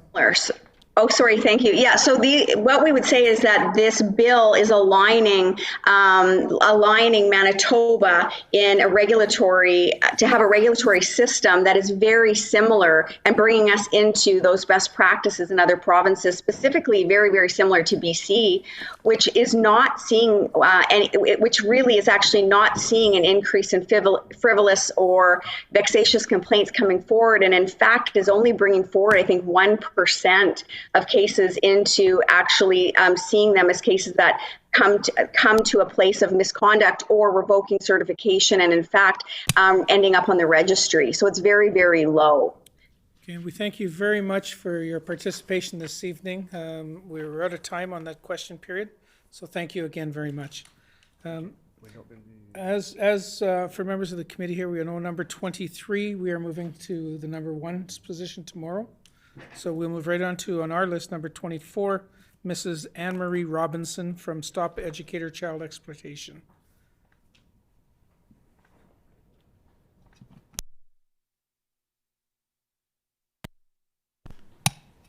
I believe Mrs. Robinson is a presenter from out of town, so I'm assuming would be online.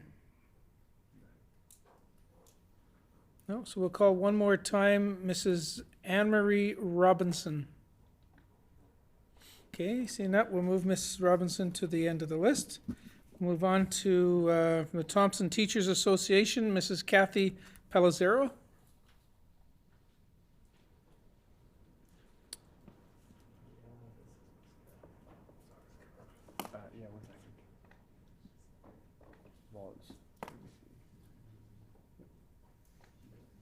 So Mrs. Palazzaro, we invite you to unmute and turn your camera on.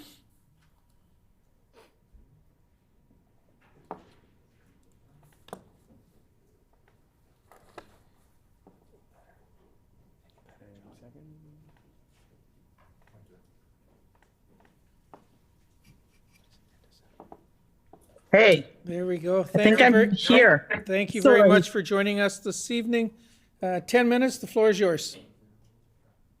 Okay. 1 minute here. All right. Good evening, everyone. My name is Kathy Palazzaro. I have been a teacher for 29 years in School District of Mystery Lake here in Thompson. I'm also the president of the Thompson Teachers Association. I'm here tonight because I have some concerns about Bill 35, the Education Amendment Act.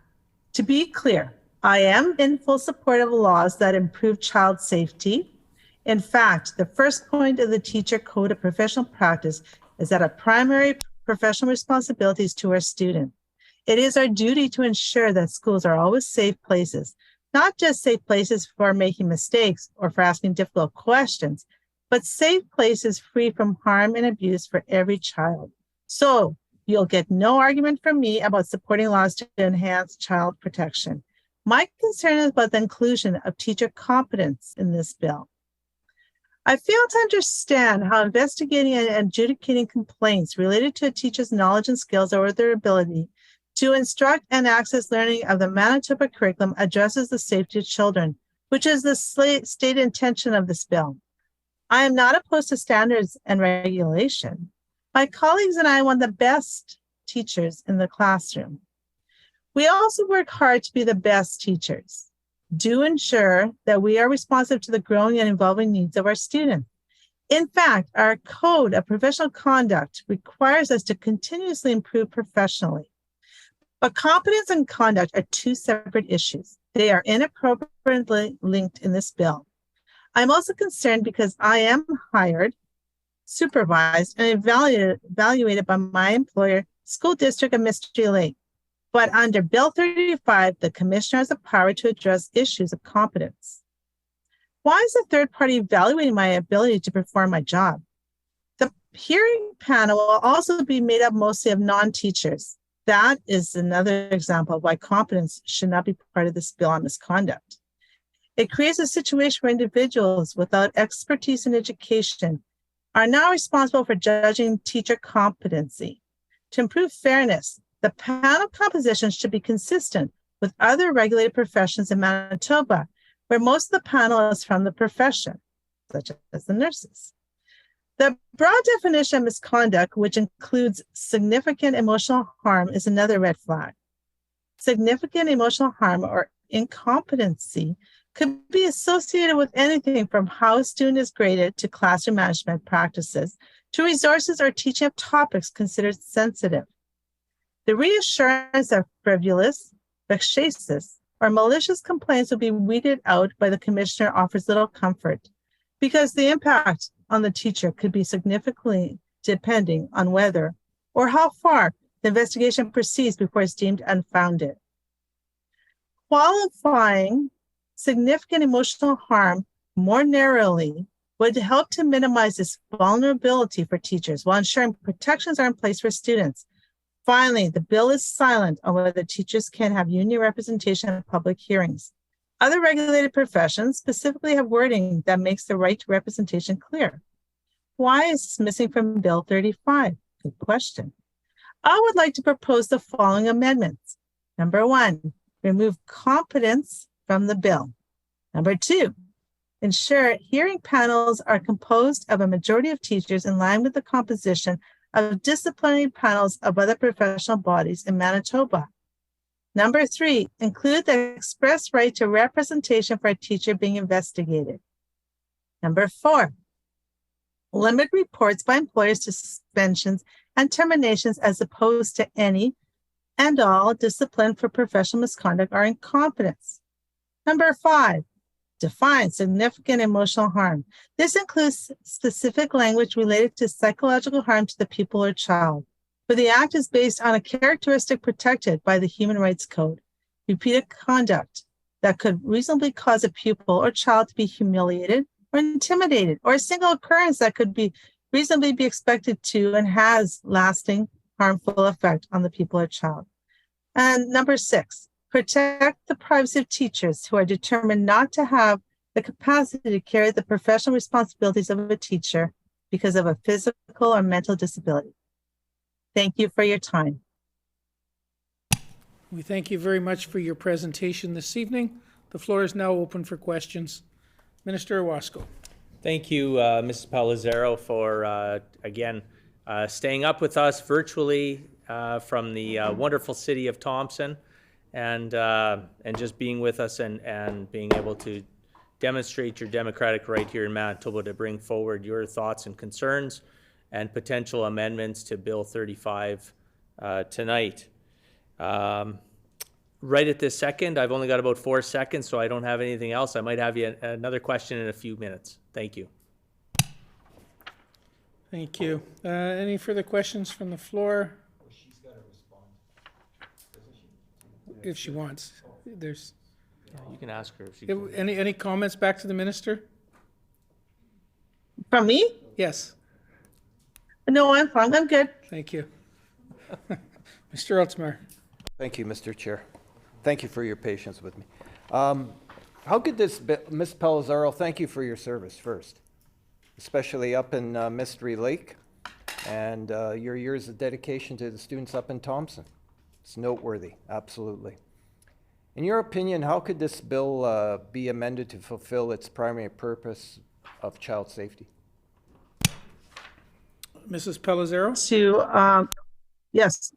Oh, yes. I would say to ensure that teacher competency and child safety, they're not connected, so to do them as separate topics.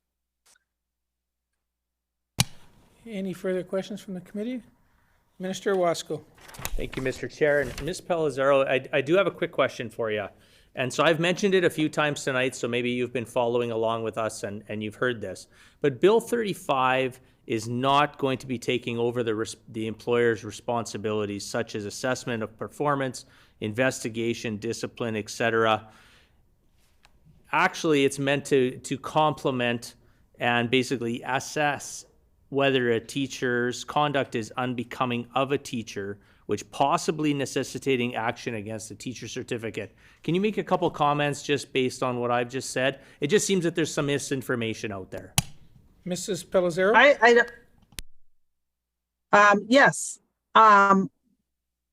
What I'm hearing from you then is that you're saying that even though that's the employer's job, it sounds like that would be the commissioner's job now. Now, is that correct? For clarification. For clarification, Mr. Wasco?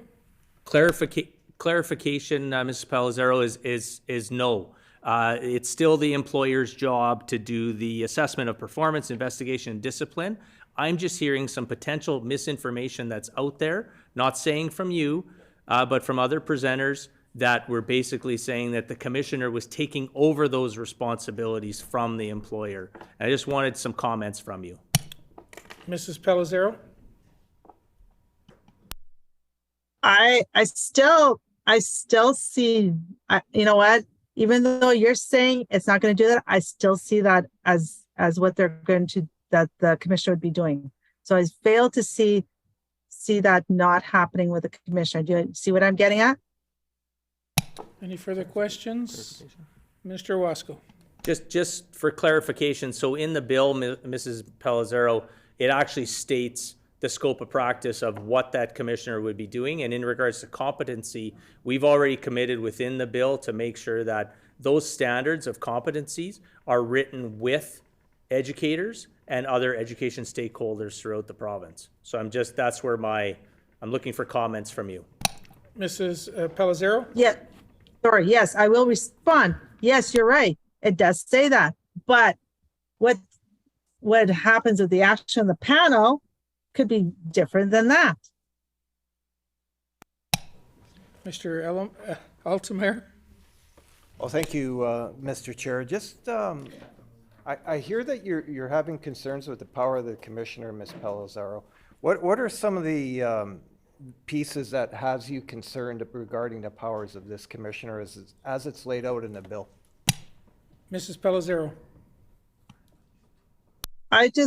I'm just concerned that if this commissioner is not familiar with education, they may, they could, how could I put this? If they're not familiar with the education system themselves, even though they may say they are, if they aren't, then how can we be ensured, how can the education system, the teachers be ensured that this can be a fair process? Okay, we thank you very much for your presentation and for the question and answer period. The time has expired on that, so thank you once again. So with that, we'll now invite Ms. Kathy Pleskach from the Interlake Teachers Association. And do you have any handouts for the committee? No, sir. No? The floor is yours. Thank you, Chair, and good evening, committee members. My name is Kathy Pleskach, and I'm in my 26th year of teaching at Warren Collegiate. I am here to raise concerns about Bill 35 in its current form on behalf of the 275 members of the Interlake Teachers Association, whom I represent as president. In my more than 15 years working for ITA members, I have dealt with one case of abuse of a student by a member, and that was too many. Like any educator, my first thoughts are to protect students. I'm not opposed to a fair and defined process that handles teacher misconduct, as I've lived through the experience. As a president, I strive for consistent and equitable processes when working for members. But parts of this bill have me extremely worried for them. The biggest of these is defining, as you know, the professional misconduct to include significant emotional harm without a more defined scope. I am genuinely fearful for my members that too broad a definition will result in unwarranted complaints and may damage careers. Let me share some background. The Interlake School Division is geographically vast, is driven by agriculture, community, and long-held family farms strongly influenced by European settlers and predominantly white conservative views. ITA members are employed at 22 different community schools, including 8 Hatarian colonies and 3 French immersion schools. Our members work in many communities whose concept of diversity is often very different than their own. It is this difference of opinion, combined with no explicit definition of emotional harm, that I worry about for the following reasons, all cases I have dealt with this year alone. I am concerned for our Hatarian teacher members. I have seen these talented folks tread lightly and respectfully when it comes to outcomes and course material that colony elders will not allow. All 8 of our colonies are very different when it comes to restrictions. Technology, science, evolution, sexuality, gender identity, diversity, or any groups different than themselves could be a source of significant emotional harm to their children. And our members understand that. Thank you to my colleague Tammy from BTA for mentioning having to resign 100 years ago if you were pregnant. I had a colony teacher this year who was asked to hide her pregnancy for as long as possible and potentially leave early because she wasn't married, and it was too tough to explain it to her colony students. And that's not 100 years ago. I'm worried for our internationally trained and new teachers. Lack of human resources in the public education system has us scrambling to fill jobs and find subs. We have been lucky to hire many skilled newcomers, but language and culture can be barriers. Barriers, I worry, will be seen by parents as incompetence, and complaints will rise here as well. Instead, these members need training in Canadian culture and customs to help them relate better to their students, families, and communities. I am terrified for our 2SL LGBTQIA+ members. Unfortunately, the reality is still that in many communities, they are considered to be immoral groomers of young people. Uncomfortable parents and students can make complaints due to bias, prejudice, and ignorance through the current version of Bill 35. Members should not be made to come out over and over again each time they face a malicious complaint or be added to the registry for an unrelated form of discipline that may unintentionally out them. I am concerned for our members who cross a parent, send home a failing grade, or cut a child from a team. I have had members abused, harassed, and intimidated by parents, now on stress leave for something they love and volunteer to do. And unfortunately, I experienced this myself as a teacher this year for the first time. Bill 35 serves to provide unreasonable parents with an avenue to get back at or rid of that teacher. These are small numbers of situations, but the concern is that they are potentially going to happen. Programs will suffer as no one will step up to coach teams or support student groups, and it will no longer be worth the risk. I understand fully, reading the bill in its current form, that the commissioner has a right to throw out, or has the duty to throw out cases that do not warrant pursuit. But what qualifications will the commissioner have to make decisions on what is truly significant emotional harm? Will they have competency standards? If they are unable to perform their duties, the minister can appoint a replacement. The hearing panel members are also appointed. Will they all be trained? If so, then it will potentially be a fair process. Consider that. Please amend panel composition to be consistent with other regulated professions where most are from the profession and trained.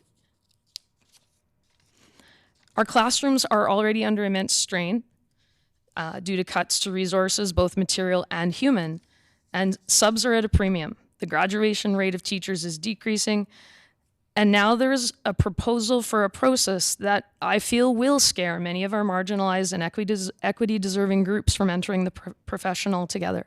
I have had teacher colleagues and friends say, my son or daughter said to me today that I want to be a teacher, and they are trying to talk them out of it. It is a reality, and these are passionate teachers that have been teachers all their lives, so their children have seen that. My colleague Tammy talked about playing school. I don't know that people play school anymore. It's maybe not the best place to be. Teachers have not recovered from the pressures of teaching through a pandemic, and this bill will continually cause them to look over their shoulders or look for another career. We need to attract folks to education, not create barriers with wording in a bill that does not protect members' rights to fair and due process when it comes to the defense of their conduct. And what defines teacher competence? Minister, you indicated earlier that evaluation and assessment, several times, we know it has been brought up, of teachers will remain in the hands of the employer. Yet, again, I'll quote her for a third time, as my BTA president colleague referred to, the definition of incompetence is the inability to do something successfully and, in essence, evaluative. If competency remains in the bill, you are, in fact, tying teacher evaluation to the work of the commissioner and panel with those words.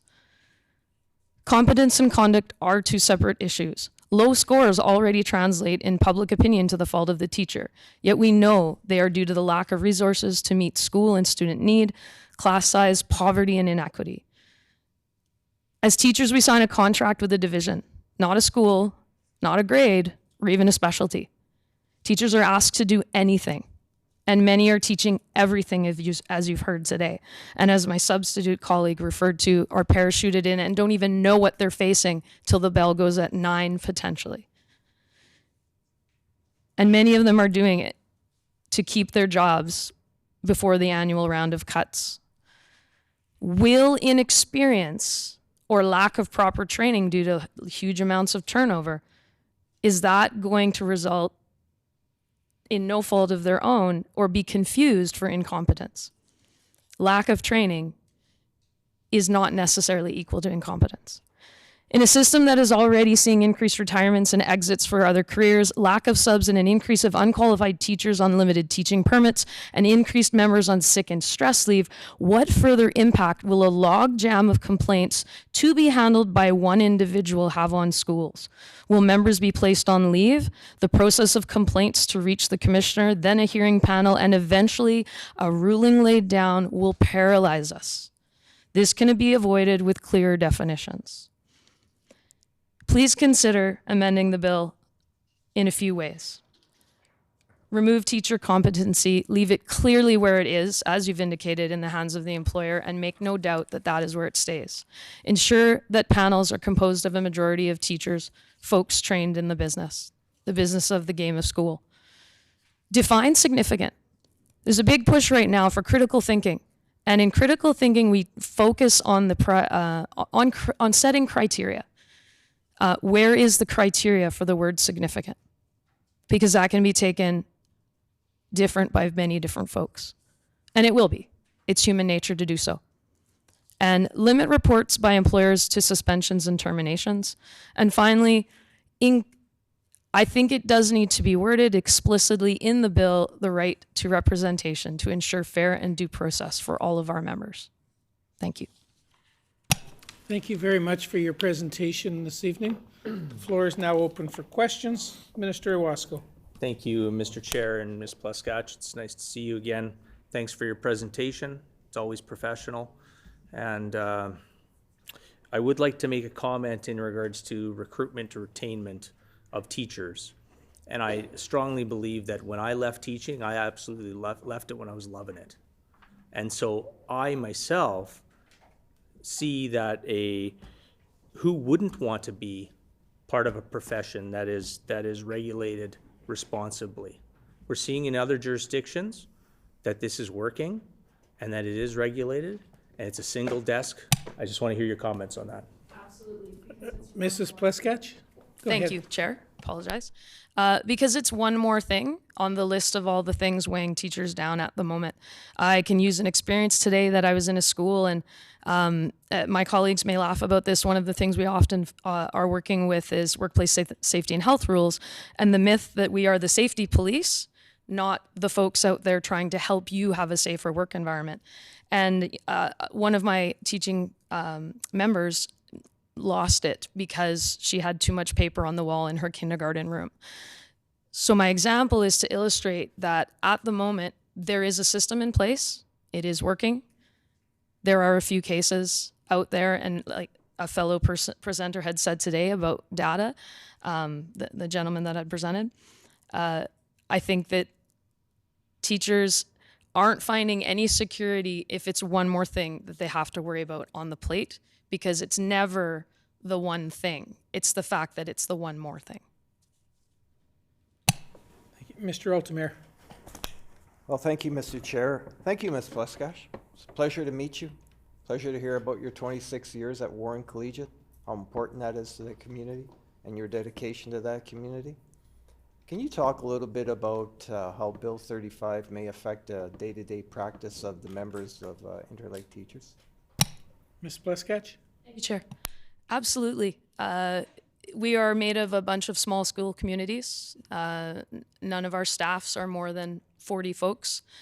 And that small community atmosphere, you feel that throughout our division. When I make my school visits, you feel it in every school, even in the larger schools. Our smallest school has 3.25 teachers. And you feel that in the community. And they are everything to those students. They are the caregiver, they are the parent. They aren't always just the teacher. And that is going to change if those relationships can't be as honest and real as our members and those students need them to be. If members are concerned, context is everything. I may hug a student because I asked for permission and I know the situation. Another student or another parent may see that and they may read it the wrong way. And those are the things that sometimes we'll have to change in our day. Yeah. I have more examples, but I only have so much time. So. Ms. Lamoureux. Chairperson, and this is a little bit of a follow-up, so it may allow you a little bit more time to expand. I agree that times are changing and we need to be able to keep up with the times. And I'm wondering that if this legislation were to pass as is, do you think that it will have an impact specifically on children's education? Ms. Pleskach? Thank you, Chair. I think it will, in a negative way, because members are very concerned already about all of the things on their plate. There's a lot of new, there's a new framework for learning coming out. There's going to be new curricula. There is a lot of things, as I just indicated, that members are dealing with on a daily basis. And a lot of the things members communicate with me often is they're not just the teaching things. Let me teach my kids in the classroom. I have this paperwork to do. I have to provide that evaluation. I have to send that assessment in. I have to check those boxes. Let me teach my kids. Let me have those relationships. Minister Wasko. I'll make this quick so you've got time to comment, Ms. Pleskach. You mentioned earlier professional misconduct. It's too broad. Some are saying that the definition is not broad enough. What do you say to them? Ms. Pleskach? To the folks that say it's not broad enough. If you ask a teacher what they will receive for the best, to perform the best job, they will ask for clear direction and expectations, and then we can meet them. That's something we talk about all the time in PD, and it's something we've been talking about a lot lately. If the definition isn't more defined, there will be a lot of room for interpretation. It has to be reconsidered. I do not think that it is. Okay, thank you. Needs to be. Thank you very much for your presentation this evening. Next, we'll move on to the Western Teachers Association and Ms. Shauna Dubler. And if you could please unmute yourself and turn on your video when you're ready, please.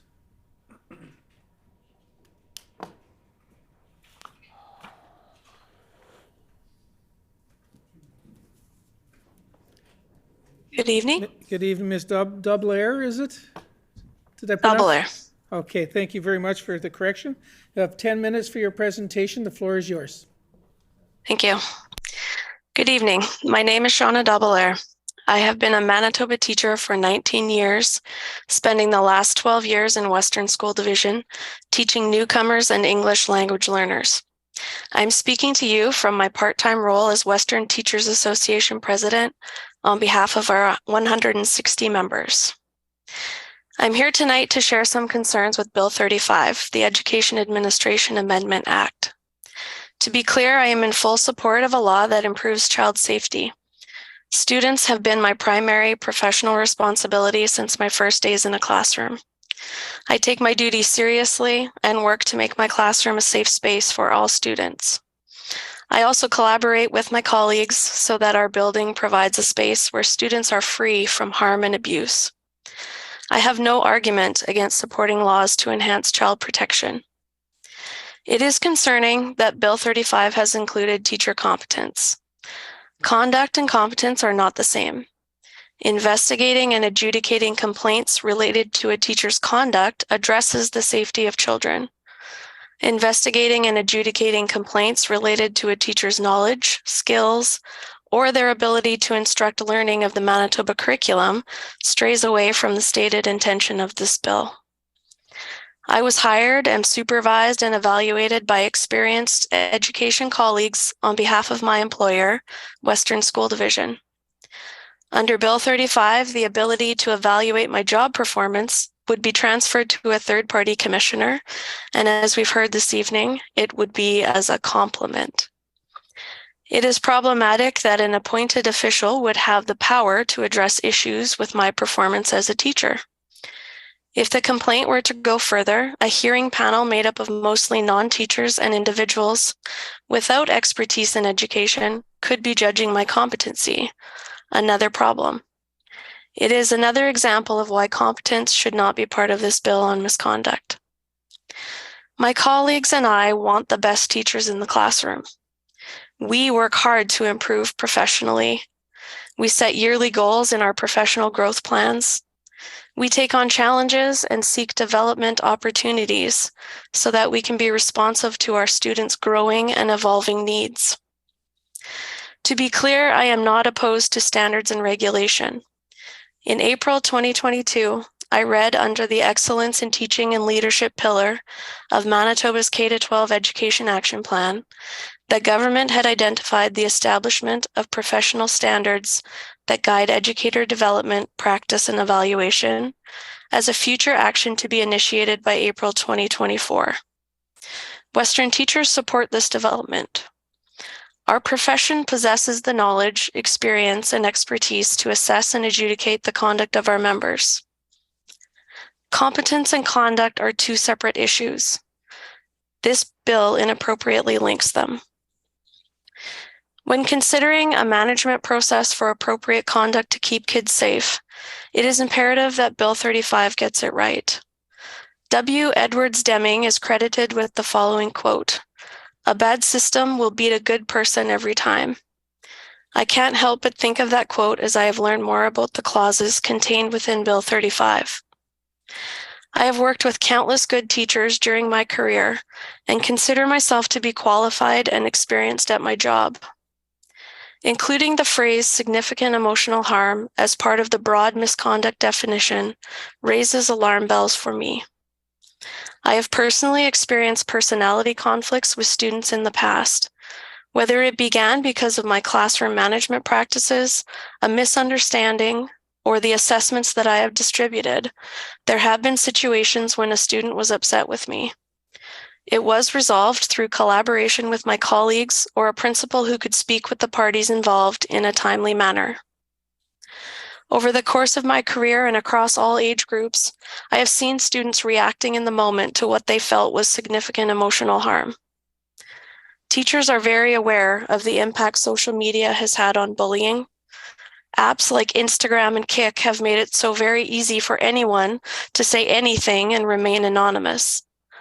Teachers fight against this in our classrooms all the time. I worry that Bill 35, as written, encourages the bullying of teachers by anyone at any time without any repercussions for the bully and at the risk of severe emotional or reputational harm to the teacher. One true thing that I've learned in my teaching career is that I need a connection with my students in order for them to learn. In most cases, that has meant bringing my whole self into the class every day. Most of the time, the results are beneficial for all parties, but it also leaves me exposed and susceptible to a malicious complaint. Under Bill 35 as it's written, there is no requirement to handle such a complaint with a supervisor or someone known to all parties. As we have seen a decline in student mental health and a rise in social media attacks, the ability to submit an anonymous complaint could lead to an increase in malicious complaints. I am not reassured that such a complaint will be stopped by a commissioner. We live in the Bible Belt of Manitoba, and even though we work in public schools, there remains a faction of parents that want to exert control over the curriculum, as well as resist GSAs or even school dances. Pockets of parents have been vocal on social media about the banning of books, the teaching of evolution, immigration, the LGBTQIA+ community, and other topics that public schools embrace. Some of the same topics we teach according to our Respect for Human Diversity and Equity Education policy. We have faced pushback, but we know this makes our schools a safer space. Bill 35 as written makes public education vulnerable to a right-wing minority that can target teachers anonymously in order to exert control over the public system. Anyone, an ex-partner, a complete stranger, could hurl unwarranted accusations without fear of reprisal to themselves in an attempt to further their own agenda. The risk to a teacher's reputation is great. With more work to qualify the phrase significant emotional harm more narrowly, it would help to minimize this very real risk for teachers and meet the stated intention of this bill, addressing the safety of children. There is also a significant piece that failed to make it into Bill 35. Where is the reference to a teacher's expressed right to have union representation? Other regulated professions specify the right to representation. It must be part of protecting due process, natural justice, and fairness for teachers. I have been an observer to investigations done at the divisional level when the complaint proves to be unfounded. The teacher was removed from their assignment for a minimum of 1 day. They were given no details as to the nature of the investigation, and they were too upset by the process to return to school that day. Luckily, in our small division, the process can be expedited. What is the impact on our schools when teachers are placed on leave? What is the amount of time to investigate? For the current school year and longer, there has been an inability to cover absences of staff. Professional development has been canceled or postponed due to severe sub-shortages. I worry about an amplification of burnout among my members as staffing gaps could intensify. I worry about increased pressure on teacher retention and recruitment. We are already in a situation of not graduating enough teachers to fill demand here in Manitoba. My division tells me that we receive 0 applicants for some job postings. Bill 35 needs more work. Before government rushes this further along, I urge you to amend Bill 35 in the following 6 areas. 1. Remove competence from the bill. 2. Ensure hearing panels are composed of a majority of teachers in line with the composition of disciplinary panels of other professional bodies in Manitoba. 3. Include the expressed right to representation for a teacher being investigated. 4. Limit reports by employers to suspensions and terminations, as opposed to any and all discipline for professional misconduct or incompetence. 5. Define significant emotional harm. This includes specific language related to psychological harm to the pupil or child, where the act is based on a characteristic protected by the Human Rights Code, repeated conduct that could reasonably cause a pupil or child to be humiliated or intimidated, or a single occurrence that could reasonably be expected to and has a lasting harmful effect on the pupil or child. And 6, protect the privacy of teachers who are determined not to have the capacity to carry out the professional responsibilities of a teacher because of a physical or mental disability. Thank you for your time. And we thank you very much for your presentation this evening. The floor is now open for questions. Minister Owasco. Thank you, Ms. Double-Air, for attending tonight, even though it's virtually. Thank you for what you do down in Morden. I was down there just not that long ago celebrating with the community on a few different things, and it is a great community, and it does have a lot of great attributes, a lot of which has to do with their education professionals as well. So with the few seconds that I have left, I just want to thank you for your presentation tonight. Ms. Double-Air, any comments? Thank you. I had a question about the clarification in Bill 35 that the standards of competency would be developed with educational partners. Is that stated in the bill? Minister Owasco. Yes, it is, and I've thanks Ms. Double-Air to clarify that question. It has been stated multiple times on the record. I don't even know how many times already, 25 plus times today. But definitely looking at creating those standards and making sure that act, it's going to be in the act that it absolutely has to happen with collaboration, not only with teachers but also other education partners. Okay, thank you for that. Mr. Altamir. Well, thank you, Mr. Chair. Thank you, Ms. Double-Air, for your presentation this evening. It's certainly very affecting. It sounds like the definition of significant emotional harm is important to you. Tell us why that is significant. Ms. Double-Air? I think I didn't even have a chance in my presentation to speak from my parent perspective, but a teenager and their emotions can vary from second to second. And often my son and I differ on what his definition of significant is and compared to mine. And the students that I teach often need help clarifying the meaning behind when they're expressing themselves. So I really worry that the definition is too broad. When I heard Ms. Clausen present that child abuse and some of the parts of that definition, it's very clear. And when someone has those reports and they come in, it's taken very seriously. But the significant emotional harm remains undefined. I worry that most of the vexatious or malicious complaints would be caused from that one part of misconduct. Okay, Minister Owasco. So Ms. Double-Air, you know what? You just gave me an opportunity to ask a question. I'm not sure why I didn't ask this earlier. So how would you define that definition?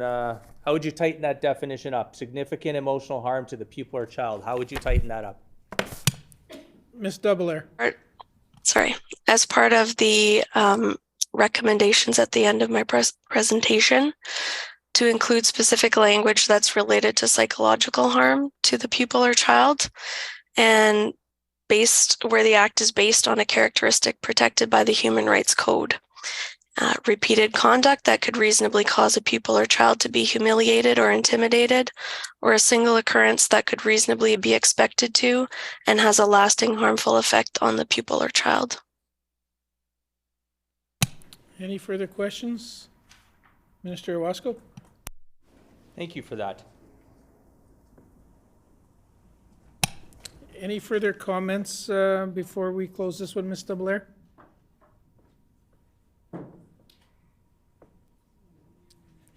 For listening, and the fact that I'm virtual is a necessity. It's really difficult to plan to be in the city for an extended period of time when the date of the meeting is unknown. So this is a great opportunity for those of us who live outside the perimeter. Excellent. Well, thank you very much for participating and for your presentation. Thank you. So with that, we'll move on to our next presenter, Mrs. Sheila McGregor. Mrs. Sheila McGregor. Roll your R. I got it. It's 11:30 almost. Sheila McGregor. Okay, not seeing Mrs. McGregor. We'll move her to the bottom of the list. And Mrs. Eiford. Miss Eiford.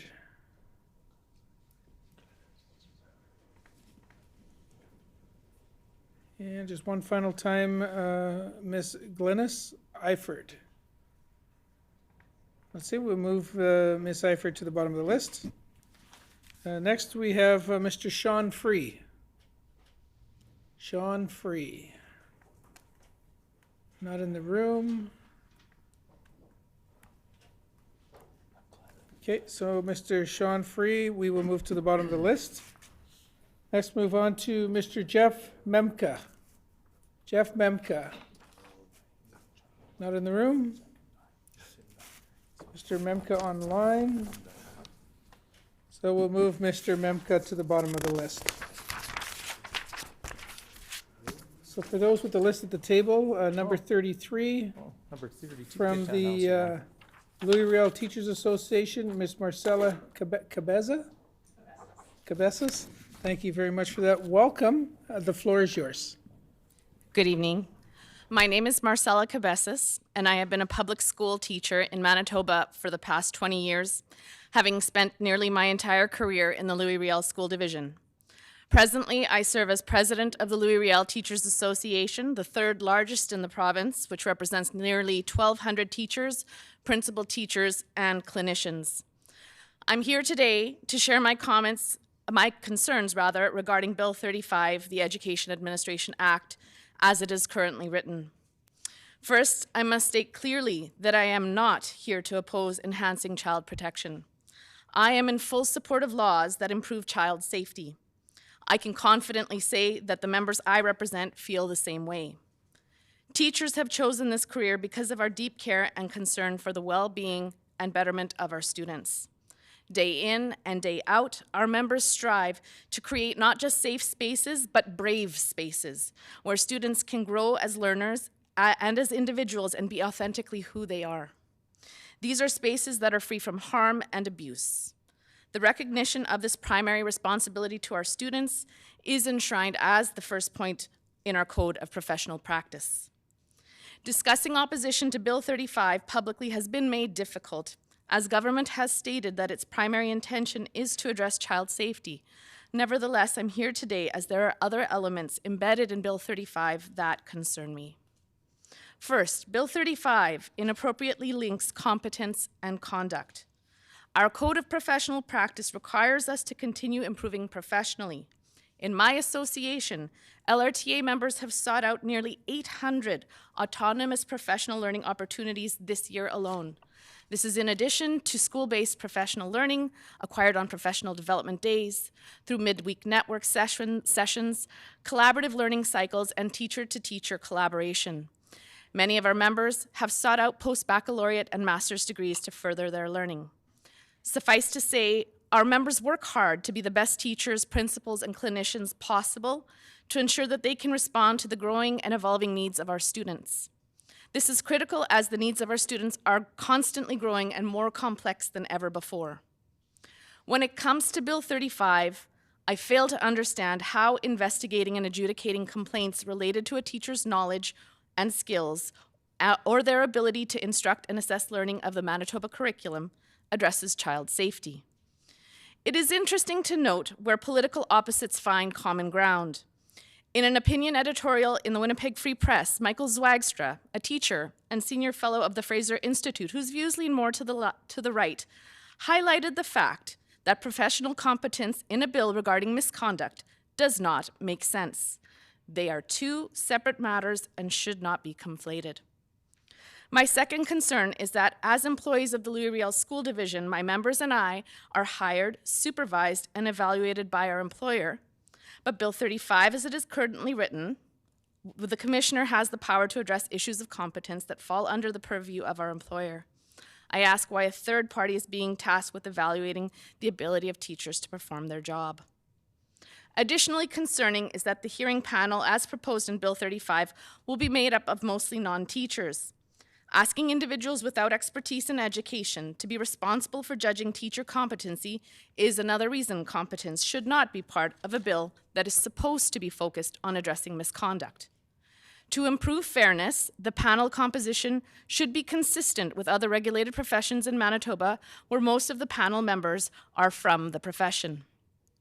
Another concern with Bill 35, as has been mentioned repeatedly, is the broad definition of misconduct, which includes significant emotional harm. A recent Free Press article indicated that the Minister of Education believes that the bill is designed to target the small number of teachers who present a risk. While this may have been the thought process, how it could in fact be implemented does present a significant risk to all teachers. Significant emotional harm or incompetency could be associated with anything from how a student is graded, to classroom management practices, to teaching resources, or teaching of topics considered sensitive.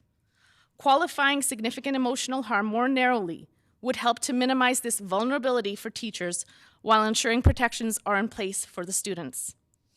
I am grateful for the bravery of my member and colleague, Tara Law, who spoke earlier this evening, for sharing her story about the time the family of one of her students deemed a lesson she gave to have caused their child significant emotional harm, as same-sex couples were depicted in a video used as part of it.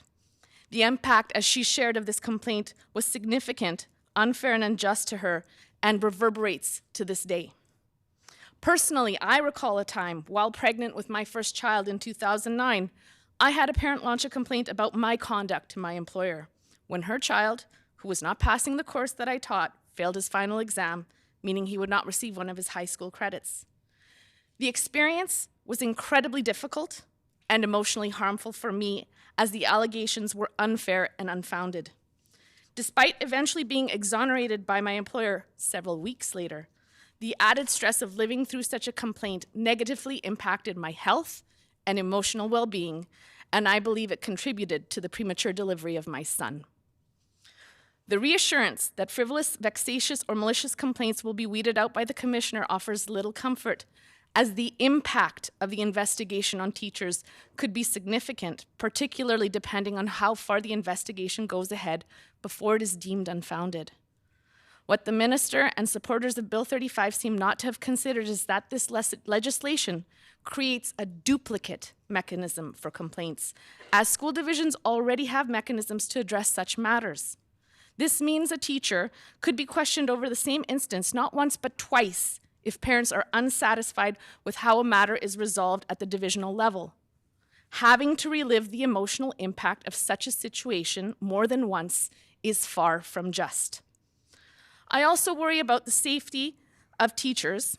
Several years ago, the Louis Riel School Division took steps to protect teacher privacy by no longer posting staff rosters on school websites, to protect particularly women from abusive partners searching the internet to find their place of work.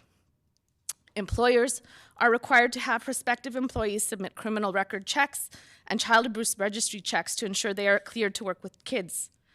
I imagine such registries only contain the names of those who have committed wrongdoing. As such, I'm uncertain as to why those who have not committed any wrongdoing must have their names publicly searchable on a registry alongside those who have. Finally, Bill 35 is silent on whether teachers can have union representation at public hearings. Other regulated professions specifically have wording in legislation that makes their right to representation clear. This omission is unfair and unjust and should be fixed. The education profession is living through challenging times. Nationally, the issue of recruitment and retention of teachers is a problem. Collectively, there is a decline in the number of students graduating from faculties of education in Manitoba, and the shortage of substitute teachers is still a pervasive issue across the province. Moreover, we are seeing ideological fights make their way into legislation in other jurisdictions that have left teachers feeling vulnerable to anonymous accusations of wrongdoing over topics that are part of the curriculum. Wording matters if we are to protect the educators currently in the system from complaints that could cause them emotional harm. The government must do everything in its power to ensure that teachers also feel safe and protected in their work environment.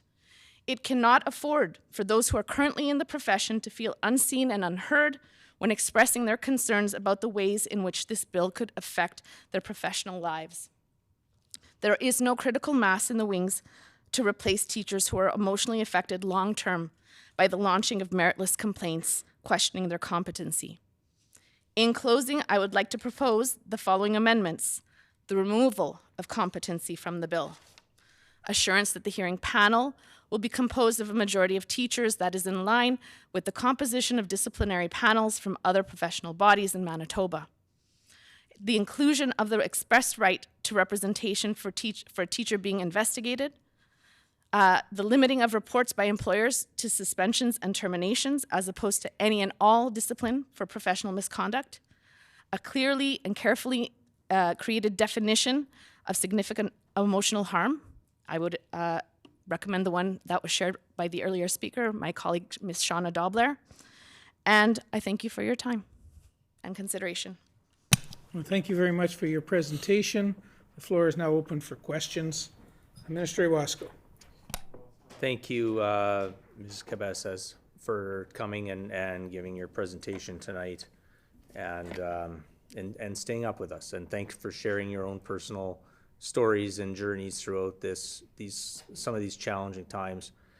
I do know that some of the points that you did bring forward, I know that I've sat with Manitoba Teachers Society to bring forward some clarity in regards to the bill, and I was sort of hoping that a lot of that would have been put out to other teachers as well.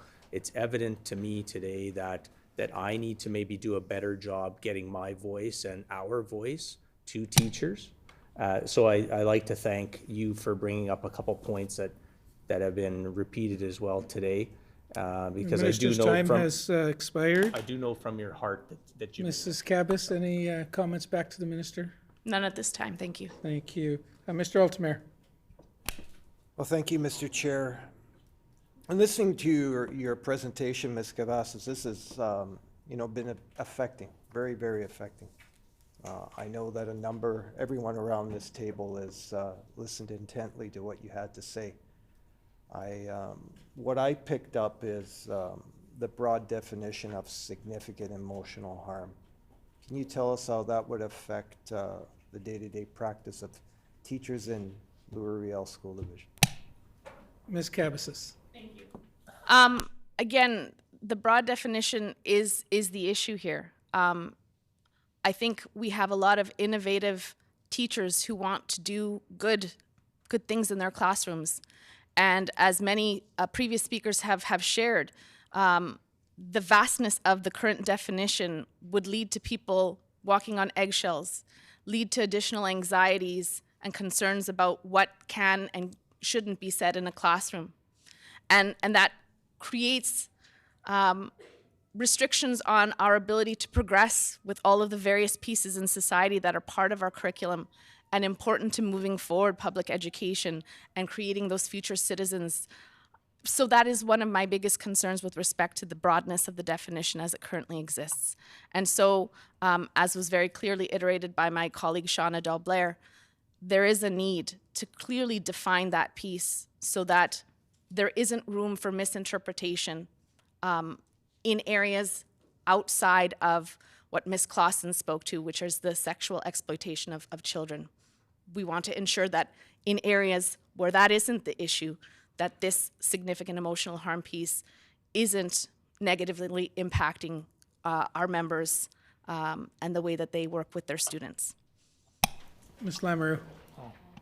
Chairperson, and I want to thank you for your presentation and sharing what you did a little bit about your own experience. This room is not very comforting and it can be very hard to be vulnerable, but I also believe it's those vulnerable stories and experiences that really do impact and make changes in legislation. So I want to thank you for that. And that also leads to, I believe your word was the authenticity.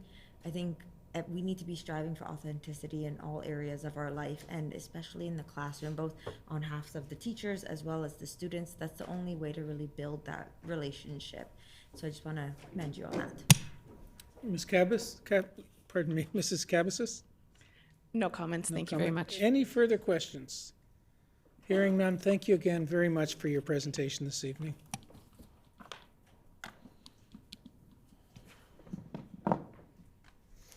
So next on our list, we will call Mrs. Serena Close. So Mrs. Kloss, sorry, from the Sunrise Teachers Association.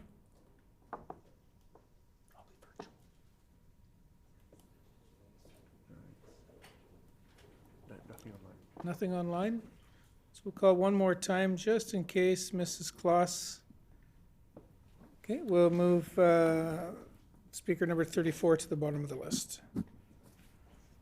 Which moves us on to Mr. Alexander John Hrychuk. Mr. Hrychuk. We'll just take a moment to check online. No Mr. Hrychuk, we'll move him to the bottom of the list.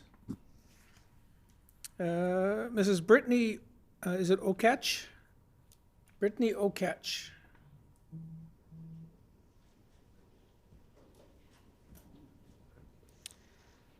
And one final time, there is no Mrs. Brittany Okach. Okay, we'll move her to the bottom of the list. Mr. Jeff Hepner from the River East Transcona Teachers Association.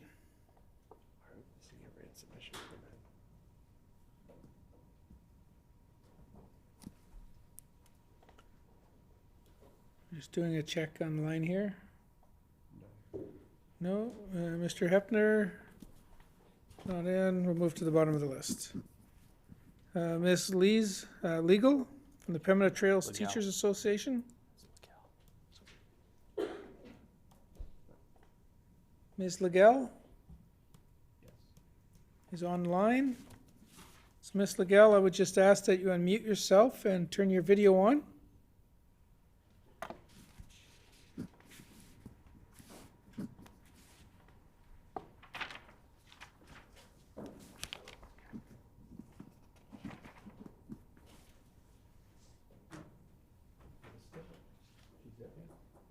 Just waiting for the video to go on. There we go.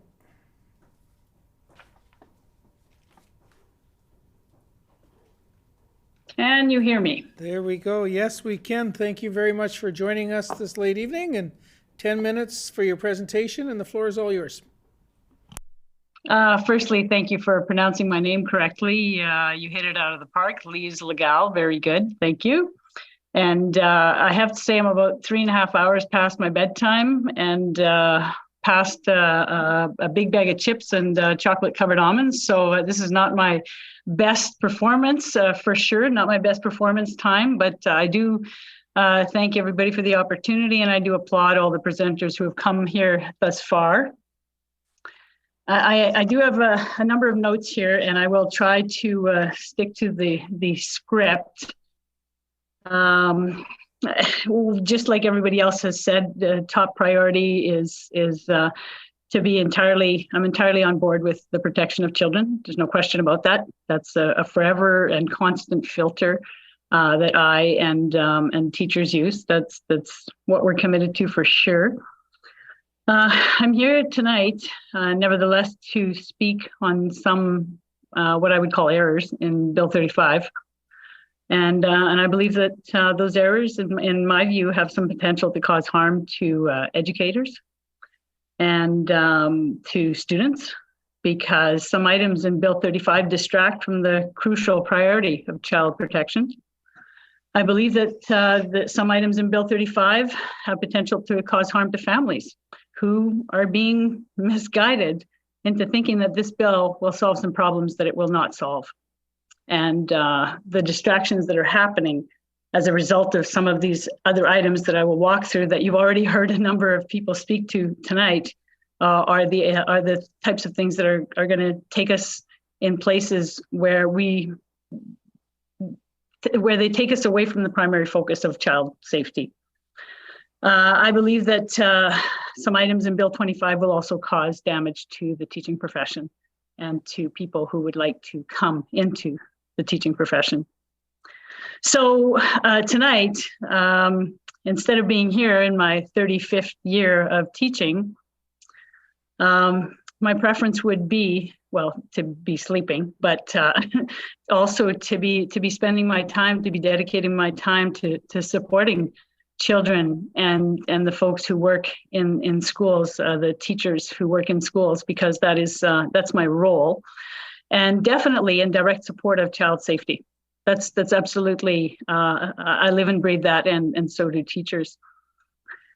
So I currently serve roughly 1,200 educators in the Pembina Trails Teachers Association and approximately 500 substitute teachers in Pembina Trails Teachers Association as their president. And I've had to set aside significant time speaking on or taking action in the last number of years, opposing bills created by this government. Bill 28, Bill 64, 45, 35, 16, et cetera. The list goes on. And I find this I would like to use my time more directly with teachers and students and their families in supporting public education directly instead of opposing legislation that I believe is not just misguided, but harmful. I feel confused. I feel confused and I feel concerned about the messaging that comes from this government, because this government continues to say that you care about safety of children, care about the health of children, and a variety of items, but the decisions that seem to be made with bills and legislation don't align with those priorities. So I'm confused, and I really would like to understand better. I know that this government's talked about healthcare and public education and about children, and that you care about these things. So I'm repeating that because that's what I hear, and that you want to protect children from significant emotional harm. And that has been resonating with me all evening, protecting children from significant emotional harm. You know what protects children from significant emotional harm? Properly funding public education consistently, year over year, instead of underfunding public education. That's what helps prevent significant emotional harm. But what I've seen is this government, since taking office, has shown me that you believe in cuts all over the place. Public education has been dramatically underfunded for your entire time in office. So I'm very confused about your commitment to the safety of children when the underfunding that has been happening has been causing overcrowding in our classrooms and problems with getting human and other resources to support our wonderful students in our schools. That doesn't help students. That doesn't show that you care about students when there aren't enough teachers in the building and when the classrooms are ballooning and exploding with heavy needs. We're not even done COVID, but I'm going to say post-COVID. And children living in poverty and families living in poverty. If you really care about students, then classroom sizes should be reduced. Funding should be in line with inflation. We shouldn't have educators who continue to be overwhelmed by the extreme needs of our beautiful children who have all kinds of varieties and diversity and come from important places of difficulty, and we want to take care of them. So that's what taking care of children means. It means giving them the climate where they can flourish, where they're not squished like sardines into a classroom, where teachers have trouble creating and enhancing the relationships that they need between the teachers and the students to have optimal academic success. That's caring about students means making sure that those relationships can happen. And forever underfunding public education doesn't create those kinds of climates. And 1 year of, I'm going to do air quotes, astronomical funding doesn't recover 7 years of harm, 6 years of harmful underfunding. So I sit here listening to this information about Minister Owasco, when you say the safety of children is paramount. I think that's one of the first things that you said today, and I love hearing that, and I really believe you, and I think that you really mean that. I just don't see that the actions match up with that. So when I look at Bill 35, and I think of the ways that Bill 35 is going to cause complications in the relationships that happen with teachers and their environment and their communities, that those complications are going to negatively impact the relationships with students. So again, I'm 100% on board with taking care of the safety of children, 100%. Like we absolutely, every single child needs to be protected. So I'm at 2 minutes already, and I'm just getting really excited despite the fact that it's way past bedtime. I just would like to see that this bill would concentrate on what it says it wants to concentrate on, which is child safety and protection. That's what I'd like to see. Everything else is already being done by someone else. Our employers have been phenomenal at doing this. Let them continue their work. I've heard Minister Wasco say that there's a level of scrutiny on the competency piece that is complementary. Well, I would call it redundant, actually. And I think that our resources would best be spent creating proper funding and being redirected to the children in our classrooms and to the teachers who work with them and to the staff around those young people, so that we can be in great relationship with them, because that's what matters. So all of these other messages, they do not inspire trust in me. We've seen too many things that have interfered with the ways that teachers want to work with students. And yes, absolutely. Again, I just need to restate it. Get in the way of every single person, every single adult, regardless of where they work, schools or otherwise. Get in the way, absolutely. Prevent and consequence any kind of harm that comes to children. Absolutely get in the way of that. But the competency piece is a whole other matter, and it's in the hands of the employer. So if we want to do what this bill says, then we're going to concentrate on child safety and stop with everything else that interferes with that priority. So thank you for listening to me at almost midnight here. Wow. That's all I have to say for now. Thank you very much for your presentation. The floor is now open for questions. Minister Wasco. Thank you, Mr. Chair, and thank you, Ms. Legal, for sharing your viewpoints. And I like to think that, as I've said earlier, I left teaching when I was still loving it, so I still consider myself a teacher. I like to think that the bridges are still there if I ever need to or want to go back. Worked for many years with students in student services and students with special needs as well. So I know for a fact that the air quotes astronomical funding, it is the largest amount of funding that has been done in Manitoba for over 40 years. The minister's time has expired. Ms. Legal, any comments to the ministers? Oh, I already said what I think about astronomical funding. I don't need to rebuttal that point. Okay, any further questions? Mr. Altemeyer. Thank you, Mr. Chair. And thank you, Ms. Legal, for being up with us. It really, I think, demonstrates how important you believe the process of presenting at committee was. And what you shared was certainly listened to by everyone around this table, and certainly I would hope was taken very seriously. If you can just remind us, just review what has you concerned and confused with Bill 35. Ms. Legal? Again, the phrase of significant emotional harm, it's inconsistent with the kinds of decisions that have been made by this provincial government. Significant emotional harm comes when families don't have enough money or wages or those types of things to best support their little people, to give them nice shelter, good rest, good nutrition, to get them to school. That's significant emotional harm. And it happens all over the place with underfunding.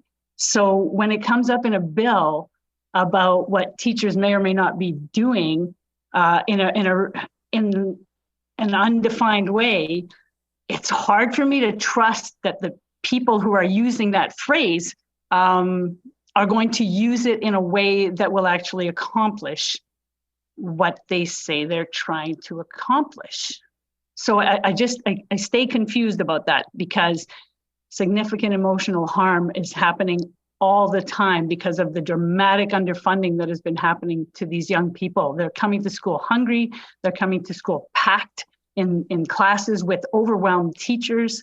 That's significant emotional harm. So I'm just confused about how that would look, how someone might evaluate that, when I actually think that some of the decisions are actually producing significant emotional harm. So I just feel confused about that. Thank you. Any further questions from the committee? Hearing none, thank you very much for your presentation this evening. Thank you. Take care. Good night. And just before we move on, as a reminder, a standing committee that is meeting to consider a bill must not sit past midnight to hear public presentations except by unanimous consent of the committee. It's just a brief reminder. Also, we have a couple of submissions from a couple of folks that were on our list earlier. On our list for number 35, Mr. Alexander John Hychuk, and number 38, Mr. Jeff Hepner, pardon me. They have both submitted documentation. So would it be the will of the committee to accept their written submissions in Hansard and to remove them from our list? Absolutely. Agreed, and so carried. More reading. More reading. Okay, so let's move on to our next presenter, Miss Jacob. Do we have a Miss Jacob in the room? Maybe she's in the thing, but Ella and Lisa are taking him away from his job. Okay, we will check to see if Mrs. Jacob is online. If you are, I would invite you to unmute yourself and turn on your video. Sorry, that would be me. Mrs. Jacob. Hell yeah. I'd love to get to Kevin today. Okay, so final call for Mrs. Jacob. Okay, we'll move Mrs. Jacob to the bottom of the list. That moves us to the Manitoba Federation of Labor, Mr. Kevin Rebeck.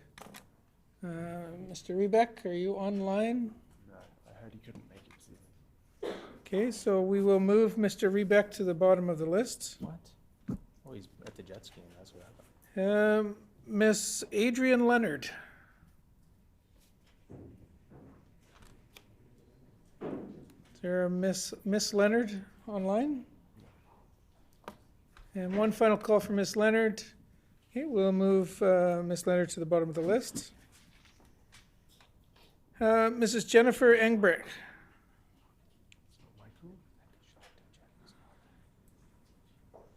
Mrs. Engbrecht. Do we have anybody online? Still 15 people on there. Really? Okay, so we'll move Mrs. Engbrecht to the bottom of the list and move on to Mr. Joel Blaine. We have a Mr. Joel Blaine. And not online.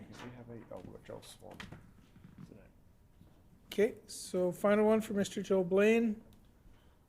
If you're done. We'll move Mr. Blaine to the bottom of the list. Minister Wasco.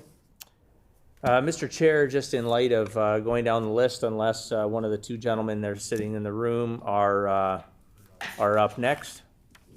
Are they next? Okay, well, no, I'm just asking if you're on the list, but that's not my job, it's the chair. So, Mr. Chair, I see the will of the committee to call it midnight and start this tomorrow. Is it the will of the committee to call, Mrs. Lamoureux? This, but can I make the suggestion that because these two individuals have waited all evening and we have the ability to sit beyond midnight, if we'd like to give them the opportunity to present, if they would like. Ms. Lamoureux isn't a committee member, and so that request will have to come from a Okay, committee yes, member. that is true. Ms. Lamoureux, while you're here asking questions as an independent member, you're not actually part of the committee, so that would have to come from a committee member. Will of the committee. So the So- original was, is it the will So is it the will of the committee to call it 12 o'clock? don't hit that. Agreed. Remember reading that. Okay, because there are presenters still on the list before us, as previously announced, the Standing Committee on Social and Economic Development will meet again at 6 p.m. on April 25th to continue consideration of Bill 35. We're here. Before we rise, I would like to ask all members to leave their copies of the bill and any headsets behind. The hour being 12 midnight, committee rise. Worth the shot.